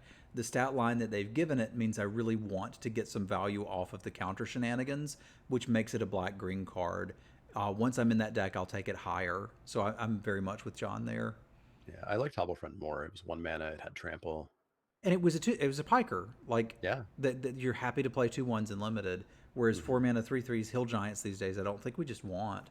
Yeah.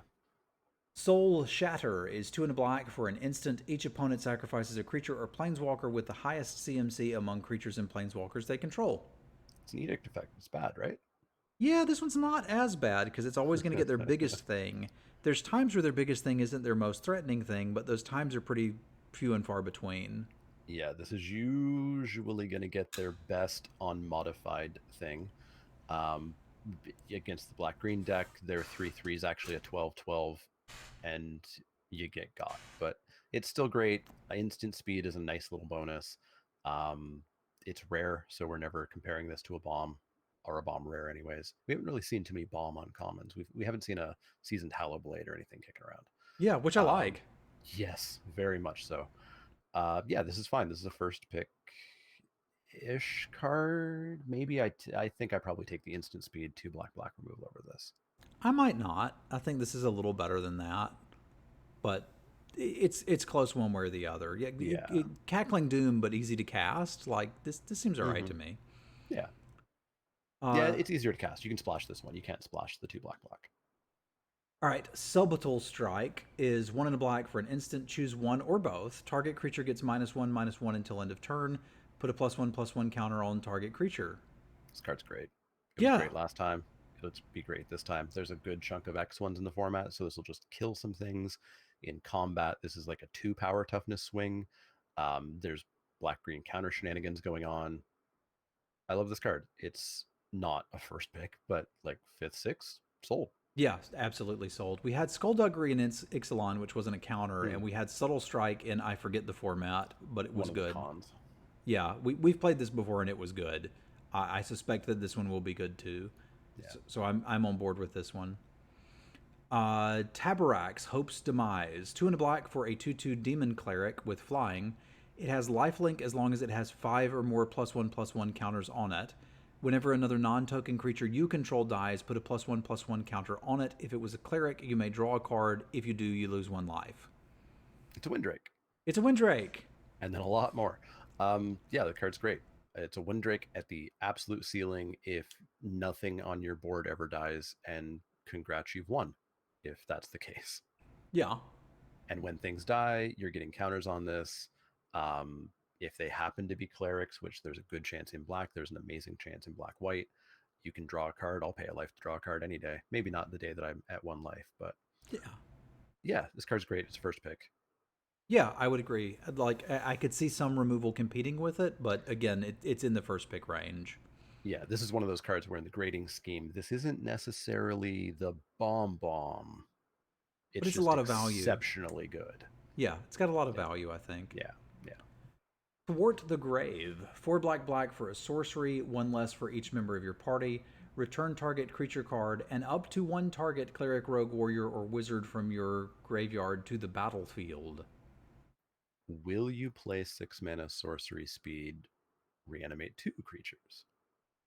Well, I mean, this could be reanimate 3. It could even be reanimate 4, right? No, it's only up to 1. Yeah. Okay, then yeah, now that I've read it fully, no thanks. It's pretty expensive. We can assume that this is going to be 5 mana, so it's just going to be Rise Again that maybe gets a second creature and might not, but maybe. This is too costly for me. No. Yeah, pass. No thanks. Vanquish the Weak is 2 and a black for an instant. Destroy target creature with power 3 or less. This was the black card that was not revealed yesterday. Sign me up. I love Vanquish the Weak. There will be times where it doesn't. Vanquish the Weak is not unconditional removal, and with the removal we've seen, this probably is not a first pick. But you got to kill 3/3s. If you want to win Magic, you got to kill some 3/3s, or 3/2s, or 3/4s. Yeah, that art says Fatal Push, doesn't it? It does, yeah. They should have just reprinted Fatal Push. I'm wondering if they did, and then at the last minute chickened out.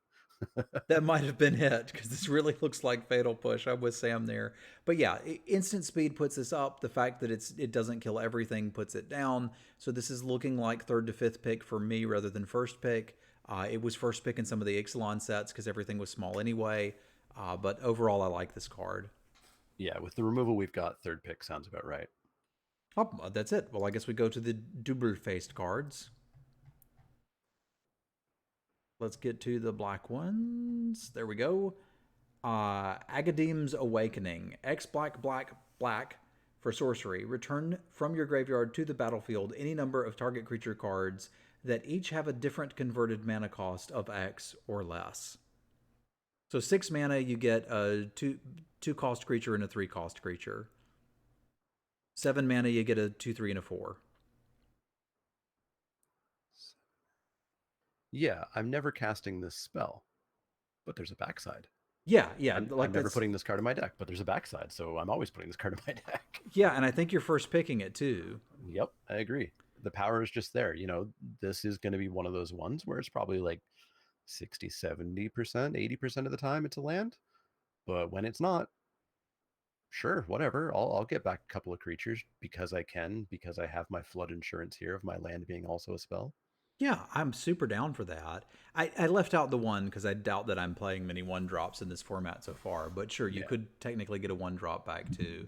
Like this is a decent spell if you top deck it late game, and if it's in your hand early, just play the land. Seems great. So I'm first picking this one. Black Bloom Rogue is 2 and a black for a 2/3 menace. It has +3/+0 as long as an opponent has 8 or more cards in their graveyard, and is also a tap land.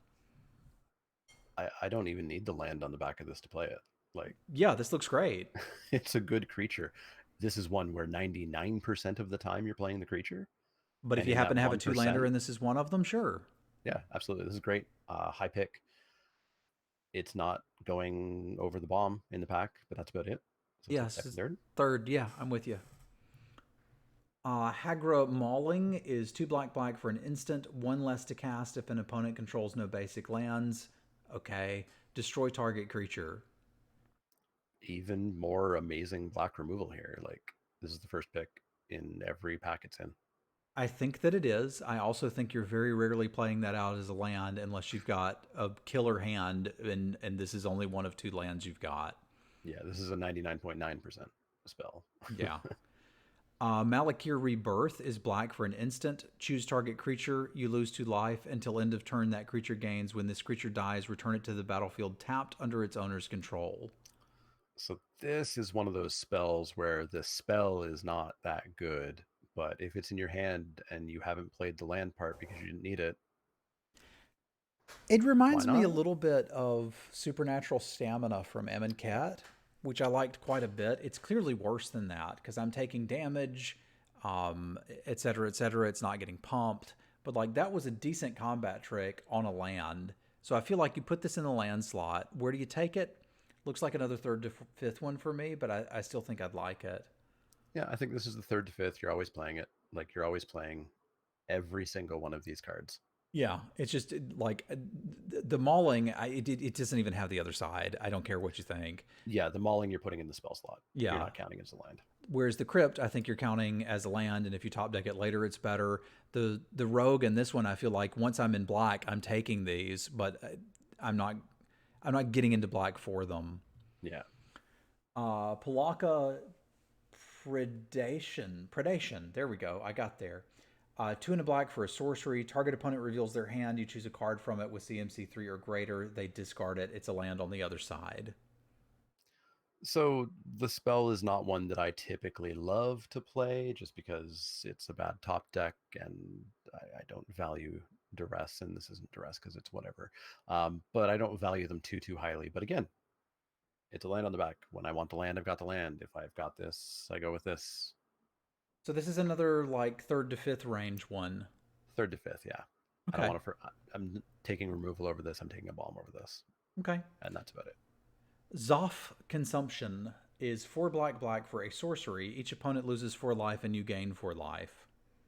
unplayable card on the front, but it's one of these cards. So I'm 3rd to 5th picking it. And, it's going to be a land on turn 1, 2, 3, maybe 4. And randomly, I just get to almost lava axe my opponent. Yeah, sold. I think, again, this is a 5th pick for me because I really don't want that effect. But it does remind me of, like, we saw conditional spells that we normally wouldn't main deck in Cat that had cycling. And, like, this is functionally the same thing. You just can't cycle it. You have to get a land instead. But now, all of a sudden, we've made something that I normally wouldn't play playable. And that takes us through black. Cool. So we've got red and green left. Red, green, artifact lands. There's not many artifact lands. Okay. You want to take another 5-minute break before we dive into these? Yeah, that sounds like a plan. Okay, cool. I'm going to grab a soda and we'll be back with you all in just a moment. Thank you for tuning in.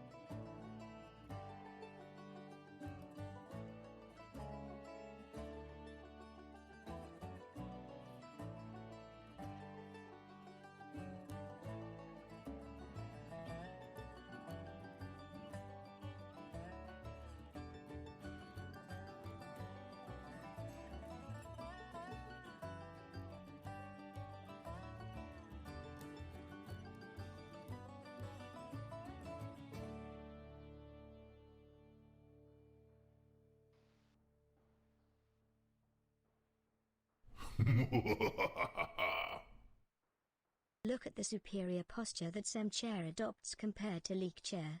This is why Semchair will always be number one.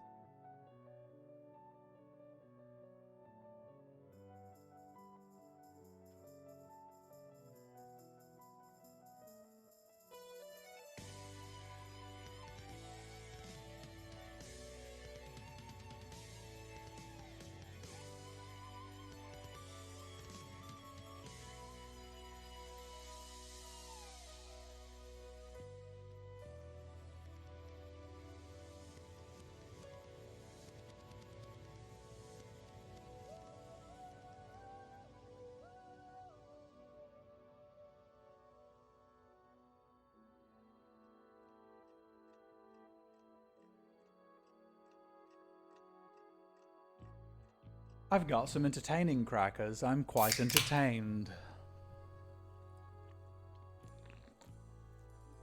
It's hard to tell from Draft Sim's Intangible.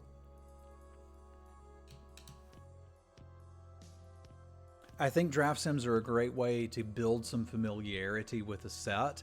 I don't think they're a great way to tell what's actually good, because there's no bots that can draft like people.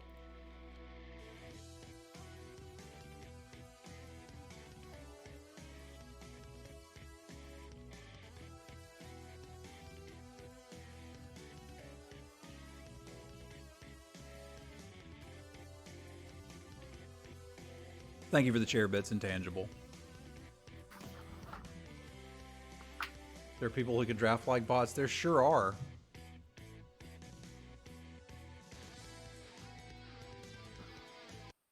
Okay. Bonjour.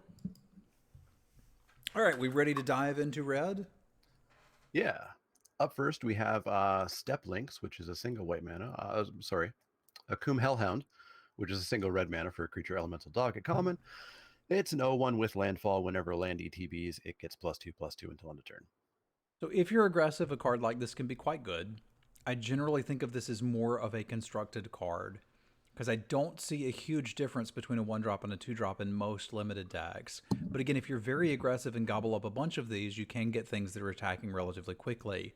Once I'm in a deck like that, this goes up significantly, but that's not enough to pull me into it, which makes this something like a 7th pick or even wheel for me initially until I found other reasons to be in the deck, and then let's party.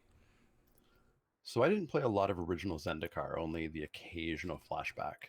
Was Step Links mostly nuts in standard? Was it nuts because Zendikar was fast, or was Zendikar fast because it was nuts? It was nuts because Zendikar was fast. Okay. So this somewhat depends on if this is a super aggro format or not. So yeah, this is kind of the all-in aggro plan. It's a common, which means you can try to get 2. You aren't wildly going crazy to get 3, and these can snowball. If your opponent stumbles, if they're playing 17 tap lands, and you just go take 2, take 2, take 2, take 4, take 6, it can go off. But it ain't blocking. It ain't blocking, and that's not how I tend to play Magic. Same. This is like this is best of 1 All-Star. It is, and it's also your GP or Pro Tour All-Star, which I don't think gets mentioned enough. Like if I'm drafting and it's a draft that I care about winning, I'd first pick this and try to get 4 of them and just roll people over. But if it's a draft that I'm looking to play best of 3 consistently and just have the highest overall win percentage over 100 games, I'm not interested in this at all. Yeah, so I like this relatively late. I suspect someone at the table will gobble them up. Yes. There will be Orion Sacks at our table, and they'll be taking them, and they'll probably beat us with them, and we'll deserve it. Oh yeah, 100%. Up next is Ardent Electromancer. Ardent Electromancer is 2 and a red for a creature human wizard at common. It's a 3/2. When it ETBs, add red for each creature in your party. That's not a lot of upside, but it's not a bad downside. If I've started out with 2-drop into 3-drop and then maybe cast another 2-drop, I've got a pretty aggressive start. I could see 7th picking this. Yeah, the trick here is it's a 3/2 for 3. Yeah, at base, which is like a 7th pick wheel anyways.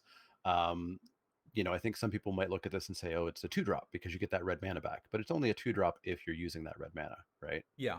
If you cast this on turn 3 and you get that 1 red mana back and you're not doing anything with it, it costs 3. But it's not nothing, and maybe sometimes, some days, it's something. So it's a 7th pick. It's fine. You can play it.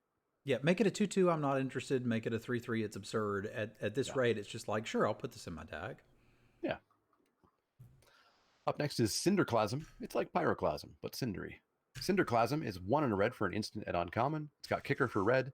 Cinderclasm deals 1 damage to each creature if it's kicked. It's Pyroclasm. It deals 2. I'm on board for this. We've seen enough little stuff that I want to kill. Some of it even at X1. I don't know that I'm first picking it over much, but I could see 3rd picking it. Yeah, absolutely.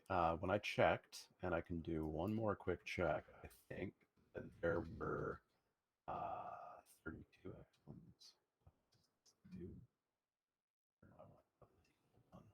Yeah, instant is certainly better than sorcery. Instant 2, yeah. There's 32 excellence. Now, of course, some of those may get counters, some of those may have landfall triggers, but it's an instant speed kill a lot in the format without kicking it. And then when kicked, kills even more. Like, I'm not first picking it over the good black removal we saw. I'm not first picking it over a bomb. Same. But this is 3rd, 4th. Yeah, once I'm in red, I'll take this, and it's kind of a nudge into red if I see one 4th pick. Yeah, I mean, you don't want to draft this, put it into your deck, and play nothing but Hellhounds. Maybe you do. You play your land first, make them 2/3s, and then go ahead and do it. But yeah, go for it, man. Yeah. Up next is Cleansing Wildfire. Cleansing Wildfire is 1 and a red for a sorcery at common. Destroy target land. Its controller may search their library for a basic land card, put it on the battlefield, tapped, then shuffle their library. Draw a card. Do you like Stone Rain when it doesn't actually destroy the land? Well, I mean, you could do this on your own land to get another landfall trigger. It does spells matter things. Like, it does a lot, but I don't think any of it's enough that I actually want to play it. But be aware of fringe circumstances where you did end up with 6 Hellhounds, and all of a sudden destroying your own, like, just landfall trigger for 2 draw a card is pretty dang good. Yeah, some people yesterday also mentioned this is color fixing in red. Yeah. Yeah, It's so not good color fixing, but it's color fixing. yeah, it'll get the job done. So like if you're a 10-7 red white deck and you need white, like go ahead and grab that too. So it's doing a lot of things. None of them are particularly good. It replaces itself. All of that adds up to a card I'm not going to play very often, but there will be times where I will play it. Yeah, this is one of those versatile cards where it's all that versatility still doesn't quite get it there for me. Yeah, This is a wheel, I think. I think if you want it, you can get it. agree. Up next is Expedition Champion. Expedition Champion is 2 and a red for a creature human warrior at common. It's a 2/3. Expedition Champion gets +2/+0 as long as you control another warrior. What type of weapon is that? It looks like a Urukai sword with another sword attached to it. Or like a capital D? Yeah. Okay, or maybe a Cheerio. I'm not entirely sure what's happening, but the card on face value is a 3 mana 2/3, which I'm already happy about, and then it turns into a Borderland Minotaur if I can get another one. There's some fringe scenarios where they block this with a 3/3, kill your other warrior, and you get got. So like, be aware that that could happen. But this looks pretty good to me. I could see this being in the 7th range. Like once I'm in the warrior deck, it's going to go up from there. Yep, I can see that. Pack 1 is probably 7th. And yeah, like this is Borderland Minotaur that costs 3. Yeah, sold. Up next is Fireblade Charger. Fireblade Charger is a single red mana for a creature goblin warrior at uncommon. It's a 1/1. As long as it's equipped, it has haste, and when it dies, it deals damage equal to its power to any target. This feels like a bit of a constructed plant, although worst case scenario, we are getting something similar to the goblin that died into 1 damage in the last set. Yeah, it's a goblin arsonist. Yeah, that guy. So like this is certainly going to be playable. I don't think it's something that I'm going to pick particularly highly, but I could see it going 7th. If there was more and or better equipment, I could see it being even better than that. Yeah, I'm considering it to be a goblin arsonist the vast majority of the time. If you get an equipment on it, cool. If you somehow pumped it because it's a warrior, cool. You have the red white +1/+1 to all warriors creature. Yeah. Here's a 2/2 goblin arsonist for 1. That's great. So I think it is better than goblin arsonist in most of the decks it'll go in. Maybe like wizards, it doesn't quite get there. But I think this is like 6th, 7th. Yeah, same. I played Goblin Arsonist more than I thought I would, and there were enough X1s that it mattered. Like, this will trade with most 2-drops. Yeah, yeah. Up next is Fisher Wizard. Fisher Wizard is 1 and a red for a creature goblin wizard at common. It's a 2/1. When it ETBs, you may discard a card. If you do, draw a card. It rummages. I like this. It gives us a wizard, which we may need for party, we may need for our wizards decks. If I draw it later and I've been saving a land, I can recycle that. It kind of reminds me of the Keldon Marauders, which is a Borderland Minotaur with this ability. Like, you're going to need 2-drops. Why not have one that does something later in the game and has a relevant creature type? I'm still not going nuts over it. I'm looking for the 7th, but if these are my 2-drops, I'm pretty happy with it. Yep, it's 7th pick. It's a piker, and the worst case scenario is what? It's in your red-white warriors deck, and you have an aggressive piker. Yeah, cool. And then sometimes it's in your blue-red wizards deck, and it's even better. And it, like the idea that I can top deck this with a land in hand that I don't want or a spell I don't need. Like, you can even have a opener where you have 2 lands and you desperately need the 3rd, and this can help you find it. Mm-hmm. Up next is Gomafata Vanguard. Gomafata Vanguard is 1 and a red for a creature human warrior at uncommon. It's a 2/2. Whenever Gomafata Vanguard attacks, target creature an opponent controls with power less than or equal to the number of warriors you control can't block this turn. Can you say it one more time? Whenever Gomafata Vanguard attacks. Just the name. That's all I needed. Oh, Gomafata Vanguard. Yeah, it just sounded like you were having so much fun saying it. I wanted to give you another chance. It's got like a beat poetry thing going that I like. Yeah, this is a 2-mana 2/2 with upside.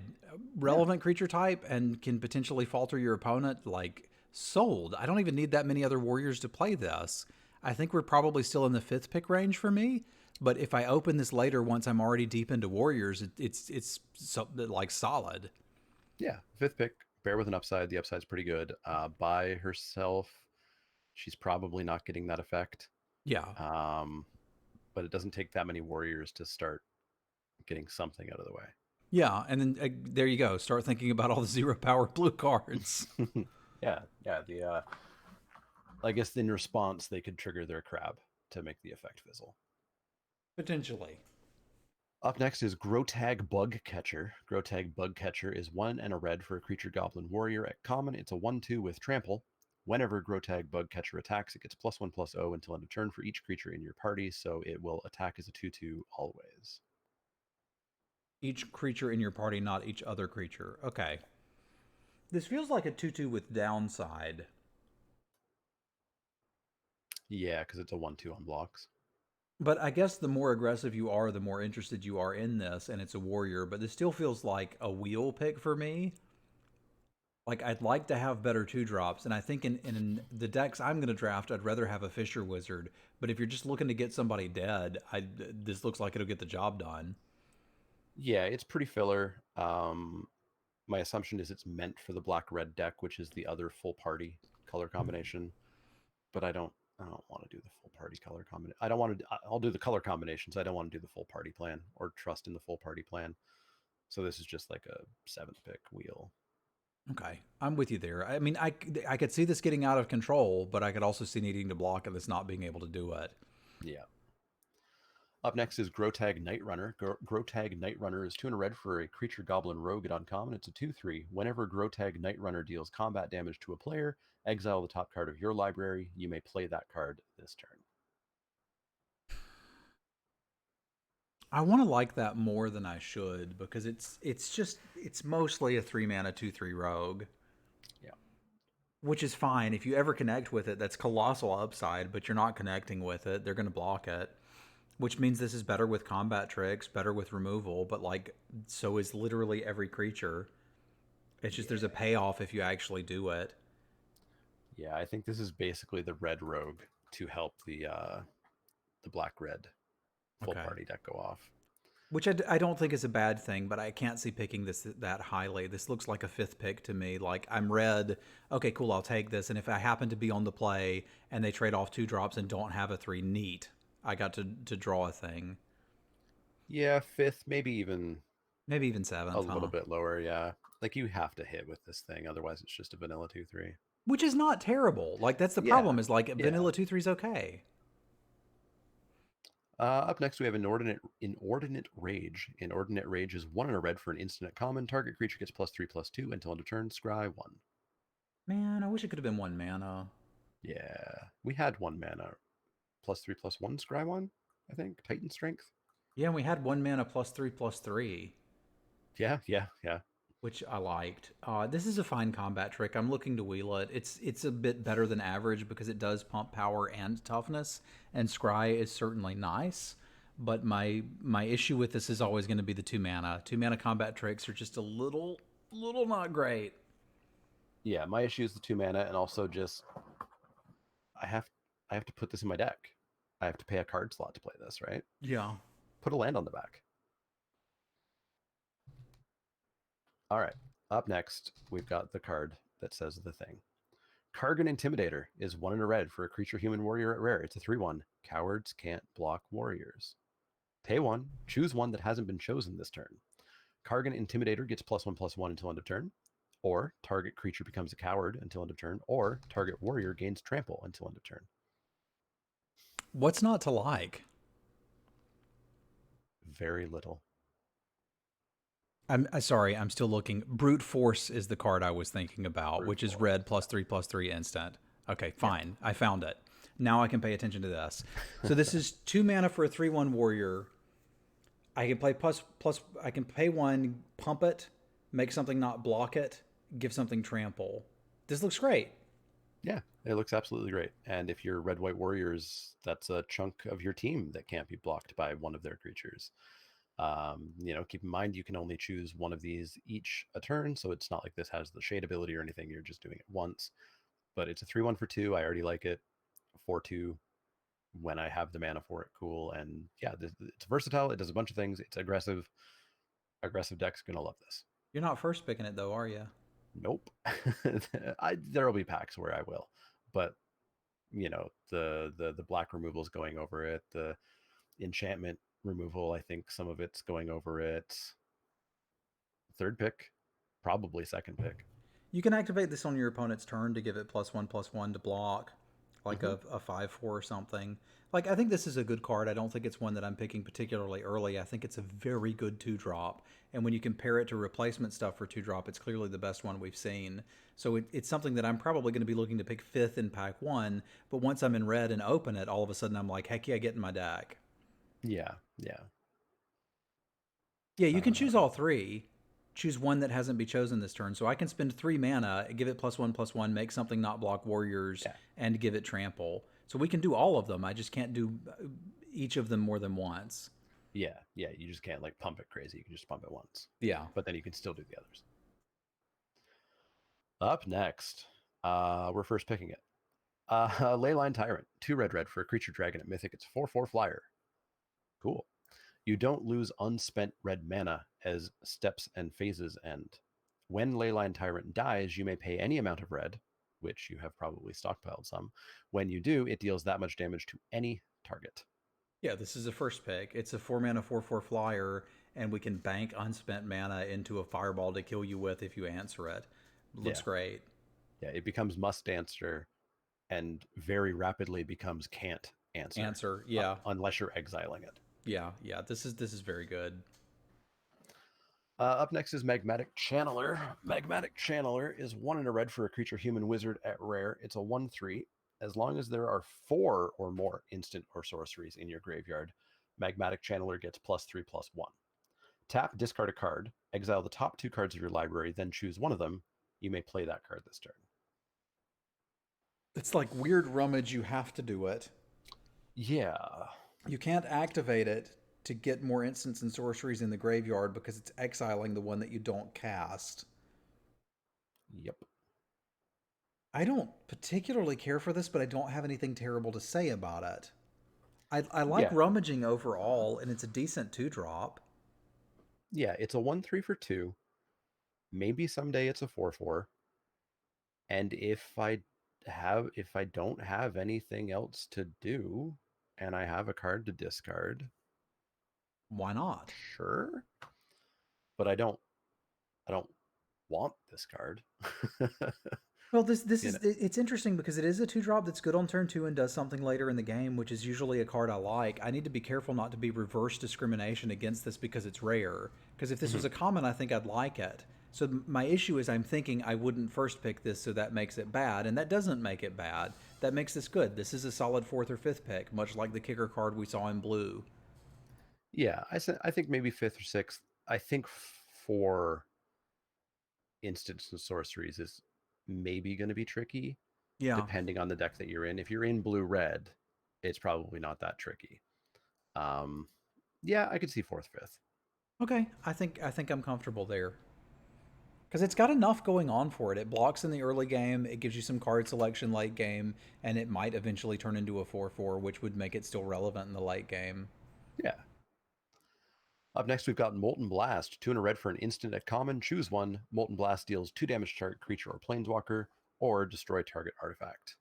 How do you feel about 3 mana Shock that doesn't hit face? I think I'd like one of these in my deck because we've got some people that will be playing equipments, and being able to blow those off at instant speed is cool, and it does look like it kills a lot of stuff that matters. I don't think I'm going nuts over this, so I'm probably looking at trying to grab this 7th, but I think I want the first one and would probably play the second somewhat unhappily. Yeah, like 3 mana Shock is a card that we still play. Like, even if it doesn't hit face, it fills a role. And as I think we'll see, the red burn's not what it often is in this set. It's not good. It's not bad, but it's not scorching dragonfires and flame spills and soul sears. Okay, so this is what we get. We kind of have to like it, but the creatures also seem a little smaller, so here you go. Yeah, and you'll get an equipment now and then. Okay, I'll take it.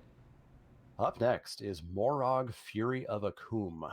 He's a 4 red legendary creature Minotaur warrior at Mythic. 6/6. Each creature you control gets +1/+0 for each time it has attacked this turn. That's interesting. Landfall, yeah. Whenever a land enters the battlefield under your control, if it's your main phase, there's an additional combat phase after this phase. At the beginning of that combat, untap all creatures you control. I mean, I'm first picking this. This is a 6 mana 6/6 that attacks as at least a 7/6 and gives me a potential relentless assault. Sold. 100%. Be very careful. You need to be getting this landfall trigger in your second main phase. If you do it in your first main phase, you will then immediately get your additional combat step, untap your creatures, attack, go to your regular attack step, you won't get to untap. Yeah. Yeah. So you attack first, then you play the land. Yeah.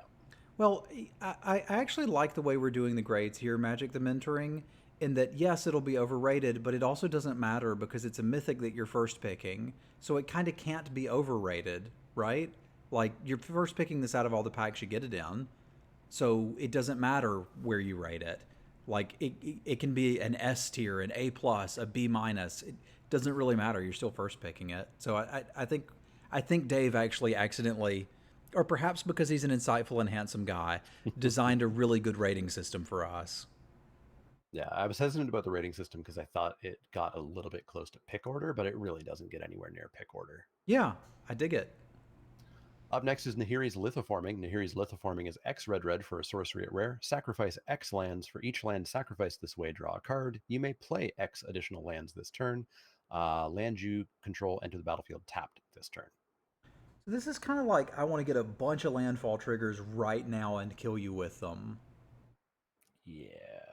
which I don't think I want to spend a card for. I don't think I want to spend a card, and I feel like there's some amount of gamble there. There's some amount of I'm going to sack 5 lands and hope I hit 5 or hope I have them in my hand.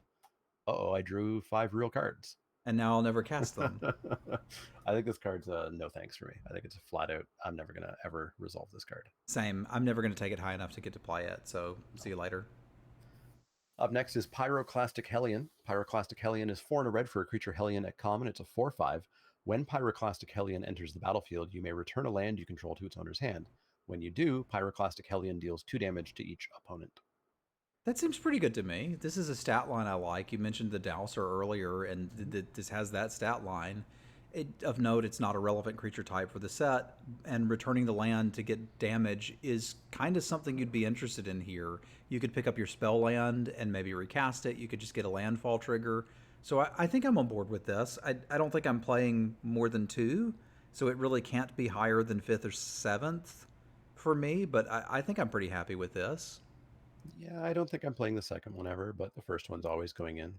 I might play 2 as my 5 drops, especially if I've got some good spell lands. If I was red-green and I had some ramp, definitely.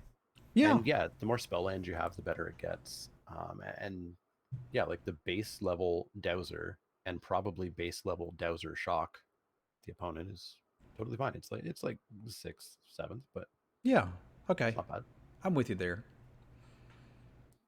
Up next is Relic Robber. Relic Robber is 2 and a red for a creature Goblin Rogue at rare. It's a 2/2 with haste. Whenever Relic Robber deals combat damage to a player, that player creates a 0/1 colorless Goblin Construct artifact creature token.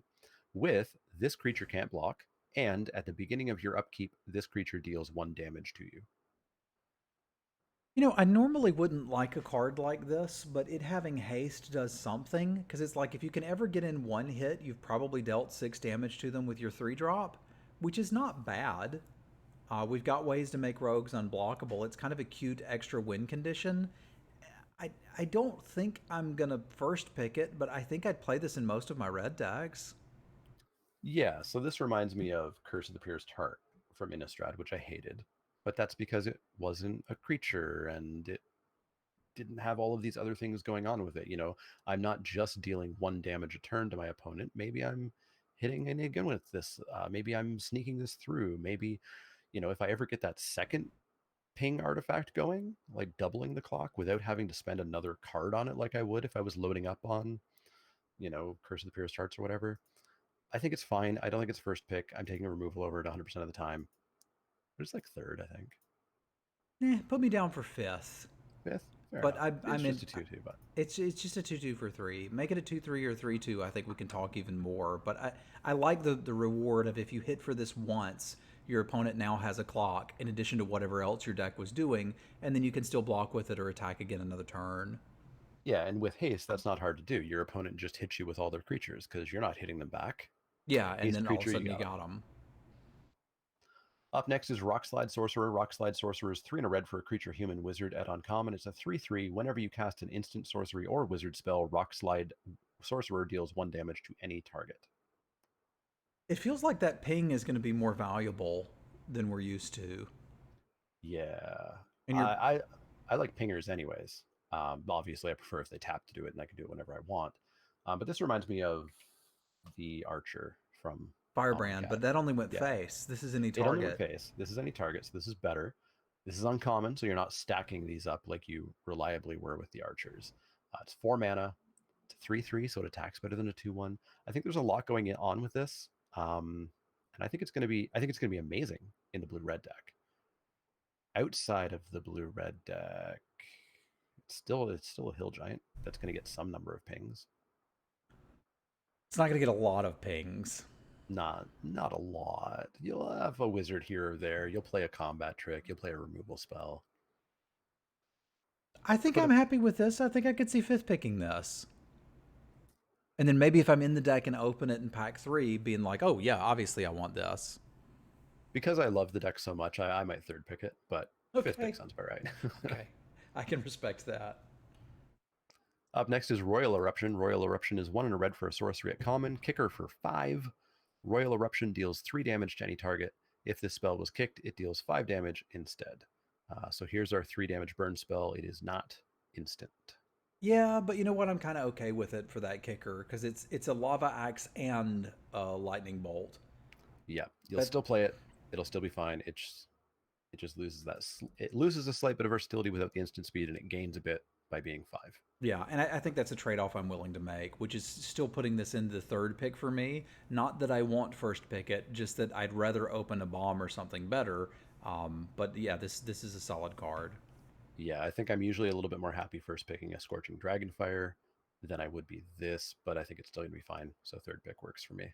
And I wasn't happy first picking a Scorching Dragonfire. I'd rather open a bomb, but I'd still do it. Yeah. Up next is Roiling Vortex. Roiling Vortex is 1 and a red for an enchantment at rare. At the beginning of each player's upkeep, Roiling Vortex deals 1 damage to them. Whenever a player casts a spell, if no mana was spent to cast that spell, Roiling Vortex deals 5 damage to that player. It's a standard answer to Fires of Invention, which was banned. Pay a single red mana, your opponents can't gain life this turn. Yeah, I'll pass.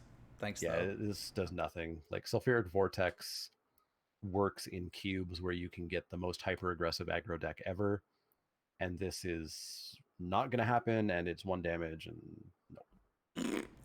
Absolutely not. Up next is Scavenged Blade. Scavenged Blade is 1 and a red for an artifact equipment at common. When Scavenged Blade enters the battlefield, attach it to target creature you control.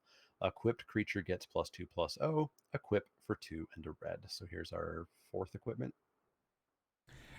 This one's maybe a little better than the others, which is kind of bizarre to me because if I can put this on something with evasion of any kind or something with trample, it's starting to lifelink. It's starting to do something, but I'm still not crazy interested in this. I think I'd be about wheeling it. Yeah, I'm on the wheel. I don't. It's kind of cute with the little goblin dude. Yeah. It finds a spot in my deck before like a random combat trick does, but I'm still not stoked. It's on the wheel. Yeah, it's not bad, but like the equip cost is really the big thing here. Like that's what made Short Sword sneak into playability in so many decks. Is it was so cheap to attack with something and then move it to a blocker. Mm-hmm. Up next is Scorch Rider. Scorch Rider is 3 and a red for a creature human warrior at common. It's a 4/3 with kicker 1 and a red. When Scorch Rider enters the battlefield, if it was kicked, it gains haste until end of turn. So 4/3 for 4 or 4/3 haste for 6. Sold. I love this. I'm realizing it's a 7th pick, but this is again a stat line I'm somewhat enamored with. It's good attacker, it's good blocker. If you happen to top deck it late, surprise, it's hasty. So like there's going to be games lost to Scorch Rider, and you're not unhappy playing it out. The creature type's even relevant. Like this one's good. I like. Yeah, you lose a lot of games in Eldraine to the hasty 5/1 or the hasty 5/2. The versatility is nice. Like you'll never feel bad playing it. It's absolutely a 7th pick. Yeah, this is my favorite card in the set so far, but don't pick it early.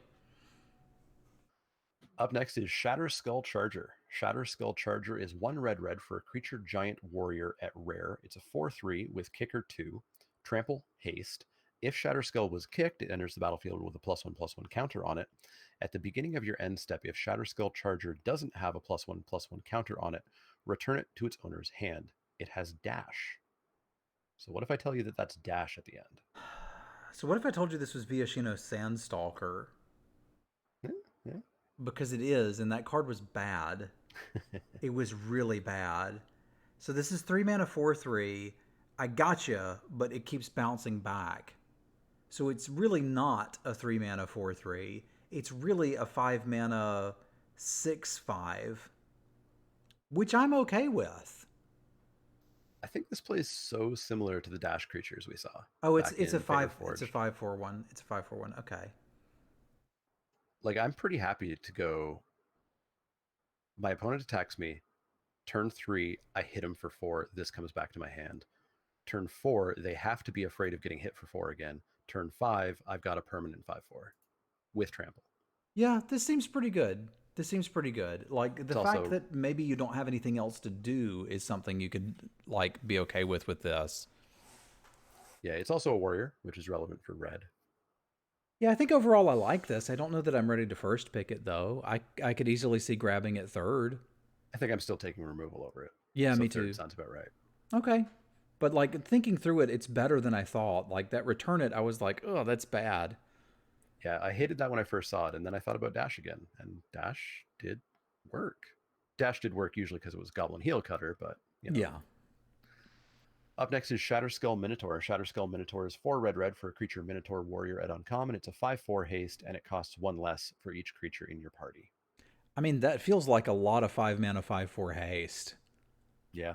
That's third in a row that we've, or I guess the other one was a 4/3 haste. But there's a lot of haste in red, which I dig. I mean, it is at common, uncommon, and rare, so like you don't have to worry about this one as much. But I like this as the top end in a lot of red decks. I could see fifth picking this. Yeah, I don't super want to pay 6 for it, but if I'm paying 5, and you could get away with paying 4. Like this is brutal if you're playing it for 4. Yeah, you get a warrior.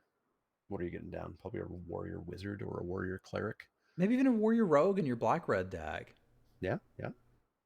This seems fine. 5th-ish, 6th-ish. I could go fourth. Go fourth. Ooh. I like it. Sounds good. Up next is Sizzling Barrage. 1 and a red for an instant at common. Sizzling Barrage deals 4 damage to target creature that blocked this turn. Okay, so I can do this while it's blocking, right? Yeah, the second it is declared as a blocker, it has blocked. It is blocking, but it has also blocked. This is like a really worse Gideon's Reproach. Yeah. I don't like it. I think we're still going to play it. I'm going to play it, but I don't like it. Nope. Sure don't. So that means I kind of want to wheel this, but may not be able to afford to do that. But the fact that I just can't kill anything that's killing me with this makes me really unhappy. Yep. So if you're an aggressive deck, this goes up and is something you can play. But even then, you're not happy because they still got the block. I'm going to call this a wheel or no thanks. I hope I can do better. This is the instant speed burn in this set. It's not good enough. Yeah. I'm going to go 6th or 7th. I think you might just have to play one of these, but I don't want to. Yeah, that's why Gideon's Reproach was good, or, whatever card, impeccable timing, whatever. We've seen these cards, like something needs to block or be attacking, and you can kill it. This one doesn't do that at all. If you need to kill something that's killing you, it's not helping. If you need to get through the one last big blocker they have, all of a sudden this is maybe good enough, maybe not. It's possible this is simply for the why are you not attacking deck. Yeah. If you just never ever block and never stop attacking, this card's great. It's better than Lightning Bolt. Yeah, I think this is good in your aggressive deck and not something you want outside of it. Yeah, I can see that. So that kind of makes this a synergy card, if you will. Yeah. All right, Skyclave Geopede. Skyclave Geopede is 2 and a red for a creature insect at uncommon. It's a 3/1 with trample, landfall, +2/+2. That's kind of a big deal. Mm-hmm. Now, there's enough 3Xs that they can probably trade something for it, but they're going to take some damage when they do. I like this. I could see fifth picking this. Yeah, this seems solid. Easy fifth pick. If you really want to go hard aggro, you do your red step links into this and just keep getting, +6/+6 each turn off of 3 landfall triggers. Like, you can get some stuff. You Too get some many, aggro here. too many legs. I'm out. Luckily, you can just play this card and have it be a good deck as opposed to loading up on Hellhounds. Yeah, because like a 3/1 for 3 is okay. If it was Yeah. just that, I wouldn't be on it. But the fact that it's got trample and I can make it attack as a 5/3, I'm down. Yeah, for sure. Up next is Sneaking Guide. Sneaking Guide is a single red mana for a creature goblin rogue at common. It's a 1/1, pay 2, tap it. Target creature with power 2 or less can't be blocked this turn. We used to get that for free. Yeah, I remember. And on Pathmaker Initiate, right? Like, Yeah. this is a bad version of that, and it's not a card I want to play. I can see decks that will be interested in it, but that makes this generally a pass for me. Yeah, I think it's pass. I think the cute thing here is you do this on Yurakum Hellhound, play your land. Well, even then, it still is a 2 power. You do this on. You do this on You, the 2/2 Goblin that gives them the pingy tokens, and then you got them. Ooh, yeah, we got them. We had to play this card, have that card down, also pay 2 mana. We got there. And we're winning. We did it. Yeah, this is the wheel. I'm not stoked on this in most of them. Agree. Most of the decks. Up next is Spitfire Legak, which is way less fun to say than Saddleback Legak. Spitfire Legak is 3 and a red for a creature lizard at common. It's a 3/4 with landfall. When the land ETBs under your control, Spitfire Legak deals 1 damage to each opponent. Okay, that's fine. I'm not excited about it. If we wheel these and I need a 4, we can play it. Yeah, it's a reverse Borderland Minotaur. And I don't like those as much. No. Just like I think you prefer 2/3s over 3/2s, whereas I prefer 3/2s over 2/3s. No, I'd rather have a 3/2 as well, generally Okay. speaking. Okay. So same thing with Borderland Minotaurs. You'd rather have the 4/3. The ping, it'll add up. It'll be some incidental damage. Like I'm never sad to play this card, but I'm picking it 7th. Yeah, I've never sad to play it. I'm never excited about it. It's fine. Yeah. Up next is Synchronized Spellcraft. Synchronized Spellcraft is 4 and a red for an instant at common. Synchronized Spellcraft deals 4 damage to target creature and X damage to that creature's controller, where X is the number of creatures in your party. So I guess we have more burn here than instant speed. 5 mana, instant speed, 4 damage to your dude, and then maybe 1, 2, or 3 damage to you? Maybe 0. Probably not 0. Probably not 0, but it could be 0. This is okay, but this like the instant speed is saving it a little bit, but this reminds me a little bit of Turn to Slag, where you're like, there's nothing bad to say about it, but you're never picking it particularly early, and sometimes you play one, and if you have a deck with like 4 of them, you fundamentally misunderstand what good removal looks like. Yeah. So for me, I'm going to say this is probably a 5th or 7th pick. Like, it's not bad to play, it's just I'm not going to pick it high enough to play many of them. Yeah, I can see 5th to 7th. It's common, which means you're going to get your shot at it. So I don't think you have to value it any higher, even for that first one that you probably do want. Yeah, 5th through 7th. And the ping, it's probably going to be a ping. Maybe it's a shock to the face.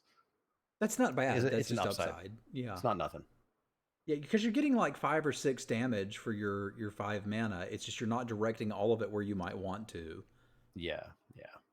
So I don't think that makes it bad. And like, I think I'd be okay playing one of these. I think it would be a stretch to say that I want one of these. Yeah, I can see that. You'd prefer the 2 mana deal 4 on blocks. No, I'd prefer the 2 mana 3 damage at sorcery speed. Yeah, absolutely. Yeah, so 5th through 6th sounds about right for that. Up next is Teeter Peak Ambusher. Teeter Peak Ambusher is 1 and a red for a creature goblin warrior at common. It's a 1/3 with 2 and a red to give it +2/+0. I don't hate the stat line. Yeah. I'd rather have a 3/1, but if you need 2 drops and you need warrior tags, it's giving you that. So this is fine. I'm looking to wheel it, and I don't feel like I have to play it. I liked all the other red 2 drops better, but if we need one, this is fine.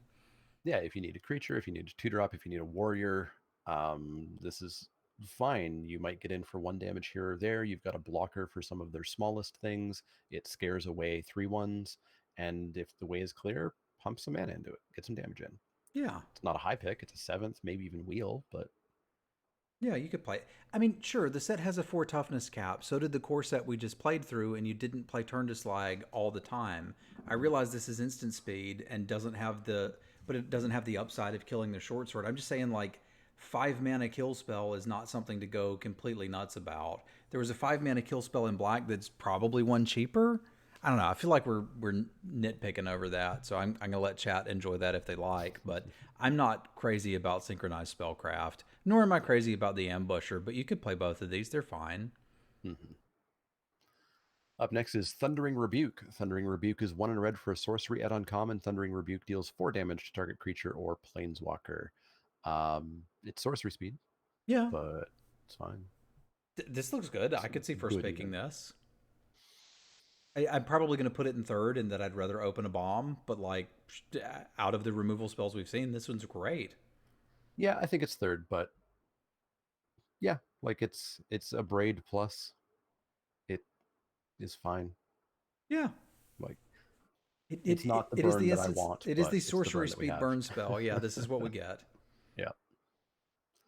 Up next is Thundering Spark Mage. Thundering Spark Mage is 3 in a red for a creature human wizard at uncommon. It's a 2/2. When Thundering Spark Mage enters the battlefield, it deals X damage to target creature or planeswalker, where X is the number of creatures in your party, so it'll be at least 1.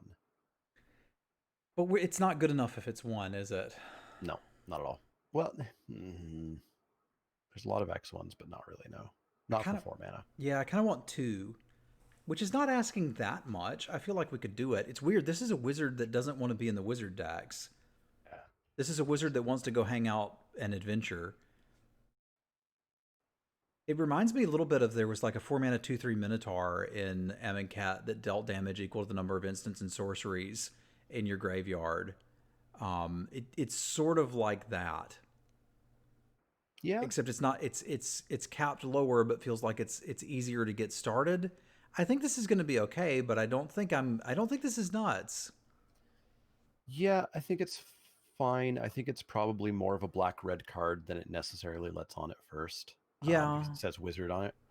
you could play it Um, in your warrior deck too and be pretty happy. you can play it in your warrior deck. Yeah, it'll get some sort of X2 out of the way at least. Or Um, after blocks, like get rid of a mhm. 4/4 that ate a 2/2 and you've replaced your 2/2. Like it sort of does some things. So I could sort of see fifth picking this. Yeah, I could see fifth. 4 mana. 4 mana scares me for a 2/2 that could have a really low floor. But The fifth upside's through there if you seventh. ever get 3 damage for it. It's absurd. Yeah, if you get 3 damage for it, you're stoked. If you get 4, you've played a Flame Tongue Kavu. Well, a 2/2 Flame Sort of. Tongue A Kavu. 2/2, yeah. Yeah, like compare those, and you can see why I'm a little down on this. Yeah. But I think I'm still putting this in just about every red deck. I just don't think I can pick it quite that highly. Yeah, I think it's an auto include. Up next is Tormenting Voice. Didn't see this one yesterday. 1 in a red for a sorcery at common. As an additional cost to cast this spell, discard a card, draw 2 cards. I like Tormenting Voice a lot.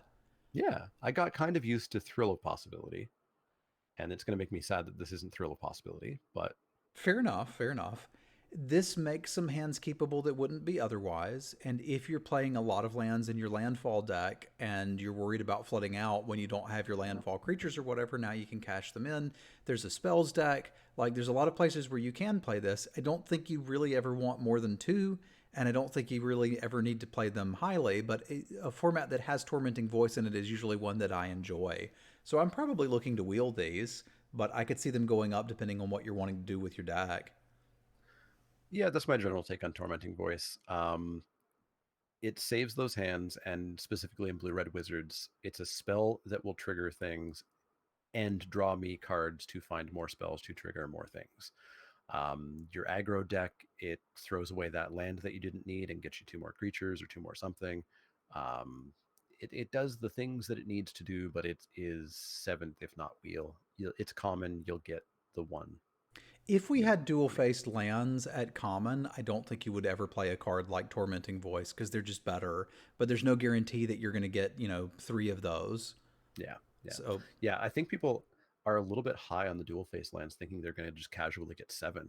Like, you're not getting 7. you're not getting 7 because I think some people might be missing like pack 3. You're in blue white, and you get you open a black one, you get past a red one, you get past another green one.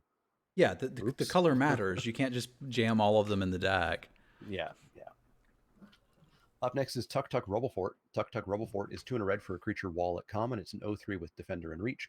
Creatures you control have haste. What was the name of that card again? Tuk Tuk Rubblefort. That one's fun to say too. I don't like this at all. Nope, it's terrible. Because my aggro deck wants to be attacking, and this can't attack. It doesn't really want to be blocking.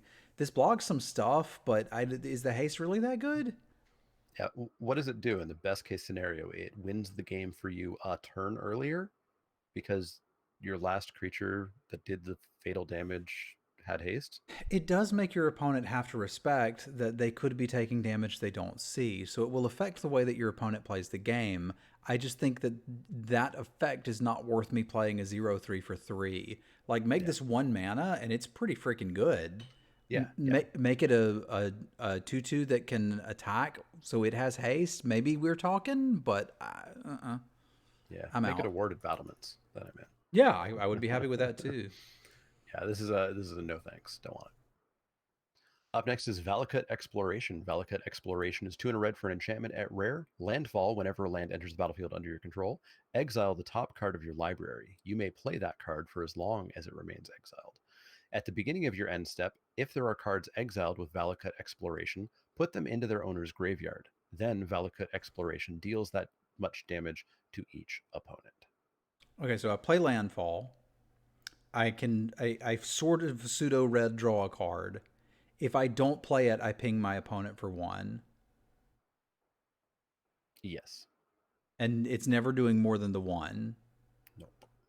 Okay. Well, if you get a second landfall trigger, maybe. Then maybe it could do 2. But this is sort of like a weird divination style thing.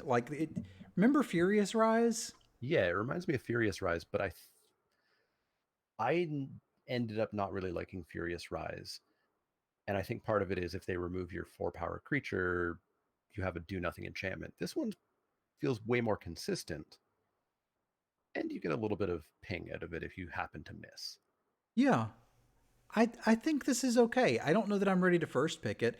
I played Furious Rise probably a little more often than you did, and I was okay with it because I didn't feel like it was that hard to enable, and it gave you a little bit of card draw in red, which you don't normally get. But like it wasn't busted, and Furious Rise was something I was picking up like 7th or 8th pick once I was already in red green specifically. This one doesn't need to be in red green, and it's kind of just giving you some card draw. So I think I'm pretty okay with this. I could see maybe 5th picking it. Yeah, I think it's pretty okay. I'm going to start 3rd picking it just because I want to try it and see where it truly falls. Odds are it does fall around the 5th pick. One weird note, because the rules are now weird with double-faced cards. If you exile a double-faced land, you do get to choose which side you want to play, which is not how you think it would work, because you think it would only be the front side, right? Yeah. Or that I couldn't play it because it says cast, right? No, it says play the card. Oh, okay. So you can just play whatever you want. Somebody was saying you couldn't play lands off of it. But... Yeah, so the it was clarified in a post today. The double-faced cards are always their front face in any zone other than the battlefield. But when a card tells you that you may play a card or cast the card, I guess not cast because it's land, you can do either side. Okay. I guess you can't play the plan. You can't play the land because you already played a land. Yeah, okay. So yeah, I guess that's not coming up for this card. There's other cards where that weird rules thing will happen. Okay, I'm on board now. This makes sense. I still think I'm in the 5th pick range for this.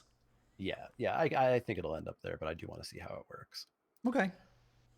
Final non-flippy red card is Wayward Guide Beast, I think. Wayward Guide Beast is a single red mana for a creature beast at rare. It's a 2/2 with trample haste. Whenever Wayward Guide Beast deals combat damage to a player, return a land you control to its owner's hand.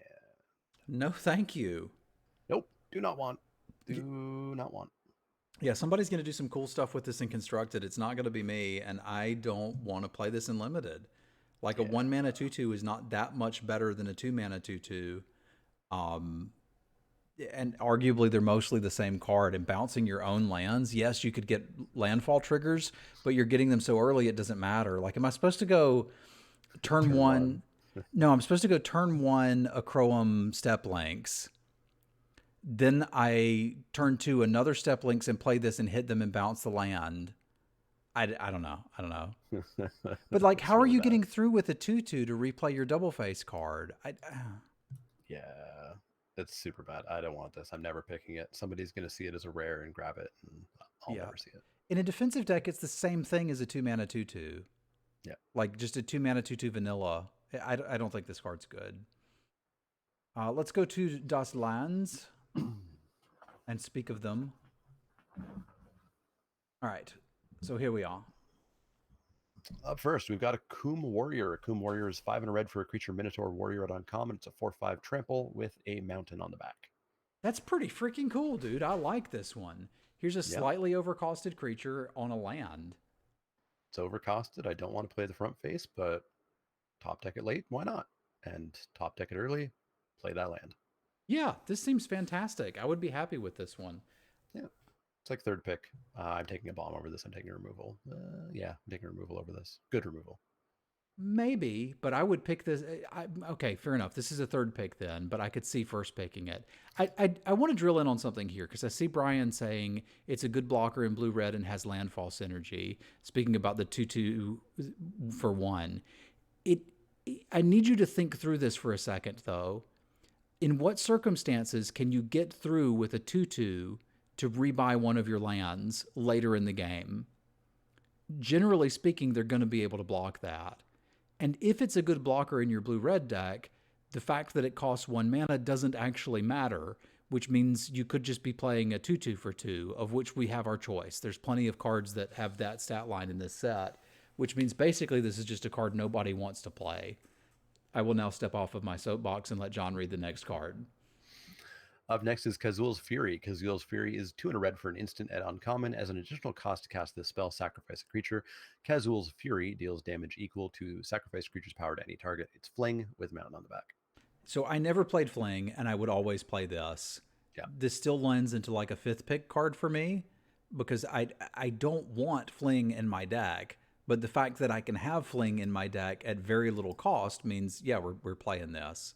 So like I'm picking the Warrior way over this one for me because I'm never going to be sad to have a 4/5, and I might accidentally win the game sometimes with a Fling, but like the consistency is the issue for me. Yeah, this is around 4th to 5th pick for me. I also hate Fling, but like this sometimes may as well be like Lava Axe that you accidentally win the game with. Like, Yeah. Accidentally winning the game with Fling is great. That's why people love the card. And here you can do it for free in your deck.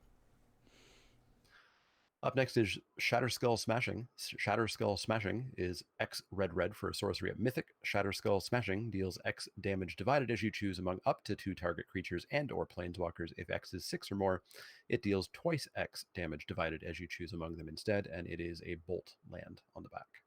Holy carp, I'm first picking this one. This is a better geezer, and it's a land? It doesn't hit face. Fine. I mean, it does. It just hits your face. Yeah, true. So if you need to do that. But I mean, a lot of the times you were using Geyser as a removal spell, and the flexibility was it could go face. Now we're getting a removal spell with flexibility that it can be a land. And fixing that is like, this is kind of like a fixed fireball, if you will. Because I could get a also sorcery. Yeah, I could get a 2-for-1 with this card. I like comparing it to Salvo. It's very close to Salvo. Fair. Kill 2 things. I've cast Salvo for 2 mana a lot. Yeah, you're not casting this for 2. You could. But I also died with Salvo in my hand, needing either more lands or more creatures, and like that's not going to happen here. The flexibility is what's pushing this on the edge for me, and I like this one. I will first pick this one. Yeah, I think it's an easy first pick. Up next is Song Mad Treachery. Song Mad Treachery is 3 red for a sorcery at uncommon. Gain control of target creature until end of turn. Untap that creature. It gains haste until end of turn. Backside is a tapped mountain. Yeah, I'm playing this in literally every red deck I have. Once I know that I'm red, I'm gobbling these up. I'm not going into red for it. The only downside of Active Treason is sometimes you didn't want Active Treason, but cool, it's a land. Mm-hmm. Yeah, I tend to avoid active trees and effects. I know people love them. They're just like fling. They're the oops, I won. Gotcha. Wow, cool. And here I get to do that for free, so I'll do it every time. It's fourth, fifth Yeah, pick for me. with you. Up next is Spikefield Hazard. Spikefield Hazard is horrible looking. Single red mana for an instant at uncommon. Spikefield Hazard deals 1 damage to any target. If a permanent dealt damage this way would die this turn, exile it instead. Does that include your opponent? How many games am I going to have to play before I kill somebody with this? I don't know what the over-under would be. Can't be that many. No, I don't think so. At some point you'll do it. Yeah, we'll do it eventually. I like this card. Like, we played Gut Shot way back in the day, and there were times where it was pretty good. We've seen some X ones, and again, having the ability to, well, this is in my opener, it's just a land.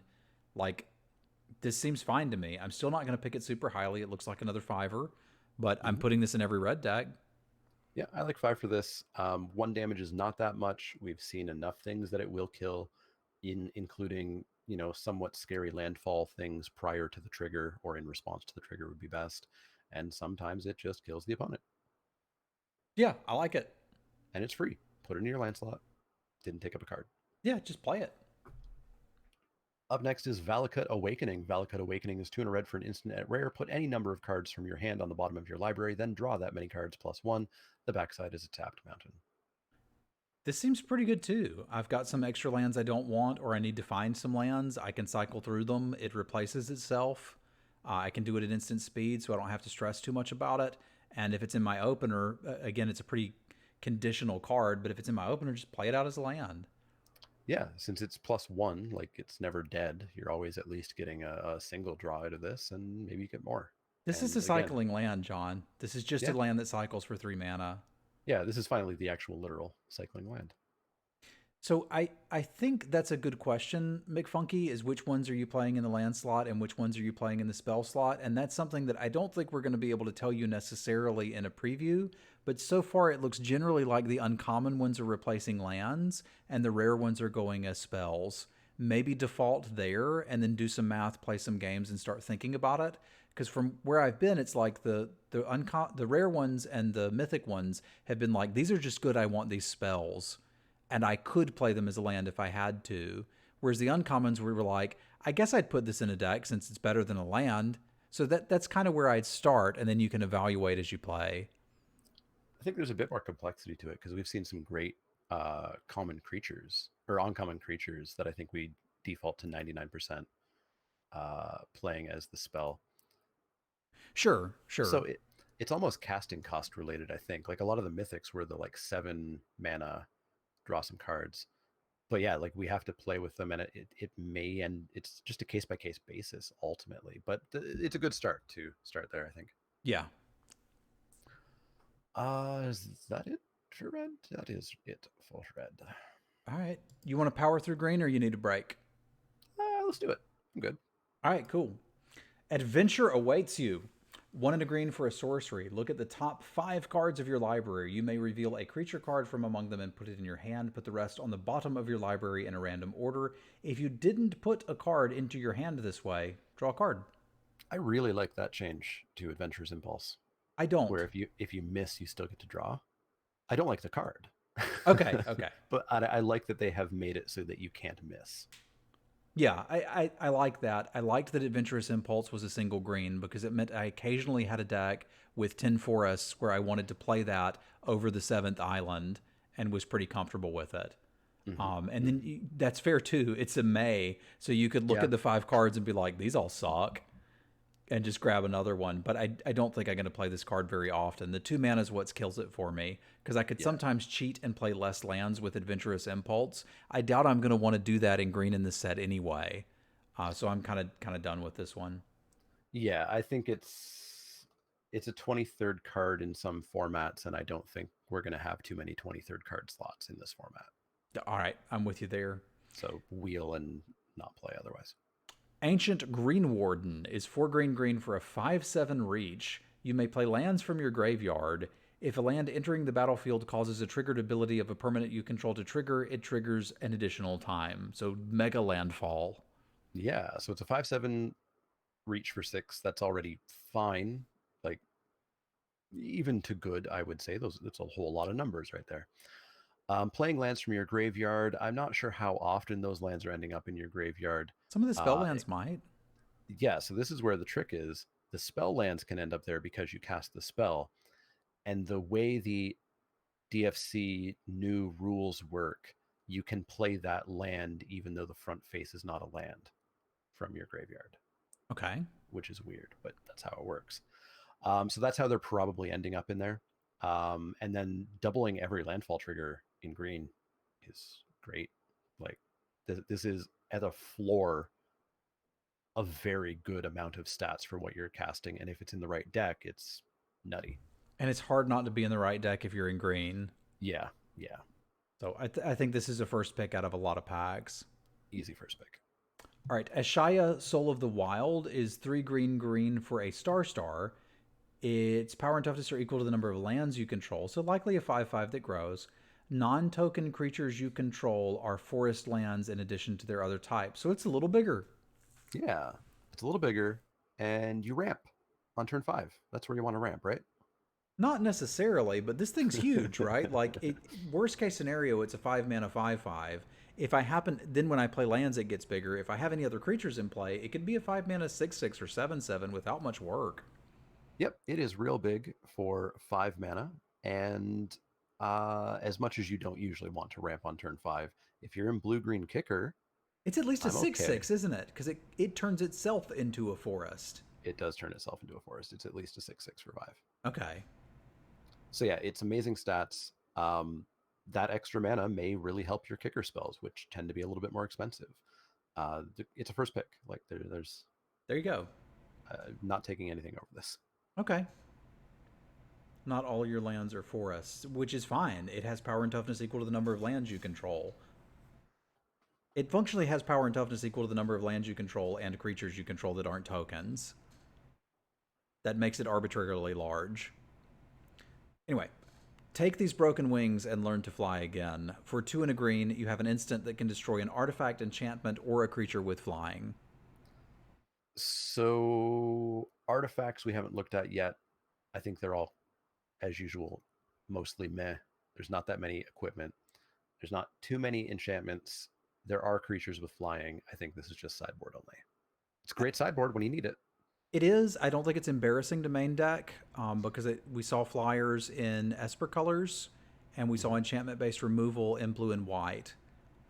So I would say sideboard, but if you're playing best of one, this is a neat little tool that you can have access to. Yeah, best of one. I'd main deck these ones, but then I'd also be playing best of one. Yeah, which would make you sad. Yup. Well, sad and mad. Both. Yeah, it's the best of both worlds. Up next is Canopy Baloth. 3 and a green for a 4/3 beast. Landfall +2/+2 until end of turn. Do you like your Borderland Minotaurs if they're green? Heck yeah, let's go. And even bigger? This is like a super good, like, get rid of the Hellhounds. These are the landfall creatures that I want in my hit 'em in the face landfall deck. What the heck, man? I get to attack with a 6/5 on turn 5? What are you doing? Just wait till you see the spells we've got coming up to put in 2 lands. Okay, how high? I mean, I guess I can 5th pick this, but like I would play 4 of these, right? Yeah, 5th pick seems fine.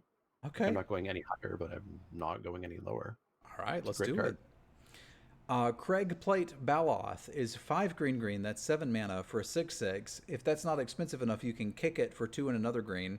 Can't be countered. Hexproof. Haste. If it was kicked, it comes with 4 +1/+1 counters on it. Hexproof ruins magic and should stop being printed. Come and fight me. Luckily, this is ludicrously expensive that I don't think it's going to be that big of a deal for the format, and it's rare. This is so expensive. Yeah, I don't even know if I want this. Yeah. Like, sure, if you resolve this, well done. But you need to resolve this constantly, consistently. Which you're gonna. They can't counter it, John. Where's that mana coming from? Yeah, that's the real question. Yeah.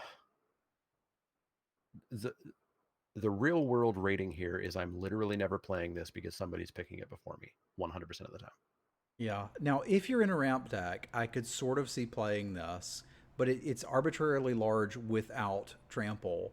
And like we can just throw 2 creatures in front of it. It'll probably get you a 2-for-1, but I don't think this is something I'm going to go nuts over here. So the actual pick position should probably be something like 7th, but again, I'm never going to get to play with it. Yeah, 7th pick, and as a result, it doesn't exist. There's one that gives creatures trample if they have counters. So then we have the arbitrary task of paying 10 mana for it. But yeah, easy. All right, Dauntless Survivor is 1 and a green for a 1/1. When it enters the battlefield, put a +1/+1 counter on target creature. It's a human warrior. Cool. It's a 2/2 when I want a 2/2 if it's early, and if I have a better place to put that counter, cool. Yeah, we have seen cards very similar to this in the past. I think there was a Beetle that did this, and it was absolutely fine filler, because if you happen to have a flyer or a trampler or whatever, play it, and if you just need a 2-drop, well, you got that too. So this is 7th pick. Yeah, 7th pick. Probably can get it on the wheel depending on the quality of the cards in the pack. Yeah. All right, Gnarlrid Colony is 1 and a green for a 2/2 with kicker, 2 and a green. If it was kicked, it gets 2 counters. So this is a 2-mana 2/2 or a 5-mana 4/4. Creatures you control with +1/+1 counters have trample. It's a bear with an upside. A heck of an upside. Yeah, this is a decent upside that could synergize with other cards in your deck too, potentially.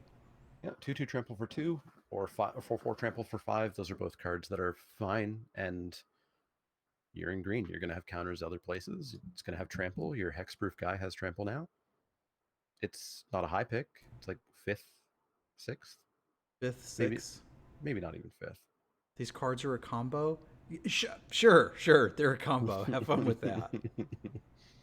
That way you don't have to pay 10. You can play your 2-drop to get a counter on the big thing. Yeah, so you just hold your 2-drop all game, get to 7 mana, play your 7 mana, then you play your 2-drop, then you kick your other 2-drop, and you've got it.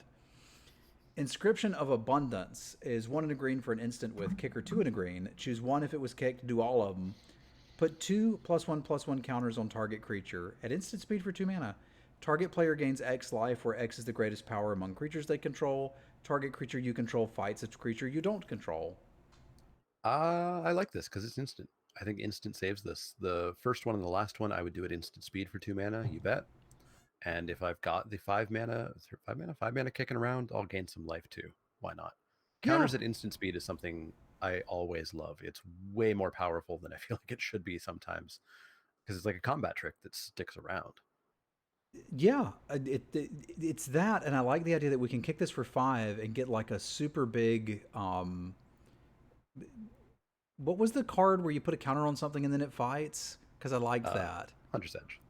Well, no, the Hunter's Edge didn't fight. Oh, that was Bite. Hunt the Weak. Hunt the Weak. Yeah, this is like a turbocharged Hunt the Weak for 5, and I also gain some life randomly. And because we do it in the order, if I put the counters on my biggest creature, I'm going to gain some life first. This looks good. I'm first picking this. Yeah, easy first pick. Yeah, I'm not taking the black removal over this. Yeah, so we're on first pick territory. We're doing a set review here, Corp, for all of the colors, all of the cards in Zendikar Rising as they apply specifically to draft. And our ratings are where we think you should pick them. So 1st, 3rd, 5th, 7th, maybe we'll wheel it, is kind of the grades that we're giving cards. Iridescent Horn Beetle is 4 and a green for a 3/4 insect. At the beginning of your end step, create a 1/1 green insect creature token for each +1/+1 counter you've put on creatures under your control this turn. I was interested. Well, I wasn't interested, and then I was, and then I wasn't. Yeah, this isn't the payoff for putting counters on things. The payoff for putting counters on things is you put counters on things. This reminds me of Nest of Scarabs. Yeah. So you're getting 1/1s. What are you doing with those 1/1s? Putting counters on them and getting more 1/1s? Yeah. Like is it fine? If it was 1 mana cheaper, this card would be pretty good. My problem is I have to get that first bug before this does anything. If I get the first bug, I'm happy. If I get the second one, we're doing it. Yeah, if you don't get the first bug, you've overpaid for really mediocre creature. This is tricky because it's like, if this finds its way into my pool and I'm green-black counters, yeah, play it. But I have to pick it to get it into my pool. Okay, then I'm looking to wheel it. And like, if I've got a very good black-green counters deck and we happen to open this later, maybe I'll pick it heavier. But, well, the reason I use Nest of Scarabs is because, like, you made your deck worse by putting that card into it. Like, that card was just stone unplayable. This is at least a 3/4. Right? And, like, there's no set where 1/1 tokens aren't somewhat useful. The vanilla test is the issue for me with this card. So I'm going to put this on the wheel, although its value will change depending on what your deck already has. Yeah, I think it's too expensive. I'll keep an eye on it, but I doubt it's going to go up. All right, Jiraga Visionary is 3 and a green for a 3/2. When it enters the battlefield, draw a card. It is an elf wizard. Sure. 4 mana, 3/2, draw a card. It's not the worst thing ever. It's a wizard. It's going to be tricky to get wizards in green, kind of. We'll see a couple of cards coming up. It's fine-ish, but boy, we had 3 mana, draw a card, tap for a mana, right? Yeah, and we also just saw a 4/3 for 4 that gets +2/+2. And, like, just comparing it to that, it's like, I don't want the card, I want them dead. Yeah, this isn't hitting things. This is drawing cards so you can draw more cards so you can do more things and have all the fun, right? Yeah, there's nothing wrong with this. Depending on how fast the format is, this card could be range from good adjacent to unplayable. My guess is still that I'm looking to pick these up 7th. Yeah, I can see that. That I'd rather have the Baloth first. Kazandu Nectar Pot is 1 and a green for a 1/3 insect. Landfall, you gain 1 life. Sure. You need Like- 2 drops. Yeah, you need 2 drops. This looks like a spider. It looks like it should have reach. It does not. You'll gain a few life. Sure. It has Sometimes 8 you just legs, need a doesn't creature. it? 1, 2, 3. It does. Yeah, so this is definitely an arachnid. This is Wow. like a tree tick. Wow. Way to fail, wizards. Yeah, okay. Insects don't have 8 legs. Well, I mean, we've seen spiders classified as insects, but okay, so sure, it has 6 legs and 2 arms. Okay, sure, we gotcha. Like a mantis. Okay, so maybe it's some sort of little mantis-y thing. But mantises have 4 legs and 2 arms. Yeah. So it's not like a mantis. It's like a tick. Anyway, you're gonna need 2 drops in your decks. This is a 2-drop that you can play. That's okay. There's also some conceivable way here to do the life gain matters thing in green, which is relevant because, like, I was able to make griffins in green white, so, like, that's sort of a thing, but I don't think this is a card you need to value very highly. Yeah. I don't know, are you gaining life? I guess we saw the record that gains life. Yeah. But yeah, this is a wheel. You can get it if you want it. Yeah.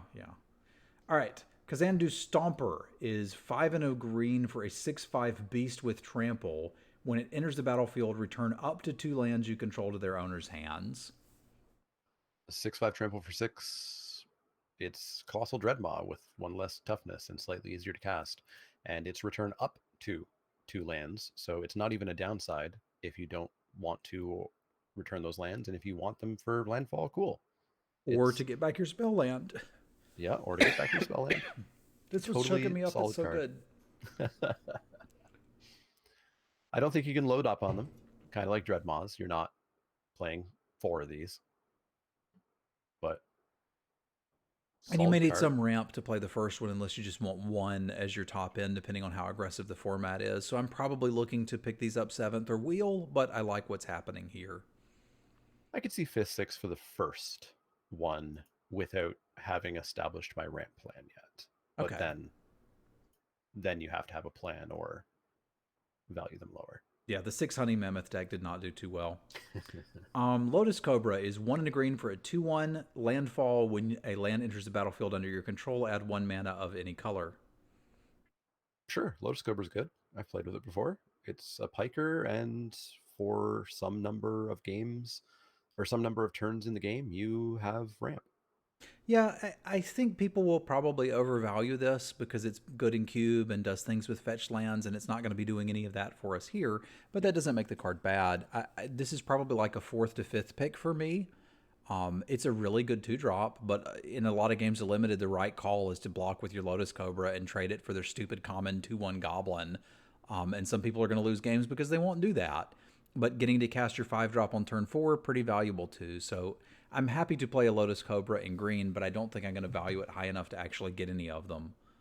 Yeah, good mana dorks for me are usually like third pick, and this is not exactly a good mana dork. You can't just do it whenever you want. You can't do it on your opponent's turn.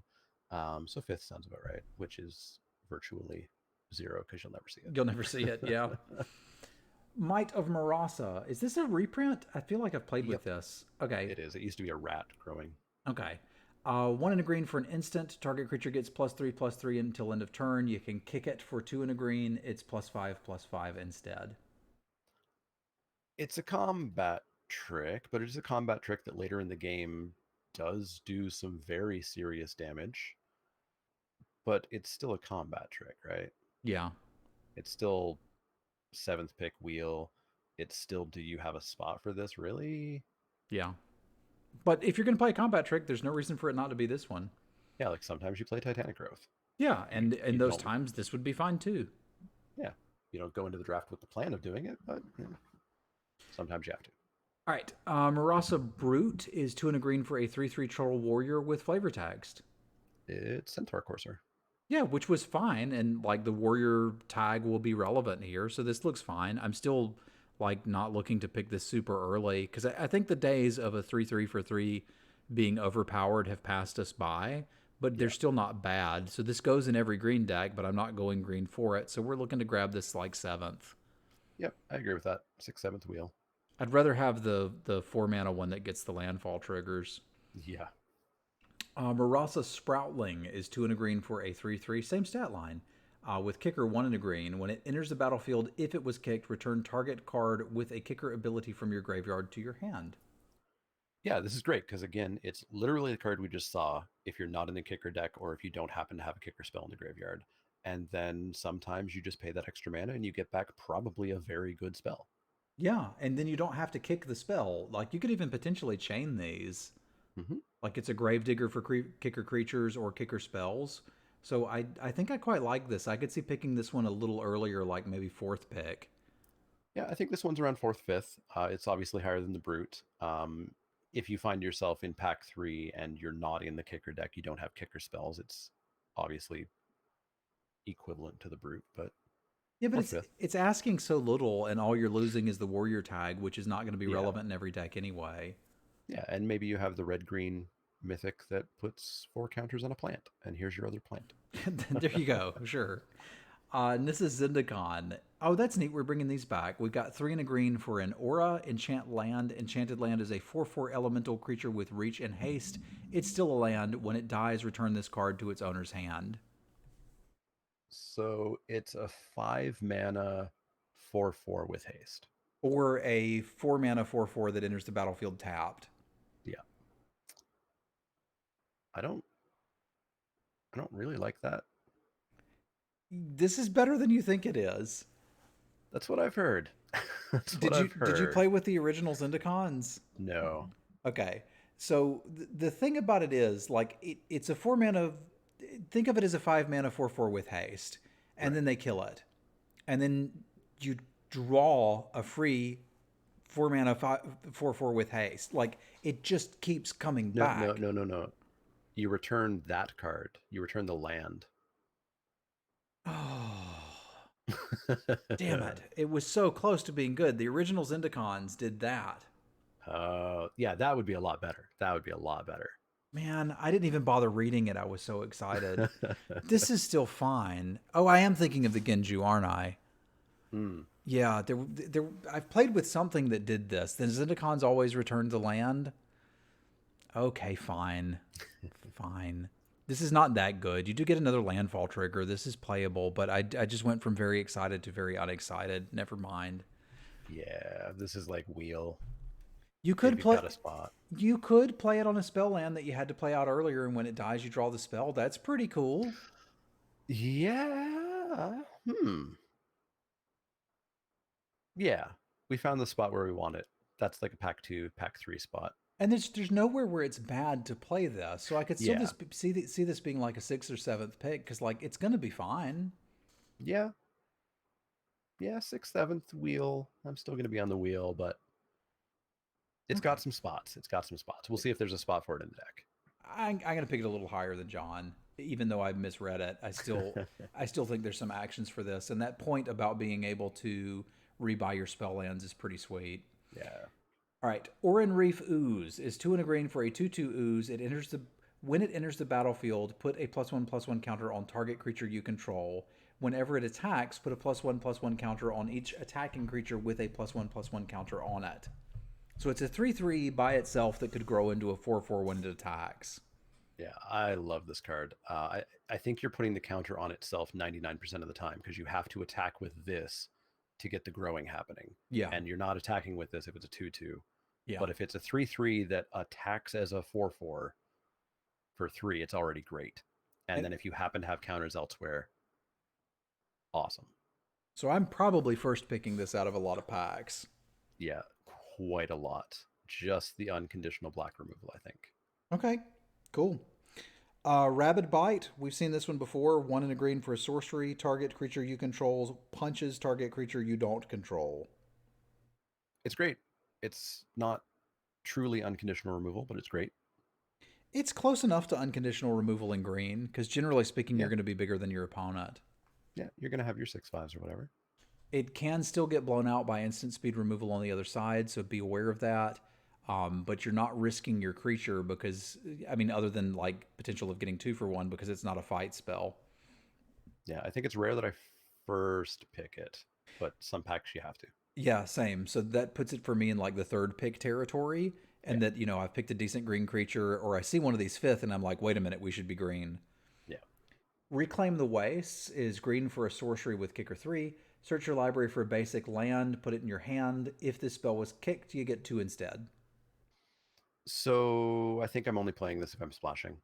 Um, I don't know if I need this in my landfall deck. I don't think I do either. And it's Like, not they go even a to great hand. splash enabler. It's kind of a weird divination for 4 mana that draws 2 lands. Yeah. It's nice to have this option to splash, but I think I'm with you. That means I want to wheel it. Yeah, for sure. Roiling Regrowth is 2 and a green for an instant. Sacrifice a land, search your library for 2 basics, put them onto the battlefield tapped, shuffle your library. This is a functional reprint. Oh, yeah? Isn't this Cultivate? Cultivate, you didn't have to sack a land. What am I thinking of? There's a card that did this. Harrow? Harrow. Harrow put them in untapped. Okay, so it's like Harrow, but they're tapped. Yeah, so this is instant speed double landfall trigger, which is pretty cute. It's mana fixing. It is 1 land ramp. There's a chunk of stuff going on here. Yeah, I don't think I'd want it if we didn't have landfall in the set. So I think I'm going to want it where I have landfall creatures and a splash. And it looks like I can splash if I'm playing green. So this is Yeah. one of those like, I'm not taking this and getting into green. So it can't be in the 1st through 5th pick territories realistically. But once I have a reason to be green, I'm starting to get interested in this.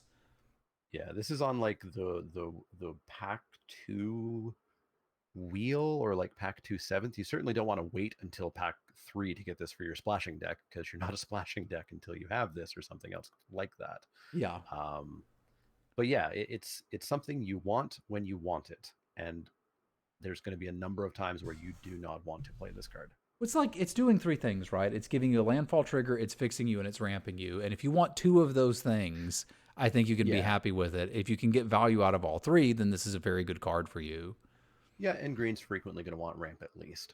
And landfall at least. And usually landfall. Because I want to attack with my 4/3 and have them block it with a 4/4 and play this. And then untap and play the 6/5 and return a land, and you see where I'm going with this. So I think this puts us in the 5th pick territory, but it'll go up from there once I'm already green. Yeah.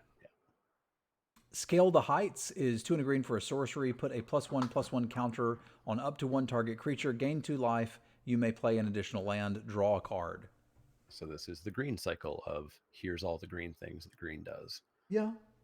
It's not instant speed. Which hurts it. Yeah. I think a fair bit.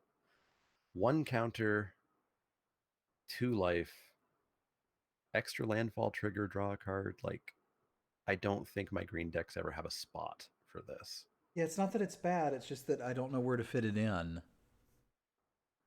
Yeah. So this is a wheel, and then probably not play it. Yeah. Yeah. Which makes it pretty close to just a no. Yeah, unfortunate. Scoot Swarm is 2 and a green for a 1/1 insect. Landfall: when a land enters the battlefield under your control, create a 1/1 insect. If you control 6 or more lands, create a token that's a copy of the swarm instead.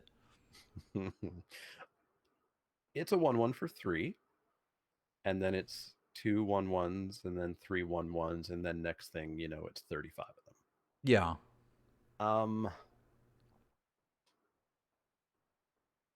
It's good, but takes time. It is inevitable. Yeah. At some point, the second you start getting the copies of the copy and they start going exponential, they're 1/1s, but when you have 30 of them, you turn them sideways and they can't all be blocked. Yeah. But you can't play it and block itself. Like this is a really good example of a card that's like bad the turn you play it, and then it gets better over time. It's like, is this like ill-gotten inheritance? No, because that at least gave you life. But it's kind of like an enchantment that just sits there doing nothing. It reminds me of what was the battalion card? The Boros Assemble card. the Legion? Yeah, Assemble the Legion. It's Assemble the bugs. That one was fast though, because that one was 1 creature and then 2 creatures and then 3, all with haste. That card was a first pick bomb.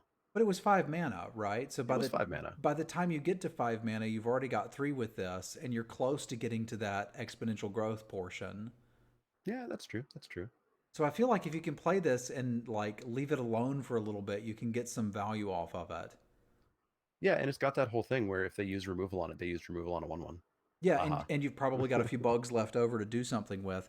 I'm first picking this, and I'm probably wrong, but this is exactly the type of card that will trap me because this looks like fun, and I want to have fun. Yeah, I think my debate was between if this is like first or third. Like, it's good. I'm playing it 100% of the time. I probably have to first pick it to actually get to play it. Yes, same. And if I ever get past one, I'm going to stop what I'm doing and do this now because bugs are cool. Skyclave Pickaxe is green, auto-equip, landfall. When a land enters the battlefield under your control, equipped creature gets +2/+2 until end of turn. Equip for 2 and a green. So turn whatever you want into a Step Links. Yeah, which is better than a Step Links. Yeah, like, put a land on the back of this. 1 mana is so close to being, virtually free to throw in my deck, but it's still a card. It's still a card.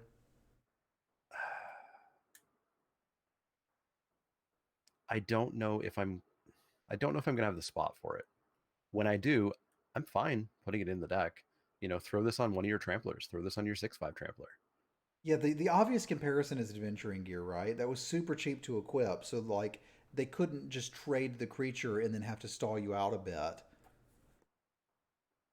Yeah, that equip cost on the move or the re-equip is something. God, but put this on something that already has landfall or has trample. Like, put this on your Borderland Minotaur. +4/+4 every land. This is playable. The question is, where do we pick it? Yeah, I think it's got to be 5th, 6th. 5th, 6th, 7th. I'm not exactly sure where. I need to play with this card some. Yeah, it's good if you're attacking. It's bad if you're blocking, and that makes me not like it that much. I'm thinking there's a chance you wheel this early in the format until people figure it out. Or that you don't ever get to see it until late in the format when people have figured it out and are like, I'd like to block, please. Yeah, everybody's grabbing all the 1/1s and then this. You can't like this if you don't like Step Link. Sure I can. You're not my real dad. I can like whatever I want. This is Step Links is an 0/1. Yeah, the Step Links is an 0/1. This is like put it on whatever I want. So if the creature that I'm putting this on has lifelink, trample, flying, menace, any of that, then all of a sudden this is getting pretty good, right? If I don't have any of those creatures, it's getting worse. Hey, Random, thank you very much for the sub. So I'm going to have to play with this one, but my guess is that I'm going to take it in the 5th, 7th range and we're going to have to see how this shakes out. If it's like original Zendikar fast and we're just attacking past each other, this is going to be great. If there's actual controller mid-range decks, this card's kind of going to suck. I think it's the best equipment we've seen other than the rare one. Well, yeah, but that's not saying much. Yeah. Thank you, Random. I appreciate that. Spring Mantle Cleric is 4 and a green for a 2/3. Sold! It enters the battlefield with a +1/+1 counter on it for each color of mana spent to cast it. So it's at least a 3/4 for 5. If you paid all green. Yeah, which I don't want. But it's 4 for 5, it's a dowser. Yeah, and that's like worst case scenario. And it like you're playing a 2-color deck, right? Yeah. So it's just a dowser. And it might be bigger if you're splashing. Yeah, if you're splashing, if you have if you're splashing. There's not much else going on there. If you have we'll see a Manolith style effect, but I don't necessarily know you're playing that if you're not splashing. Yeah, I think this looks okay to me, not busted. Maybe a 5th pick once I'm already in green. Like it has I might go a touch lower. But it's got counters. And so it could have trample, it could have menace. Yeah, no, 5th pick sounds right. Yeah, because I think the counters deck would be happy with it already. And I think if you're splashing green with anything else, you'd be happy with it. It's got a relevant tag, so I think this is at least okay. Yeah, I can see that. All right, Strength of Solidarity is green for a sorcery. Choose target creature you control. Put a +1/+1 counter on it for each creature in your party. Sorcery speed might be uncastable. Might only be 1 counter, no. Might be 2 counters sorcery speed, no. 3 counters sorcery speed, let's talk. Yeah. But not talk much. I'm not playing this. Yeah, I agree. That's unfortunate. Swarm Shambler, green for a 0/0, enters the battlefield with 1 counter on it. Whenever a creature you control with a counter on it becomes the target of a spell an opponent controls, create a 1/1 green insect token. 1 tap, put a +1/+1 counter on it. Do you remember Chronomaton? Do do do do do. Chronomaton. Do do do do. Love Chronomaton. It was real good. Yup. And this is exactly that with some other stuff. Yeah. I guess you have to pay green to cast this, whereas that you can play any color. Yeah. Thank you for the resub, Pirate. Yeah, this is good. You drop it turn 1. You can pump or attack whenever it is appropriate to do whichever it is. When it starts getting outclassed, just spend some turns pumping it up. It's got the extra thing where if it becomes a target of a spell, you get a random bug. It's solid. It's first pickable over every thing. It will get out of control faster than people realize because it can just sit there with a 1-mana tax and grow until it's relevant to attack. Or like you're happy to attack with it when you don't have anything else to do. Like this card's good. It's even okay adjacent as a top deck because it won't take too long for it to be relevant. Tajaru Brightblade is green for a 1/1 Death Touch. Elf Rogue. Typhoid Rats, cool. Love them. Sold. Let's play them. Still like 4th, 5th pick, but love them. Yeah, once I'm green, once I'm green, I want these. These are rogues that can attack happily for rogue shenanigans. If you have some rogue stuff in your black, green, or blue-green deck, like 1/1 Death Touches are always good. Yep. And I'd play like 3 of them pretty happily. Tajaru Paragon is 1 green for a 3/2 elf. It is also a cleric, rogue, wizard, or warrior, but it can only fill 1 slot in a party, right? Yeah, 1 creature can be 1 type when counting your party. Okay. And it has Kicker 3. When it enters the battlefield, if it was kicked, reveal the top 6 cards of your library. You may put a card that shares a creature type from among them in your hand. The rest go on the bottom. So you could get an elf, cleric, rogue, warrior, or wizard, but only 1, right? Yep. Okay. But it's a 2-mana 3/2. Yeah, 2-mana 3/2. It's already blown up the vanilla test. These, we'll see, I think, 1 more green one and a colorless one. These ones that are all the types, I think, do help the party mechanic function because you have your warrior that you're going to cast, and you have a cleric down. You play your warrior and cleric, you get to count this as a wizard. Or if you need, you get to count this as whatever one you need to get that 3rd party member. And I think it ups the party mechanic a little bit. It's unfortunate that it's in green, which is the color that least is interested in having a party get together.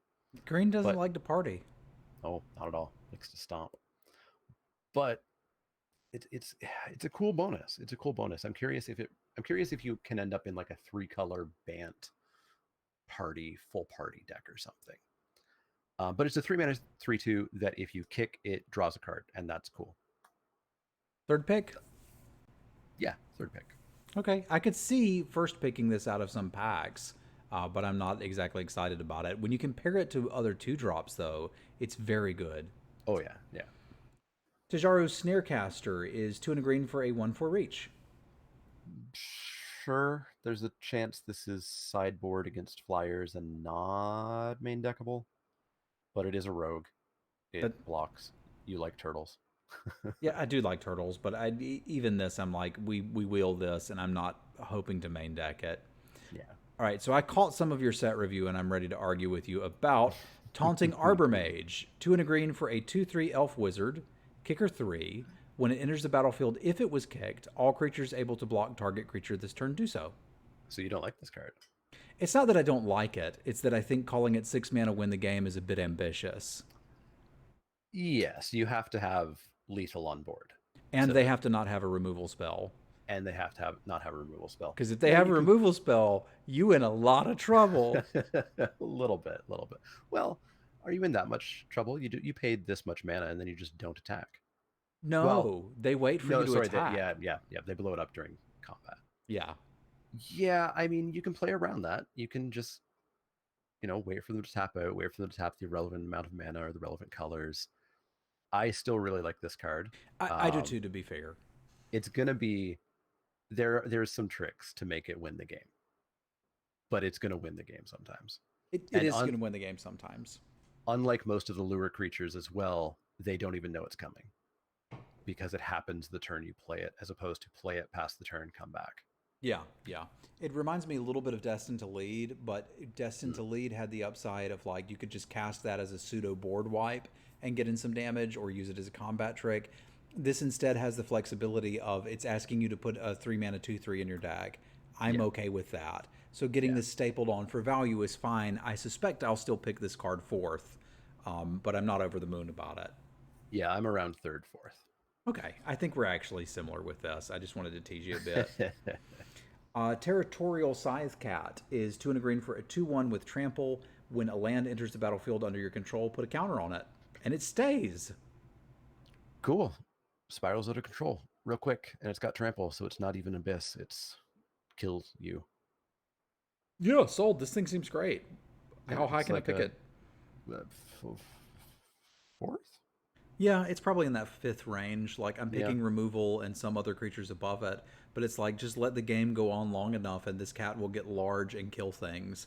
Yeah, and Cats you'll don't play- like to party, but they do like to murder people. You'll play infinite copies of it. Like, Yeah, I think I'd play like 4 and be pretty happy. yeah. It isn't a great blocker early on. However, you just need to play 1 land for it to be caught up to blocking. So I think I'm pretty comfortable with that. It can be a hefty chunk without much work. Yeah. Turn Timber Ascetic is 4 and a green for a 5/4 giant cleric. When it ATBs, you gain 3 life. Okay. 5/4 is like a 5/5, and I gain 3 life. Cool. And it's a cleric for any party shenanigans. It's 7th pick. Yeah. But It seems like I can do better than this. There's nothing bad to say about it, but I can do better than this. yeah, you'll find better cards the vast majority of the time. But if you don't, you can put this in your deck and it's okay. Yeah. Vastwood Surge is 3 and a green for a sorcery with kicker 4. Search your library for up to 2 basic land cards, put them into the battlefield tapped, then shuffle. If it was kicked, put 2 +1/+1 counters on each creature you control. So it's like 4 mana, ramp you straight to 6, get you landfall triggers. If you happen to have 8 mana, pump your team while you at it. Yeah. I'm not sold on it. Like, Plus. yeah, if I'm splashing, I'm more interested. If I really need that ramp, perhaps I have a whole bunch of kicker spells that cost a whole bunch. or I have some big creatures. The double landfall trigger is cute. 4 mana for 2 counters is not great, but if you have it, do it. On each creature you control. Oh, sorry, each creature you control. Put So 2 counters 8 on each mana. creature. Oh, yes, that is worth it. Yeah, so I'm like, that is very much worth it. I would probably play 4 mana ramp 2. Like, that seems pretty good. And the fact that if I top deck it and have already spent some other ramp spells or just drawn some lands, it's like pump my team. That seems pretty good too. Like, I think this is like a, I don't know, 4th or 5th pick card for me, but I think I'd put this in a lot of green decks because if I can't do anything with the mana and can't do anything with the counters, I've drafted a pretty crappy deck. That's true. I guess I liked Grow from the Ashes quite a bit. And it's obviously different than this, but it's similar-ish. Yeah. I could see this being played. Where are you picking it? I think 4th. 4th. Yeah, I need a reason to be green first. Once I've got it, like, this is flexibility. It's a ramp card that's not a dead draw later. That's true. You pick it early, and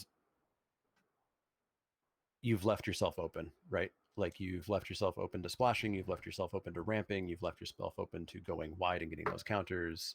It's flexible, it's versatile, which is the name of this set. Yeah, and I'm cheating a little bit here, Japan, by saying 4th, which good of you to notice. But like, if I see this 4th or 5th, I'm going to start thinking about green. Yep, I can see that. You've talked me up. All right, Veteran Adventurer is 5 and a green for a 5/5 human that is also all party members with vigilance. It costs 1 less to cast for each creature in your party. So this would often be a 5 mana 5/5 and could be better than that.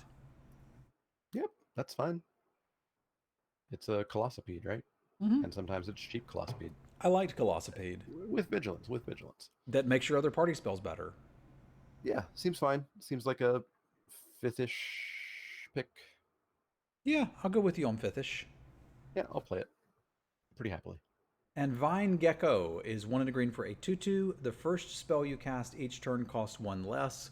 Whenever you cast a kick spell, put a +1/+1 counter upon the gecko.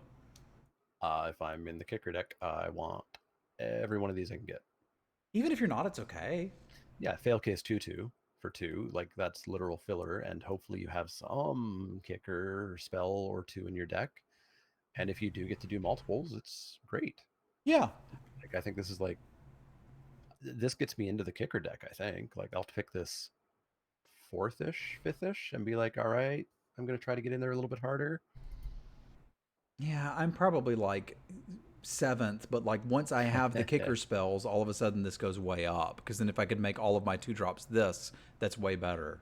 Yeah. This card's got solid value on it. I think you're actually right in that it should be 5th. Yeah, I think I'll take this and get into kicker. And if I have taken kicker and got into this late, cool. I got there. Okay, so we'll be kicking it with the Mana Leek. Yeah.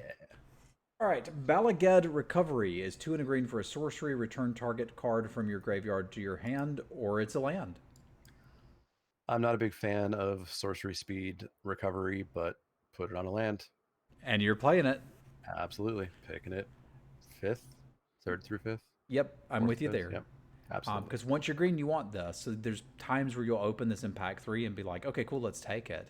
Mm-hmm. And again, we've seen a lot of ways to return land. So like getting to bounce your land and then buy something back later is just value. Yep. Kudzu Mammoth, 1 green for a 3/3. Thank you, Intangible. I'm going to let Trogdor do his thing real quick.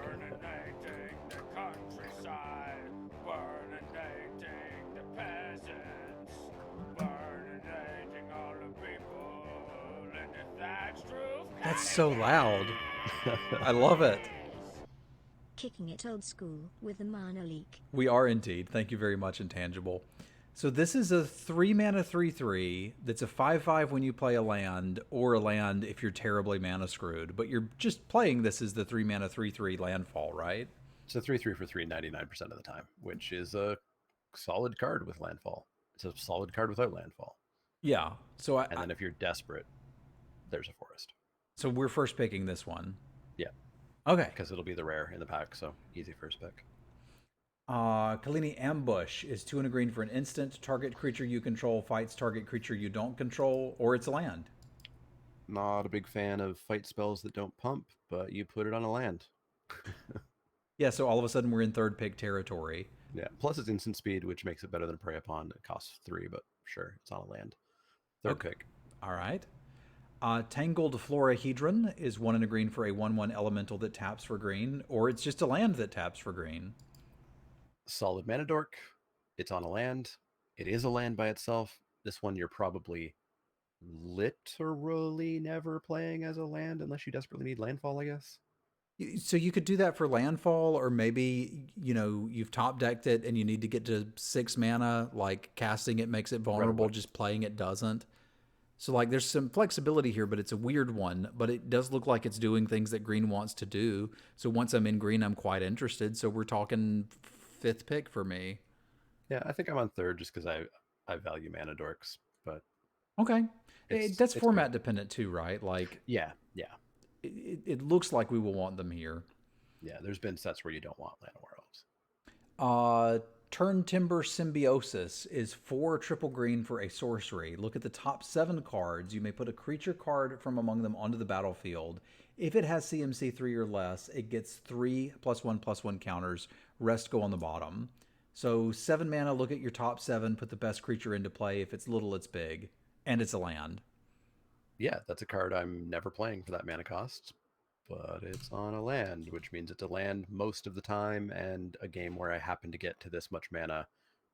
Sure, I'll spin the dice and see what I get. Yeah. So I'm first picking this one. Just easy first pick. Because expensive spell or land is a really nice one. Yeah.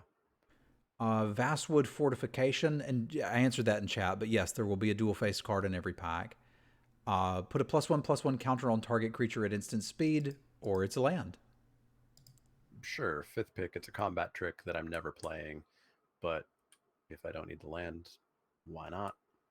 Yeah, sold. I'm playing this one. This again looks like a 5th pick one. Yeah, but it's one of the weaker ones, but it's still totally fine and playable. well, it's one of the weaker ones, except it's always better than a land. Yeah, that's true. This is a land real early when you haven't drawn them. Yeah. Third pick on this one, I think you may be overvaluing that. But we'll have to see this play out. Like, this is the question of this format, right? We'll need to see how early these lands go. So I don't think I'm going into green because I got past a Vastwood Fortification pick 3. Yeah, like I'm not getting into green for this card. I'm not taking this over removal. I'm not taking this over bombs. I'm super not getting into green for this card. Yeah. Now, Dave's point is fair. Like, if I'm drafting more land spells, then I'm going to be able to play more of my draft picks, which is something I famously said a lot too. I just feel like if the spell is one that I would happily put in the deck anyway, it's getting bumped up for me. Yeah, and if you're playing an extra spell than me, but the spell was you put a counter on something, and my spells were good, it all comes out in the wash, kind of. I think so too, but it'll be very interesting to see how that actually plays out. Yeah.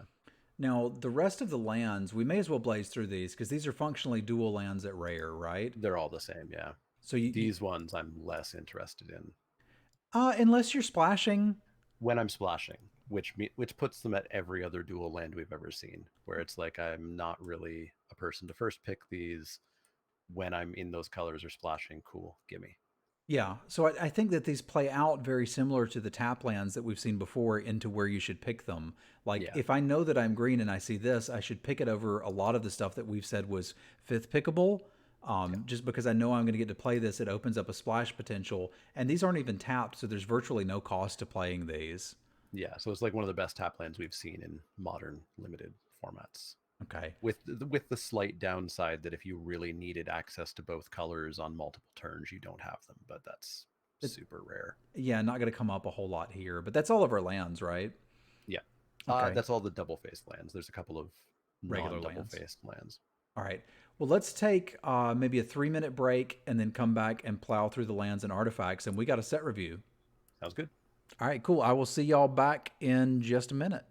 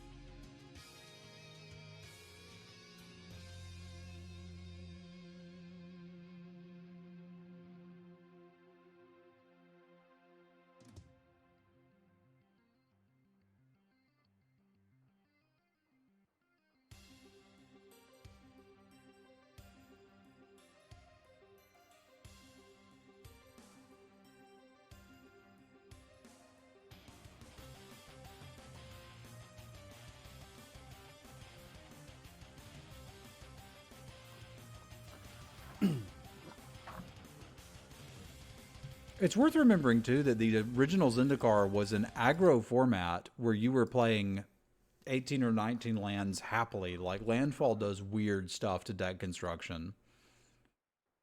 So just bear that in mind as we're going through these. All right, you want to jump in and knock this thing out? Yeah.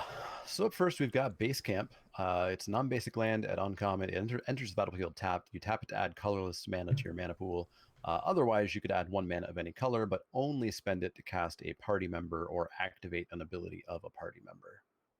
So this could sort of help splash party members that are not your main colors, but at the cost of hurting your mana for your main colors. Yeah. But in theory, help your creatures anyway. I don't think I'm going to super want this, although it looks interesting for constructed applications. Yeah, this is the kind of thing that I'm not really playing. This looks like it's for Bant party or like Jund party or some sort of 3-color party deck. Ain't no party like a Jund party. Because the Jund party don't stop. Yeah, I'm not hurting my mana base for this, so I'm not going to play it. Okay. But somebody who loves themselves 3-4 colors is going to jump into it and have some fun. Yeah, I don't think it's for me though, so I think this one's just going to pass by. Yeah. Crawling Barrens is a land at rare. Tap to add colorless or pay 4, no tap. Put 2 +1/+1 counters on Crawling Barrens, then you may have it become a 0/0 elemental creature until end of turn it's still a land. I'm first picking this one. Love this card. It's a mid-range control finisher. You have 4 mana. Cool. Throw it into this card. It activates itself. You can tap itself for mana to throw those counters on. And you don't have to turn it into a creature, so it doesn't even, momentarily make it vulnerable to removal. Yeah, this is just a wonderful 18th land in every deck, no matter what you're doing. The reason it's such a high pick for me is that it's colorless. I can put this in literally every deck that I'm going to play. So I'm picking this one super highly. That's good. Colorless every deck. Love it. Up next is Throne of Makindi. Throne of Makindi is a land at rare. Tap for colorless mana. Pay 1, tap it to put a charge counter on it. Tap and remove a charge counter from it. Add 2 mana of any one color, but spend that mana only to cast kicked spells. We were so close. We almost got to a charge land that I wanted, but then we got to a charge land that I don't wanted. That sucks. Yeah, I don't want to fiddle around tapping and untapping and blah, blah, blah. Just to get a 1 mana discount on a kicked spell. If we could use that mana for anything, I think this spell would be very good. Now, do keep yourself open to spots where it would let you, in conjunction with various other cards, splash a kicked spell in your kicker deck. But I'm not on board for this. Yeah, I can play the Gecko and get my discount. Also, this is a rare. Yeah, this hurts for the rare in the pack. It does. That's fair. So it's more of an installment plan than a discount. But like the turn where you tap it, you are getting some ramp out of that. You just had to pay for it before. How do you feel about the basics? They look pretty, but every set has full art basics now, so they're functionally worthless. Okay. When everything is special, nothing is special. There you go. Cliff Claven Sale is 1 mana for an equipment. When it enters the battlefield, attach it. Equipped creature has flying. So it's Kite Sail that auto equips? Yeah. Was Kite Sail 2 to equip, or was Kite Sail 1 to equip? I think it was 2 and 1, but I played it some. Okay, also. Yeah, I mean, this is a card that I never play, and then I see somebody throw it on their 6/6 dinosaur, and I die. It's not a card that I'm going to play. It's a card that I should probably play if I want to steal some more games. Yeah, this is one that, like, the higher the stakes are, the more interested I am in a card like this. Yeah, play this at your PTQs, play this at your Pro Tour. Maybe not play it day in and day out. But be on the lookout for decks that are interested in this effect. If you have a lot of big creatures that are attacking on the ground, something like this can give you an edge, and I might be interested in it there. That said, I'm still probably looking to wheel it. Yeah, I'd want to wheel it. Green's looking to play this with its big things. You could argue that red would use this as a finisher for that last little bolt to the face or something. Yeah. Yeah. Cobbled Wings is the one I was thinking of, Ben Geek. Good call. And I think that was a little bit better because it was cheaper to move around, but like you really didn't need the flying blockers that much, so it's not that big a deal. Yeah. Forsaking Monument is 5 for a legendary artifact. Colorless creatures you control get +2/+2. Whenever you tap a permanent for colorless, add an additional colorless. Whenever you cast a colorless spell, you gain 2 life. Nope. Yeah, there's not a colorless deck, is there? There's only a few colorless creatures in the entire format. There's no colorless spells. This is just a leftover, hey, remember the Eldrazi kind of thing. Remember Eldrazi? I remember. Lithoform Engine, 4 for an artifact. 2 tap, copy an activated or triggered ability. 3 tap, copy target instant or sorcery you control. 4 tap, copy target permanent. Oh boy. It looks like fun. I think it might be good too. I think If the format's slow enough for this to be good, I'm excited. if it's slow enough, which one do you think you're using the most? Do you think you're copying like 4. a bunch of landfall triggeries? Or do you No. think just copying cloning every turn? Yes, like all I got to do is just 4 mana every turn. I get a copy of the best creature I have. Let's keep doing this. So you want the But I have to copy a permanent spell, so I have spell, it has to be on the stack. It has to be on the stack. Oh. Yeah. So you have to be paying 4 mana plus the casting cost of the creature. Oh. Picard GIF. I'm kind of feeling like I'm out. Yeah, so I think if you're playing this, you're commonly copying like a landfall trigger or something for 2 because that's cheap, but it's not cheap to play this card, pay 4 to play it, keep up that extra mana. So I think this is jank for Commander or something. Everything has kicker 2, 3, or 4, and it's copy it. That's a good way to think of this, Dave. I don't know. I got to play with this one. That means I'm going to first pick this, and then I'm going to lose a few times with it, and I'll be like, John was right. But yeah, if I always had this on the battlefield and all the spells had kickers, sure, but I have to put this in my deck and pay 4 to start. which is a cost, which is a real Yeah. cost, and it doesn't attack, it doesn't block. But if I copy 2 things, if I copy 2 creatures, I've gotten my value, right? Like even the Copy worst one creature. I think the first creature you copy, you've almost gotten there. You just have to get there. I feel like I could do that in a green rampy deck. I think this belongs in green because you need to have the mana for the creature and you need to have the 4. Okay, well let's talk then. Let's call this a green, and I'm going to first pick it and do something stupid with it, and it's going to be fun. First pick, I'll watch somebody first pick it and then decide if I'm going to or not. Okay. Myriad Construct is 4 mana for a 4/4. Sold. Kicker 3. If it was kicked, it enters the battlefield with a +1/+1 counter on it for each non-basic land your opponents control. They'll have more than usual in limited because they're first picking all of these +1/+1 counter tricks. When it becomes the target of a spell, sacrifice it and create a number of 1/1 colorless artifact creature tokens equal to its power. So it's a vanilla test passing 4/4. You're probably not getting this to be a 7/7, but maybe somebody has 3. I think you're going to see on average 2 to 3 non-basic lands in someone's deck, just because while people are picking those highly, they have to be the right color. Yeah. You can't just pick all 5 colors of them. And then when it gets targeted by anybody, it freaks out and scatters into 1/1s. Which is not bad. It'll still block the same. Yeah, your game plan kind of changes a little bit, right? It blocks the same and or it chump blocks forever. And now your other things get through. I think it's probably just fine enough that, until it gets targeted, it's a 4/4 for 4. Or potentially a bit bigger. I'm going to first pick this a decent amount just because it's colorless. And yeah, like there's no deck that doesn't want this. Yeah, this goes in every deck you're going to play. I can imagine colored cards that are better, but I won't often see them with it because this is going to be the rare in the pack. So it doesn't really matter where you rate it. I'm going to first pick this a good bit. Yep, I'm taking removal over it, but good removal over it, but otherwise first pick. Yeah, let's talk. Relic Amulet is 2 for an artifact. Whenever you cast an instant, sorcery, or wizard, put a charge counter on it. 2 tap, remove all charge counters. It deals that much damage to target creature. So this is a sort of a blue-red artifact, but you could put it somewhere else because you'll have instants and sorceries, maybe not too many wizards. And it's just a really, really, really, really slow shock or bolt or something. You remember the shrines from New Yeah. Phyrexia? Shrine of Burning Rage. Yeah, it kind of reminds me of those, but it's significantly worse. Yeah, they put a counter on guaranteed every turn, and then for every red spell. This is such specific spells that it's going to go a little bit slower than you want it to be. In blue-red spells, I think I'm still playing it every time. But it's But I'm weird not because it's a going- removal spell that isn't a spell. Yeah, so it doesn't even trigger the other parts of that deck. I'm never getting into the deck for this.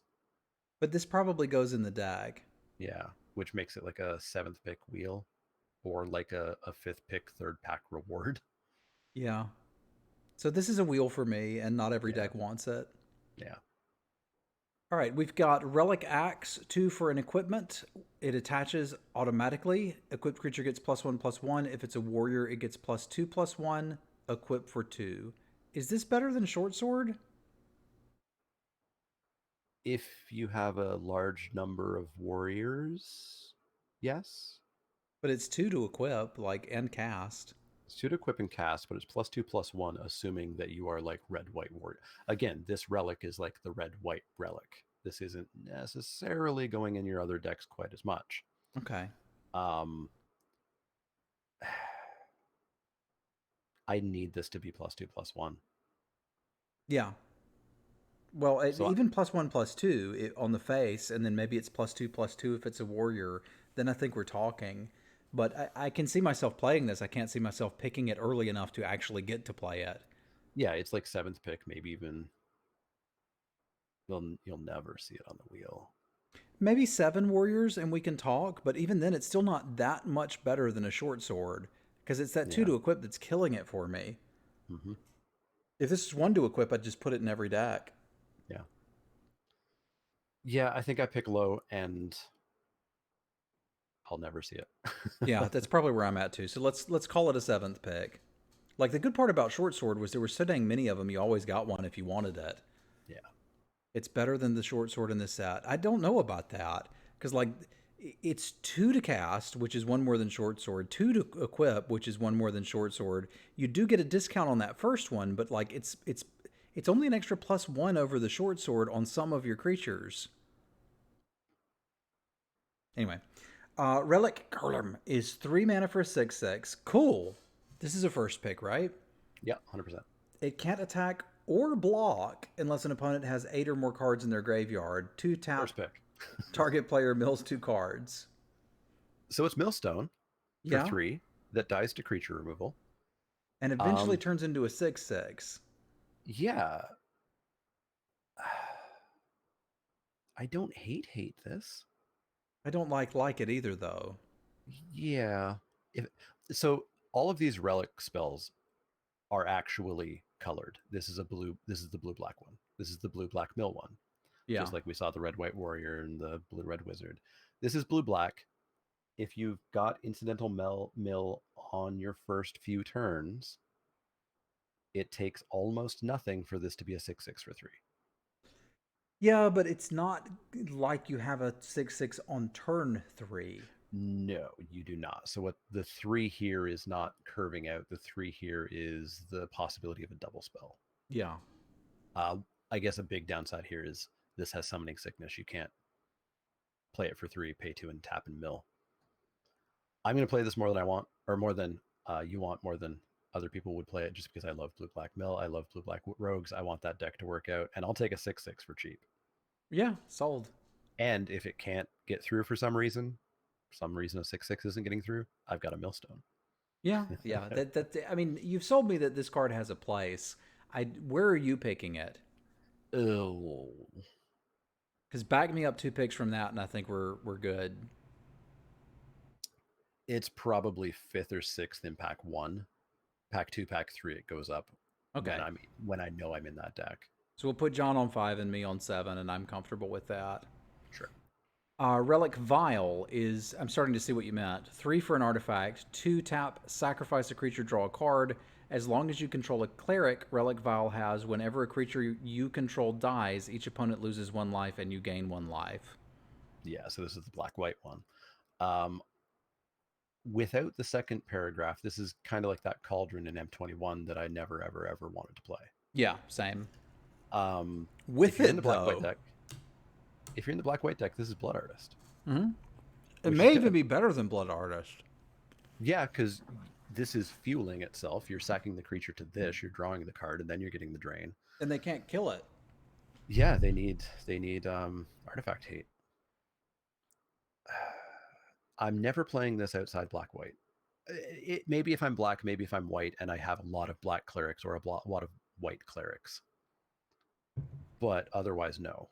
If I'm in black white, I really want this. I think I want this maybe more than any of the other relics we've seen. Same. So I think this is again is a little bit of a weird pick where I really want this pack 2, pack 3. Pack 1. It's probably like 7th, unless you've just started on the right train for black white and get past this. There are some green clerics, but I think this is overall a black white card mostly. Mm-hmm. Green does not have. Green has 2 clerics and 2 multiclassers. But the multiclassers are like rare and uncommon. They don't count. Yeah, and black and white just naturally has way more. Yeah. So they have like 6 or 7. You're saying this seems bad, Magic the Mentoring. Did you play with a card like Blood Artist or Zulaport Cutthroat? Because the idea with that style of card is like they were understated. They were 2-mana 1/1s. But when your stuff died, draining your opponent like that can get out of control pretty quickly. And the one thing you wanted with those cards was a way to sacrifice your own creatures to force through the last bit of damage. And this is able to do both things. It drains them, provided you have some clerics, and it gives you a way to sacrifice stuff. Like now all of a sudden their arbitrarily large ground pounder can't really do anything because you'll just block it, sack in response, drain them, draw another card. Like effects like this can be quite good. So it's not just the 5-mana sack, draw a card. I wouldn't play that. That would be bad. It's that second paragraph like John mentioned. So I think I'm going to put this down as like a 7th pick, but if I'm in black-white, deep black-white, and open this in pack 3, I'm first picking it. Yeah, for sure. And that effect may be worse here than it's been in the past, but if past experience is anything to go on, that's going to be good. Yeah. One unfortunate thing is it's uncommon, so you're not stacking them. Fair enough. I'm stacking them. Seagate Colossus is 7 for a 7/5. It costs 1 less for each creature in your party, and it's a Golem Warrior. No. 6 mana for a 7/5 doesn't have you interested? This means every deck that wants it will have a big dumb thing. Yeah, it's keyword big. It's keyword big front and decently big butt. Yeah, it's fine. I don't think you need to pick this highly, but I think if you want a big thing for your deck and don't have one, you could certainly do worse. Yeah, I could see like 7th pick. 7th pick or wheel it. I mean, 7/7/7 pick. Yeah, maybe you end up in green where you're already ramping a little bit. So even if you don't get there, you can pay it. And maybe you have some multiclassers and surprise, this is 3 mana. Like if this was 5 mana, it'd be busted, right? Yeah. And there's some decks where you could do that. That's true.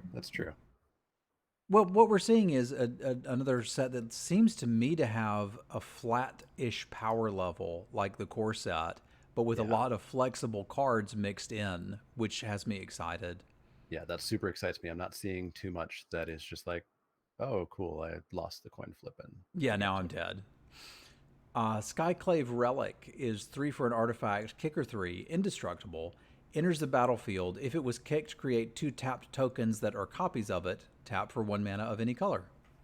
Finally, my manaless won't get blown up. Yeah, That which is always what you were worried about. Well, I mean, the idea is if you cast it on 3, you've ramped by 1. You cast it on 6, you've ramped by 3. Yeah, I don't hate Manalith. It helps you out splashing quite well. It is not the best ramp. Ramp is better on 1 or 2, but on 3, you'll still take it. And hey, you've got the extra mana. Why not pump it in and get some extra? It's rare, though. Like, I'm not going to get to play rare. with this.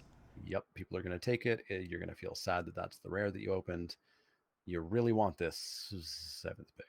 Yeah, I was going to say 5th, because I think by then I know what I'm doing, and it's ramping or not. Yeah. But we will see. Skyclave Sentinel is 3 for a 2/3, flying defender, kicker 4. If it was kicked, it enters the battlefield with 2+1/+1 counters on it. as long as it has a +1/+1 counter, it can attack. So it's a 3 mana 2/3 defender flyer, and if you pay 7 mana, you get a 4/5 flying. That's a lot okay. of mana, but it's a lot of mana, but it's a 4/5 flyer. Yeah, and it has the flexibility of if you just need a 2/3 blocker, here you go, you got one. Yeah, it's got flexibility. It goes in any deck. You can't get color screwed out of casting this. If you happen to be black-green, then you've kind of gotten there with your 2/3 for 3 flyer, and then you get a counter on it in some random way, whether it be your counter land or your The black 1/1 combat trick. black combat trick, subtle strike. Yeah, there's lots of ways. I think maybe this is kind of a black-green card that happens to have some versatility in other colors. Okay, I'm not taking this super high, but I think I would play No. this in a lot of decks. I think I might try to wheel this or like seventh pickish. Yeah, that sounds about right. All right, Spare Supplies is 2 for an artifact, enters tapped. When it enters the battlefield, draw a card. 2, sacrifice it, draw a card. What? I don't know where I have a spot for this. This is sort of a colorless divination. It's a colorless divination for 4 mana over a couple of turns because it does enter tapped. I feel like I'm going to have way too many cards that I want to play that I'm never going to have a spot for this. Same. Like I'm not rewarded for playing artifacts, not rewarded for sacrificing artifacts. This is outside of the set. It does nothing for the set. It is just it doesn't trigger instant sorcery like divination does. It I don't does see a work spot. with your Vampire Nighthawk variant to put an artifact in the graveyard, John. No, it counts your opponent's graveyard, I think. Oh. So yeah, this is a card that's like, there's nothing wrong with it, but it doesn't fit in particularly well. Yeah. Yeah, it gives card draw to colors that don't usually have it. Do you want it? I don't know. So I'm wheeling this if I want it, but I don't think I do. Every color has card draw now. Yeah, yeah. But I don't think I want that.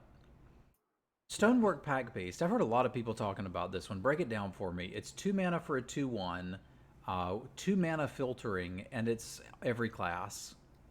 So it's a multi-classing Prismite. I'm curious because if you really want to get full party, here's a cheap card that is playable as a piker that will fill in the role that you happen to need at any given point in time. Will that work out the way that you want it to? I don't think so. I think this might be a blue, white, or black, red card because those are the full party colors. But so the trick here is probably every It counts for one. Yeah, it counts for one. Probably every class black, blue, white, or red creature that you have is better than this. The problem is that you may not have the exact one that you need at any given time, and this is always the exact one that you need at any given time. But do you have a spot for it? That's the challenge. There were times where I just didn't get enough 2-drops and I played a Prismite, and it doesn't look like that's going to be an issue here because there were decent 2-drops in all of the colors. Yeah, I think this lives or dies on if full party is really helped out by this and is worth it. I don't think it is. I didn't see enough payoffs. Yeah, the payoffs were what? There was that white one that gave indestructible to your attacking team, which is really good. Yeah. And then just discounts on your spells. Yeah, discounts on your spells, the flyer. So yeah, I don't know. If you were splashing with this, you were going to have a really bad time. I got a video for you, my friend. Check out The Joy of Drafting, where I will explain to you why this is not mana fixing. Yep. Yeah, this is not mana fixing. I think this is something that I'm looking to wheel if I want it, and I doubt that I want it. Now, I have cast spells off of Prismites before, don't get me wrong. I'm just saying you don't want to, like, depend on something like this for it. That's not going to help you. Yeah, I'm looking to wheel it, even if it works in that deck the way that people are hoping it does. I still think you wheel it. There's somebody that's going to just start gobbling these up and have a deck with 6 of them. And like, Yeah. let's see. Utility Knife is 1 for an artifact, auto equips, +1/+1, equip 3. It's terrible. Yeah. They took Short Sword and made it real bad. Yeah, they sure did. Like this I don't this is want this. essentially 1 mana sorcery speed, put a counter on something. Yeah, And then and you can buy it move the back. counter later. Yeah, but that's not enough value for me. Yeah, I'm noping on that. Is that it? That's it. We did it. All right. Well, that 20 Pikers, 3 party payoffs. Go. You figured it out. Well, that is our set review, boys and girls. I want to thank John for coming and hanging out. That was not a short experience. We have been hanging out and chatting for a little over 6 hours. Mm-hmm. Please take a moment and hype anything you would like to. Tell them about your stream, your YouTube, and anything else you've got going on. Let's see. You'll find me on Wednesdays over at twitch.tv/the Mana Leek, where I play 99% limited. It's very rare you'll find me playing something else. Almost always best of 3. Usually arena. I haven't played MTGO in quite a while, although I did try Supreme Draft and it was a bad idea. You'll find me over at youtube.com/the Mana Leek, where I will have my own set review, which I did up on Twitch yesterday. Where I have probably changed a lot of grading. So this is definitely more the up-to-date one. Weekly gameplay videos, and I'm going to start doing my lists again. Other than that, if you do come by Twitch, you'll sometimes find me building Legos or playing another game or something like that. I am trying to get a little bit more community-ish rather than solely Magic, for sanity reasons. But yeah, it's a fun time over there. We got a great community. We run Discord tournaments now and then. It's fun. Well, cool. Y'all be sure to check out John and his content. I found it to be an enjoyable stream. He runs Stream Raiders quite often too, so we can fight battles there. I appreciate you guys and gals tuning in today, and I appreciate the support. I will be back tomorrow. We'll be doing some more best of 3 drafts. Maybe we'll check out Amonkhet one more time. But I'm going to call it here. Can you talk about the set overall? Are there any overarching thoughts? You got a wrap up for us? Wrap-ups are always hard at the end of a set review because we still haven't played it yet. Yeah, that's the tough part. Yeah, it's really hard. I think a lot of people who are giving you color rankings already, they're guessing. We could guess, but there's not much value in the guessing. Play the set, have fun, explore, see what's going on. Yeah, that's about all I can do for overarching. I mean, the real question is the lands, and we just don't know yet. My suspicion is that it'll play out like some of the cycling cards we saw in Amonkhet, where some of them were effects that were good enough on their own that you'd play the card and then happy it had cycling, and then others like Haze of Pollen that just didn't really come up enough to be consistent main deck cards. So the flexibility didn't matter because it was almost always just getting cycled. So that's my guess. I expect to see a large swath of people overrating them and a large swath of people underrating them. And in reality, it's going to be in the middle, which, surprise, that's every Magic set ever. There you go. Alrighty, folks, we'll call it here, and I will catch you guys and gals tomorrow. Let me find somebody to host real quick, because it's always a good idea to host your friendos.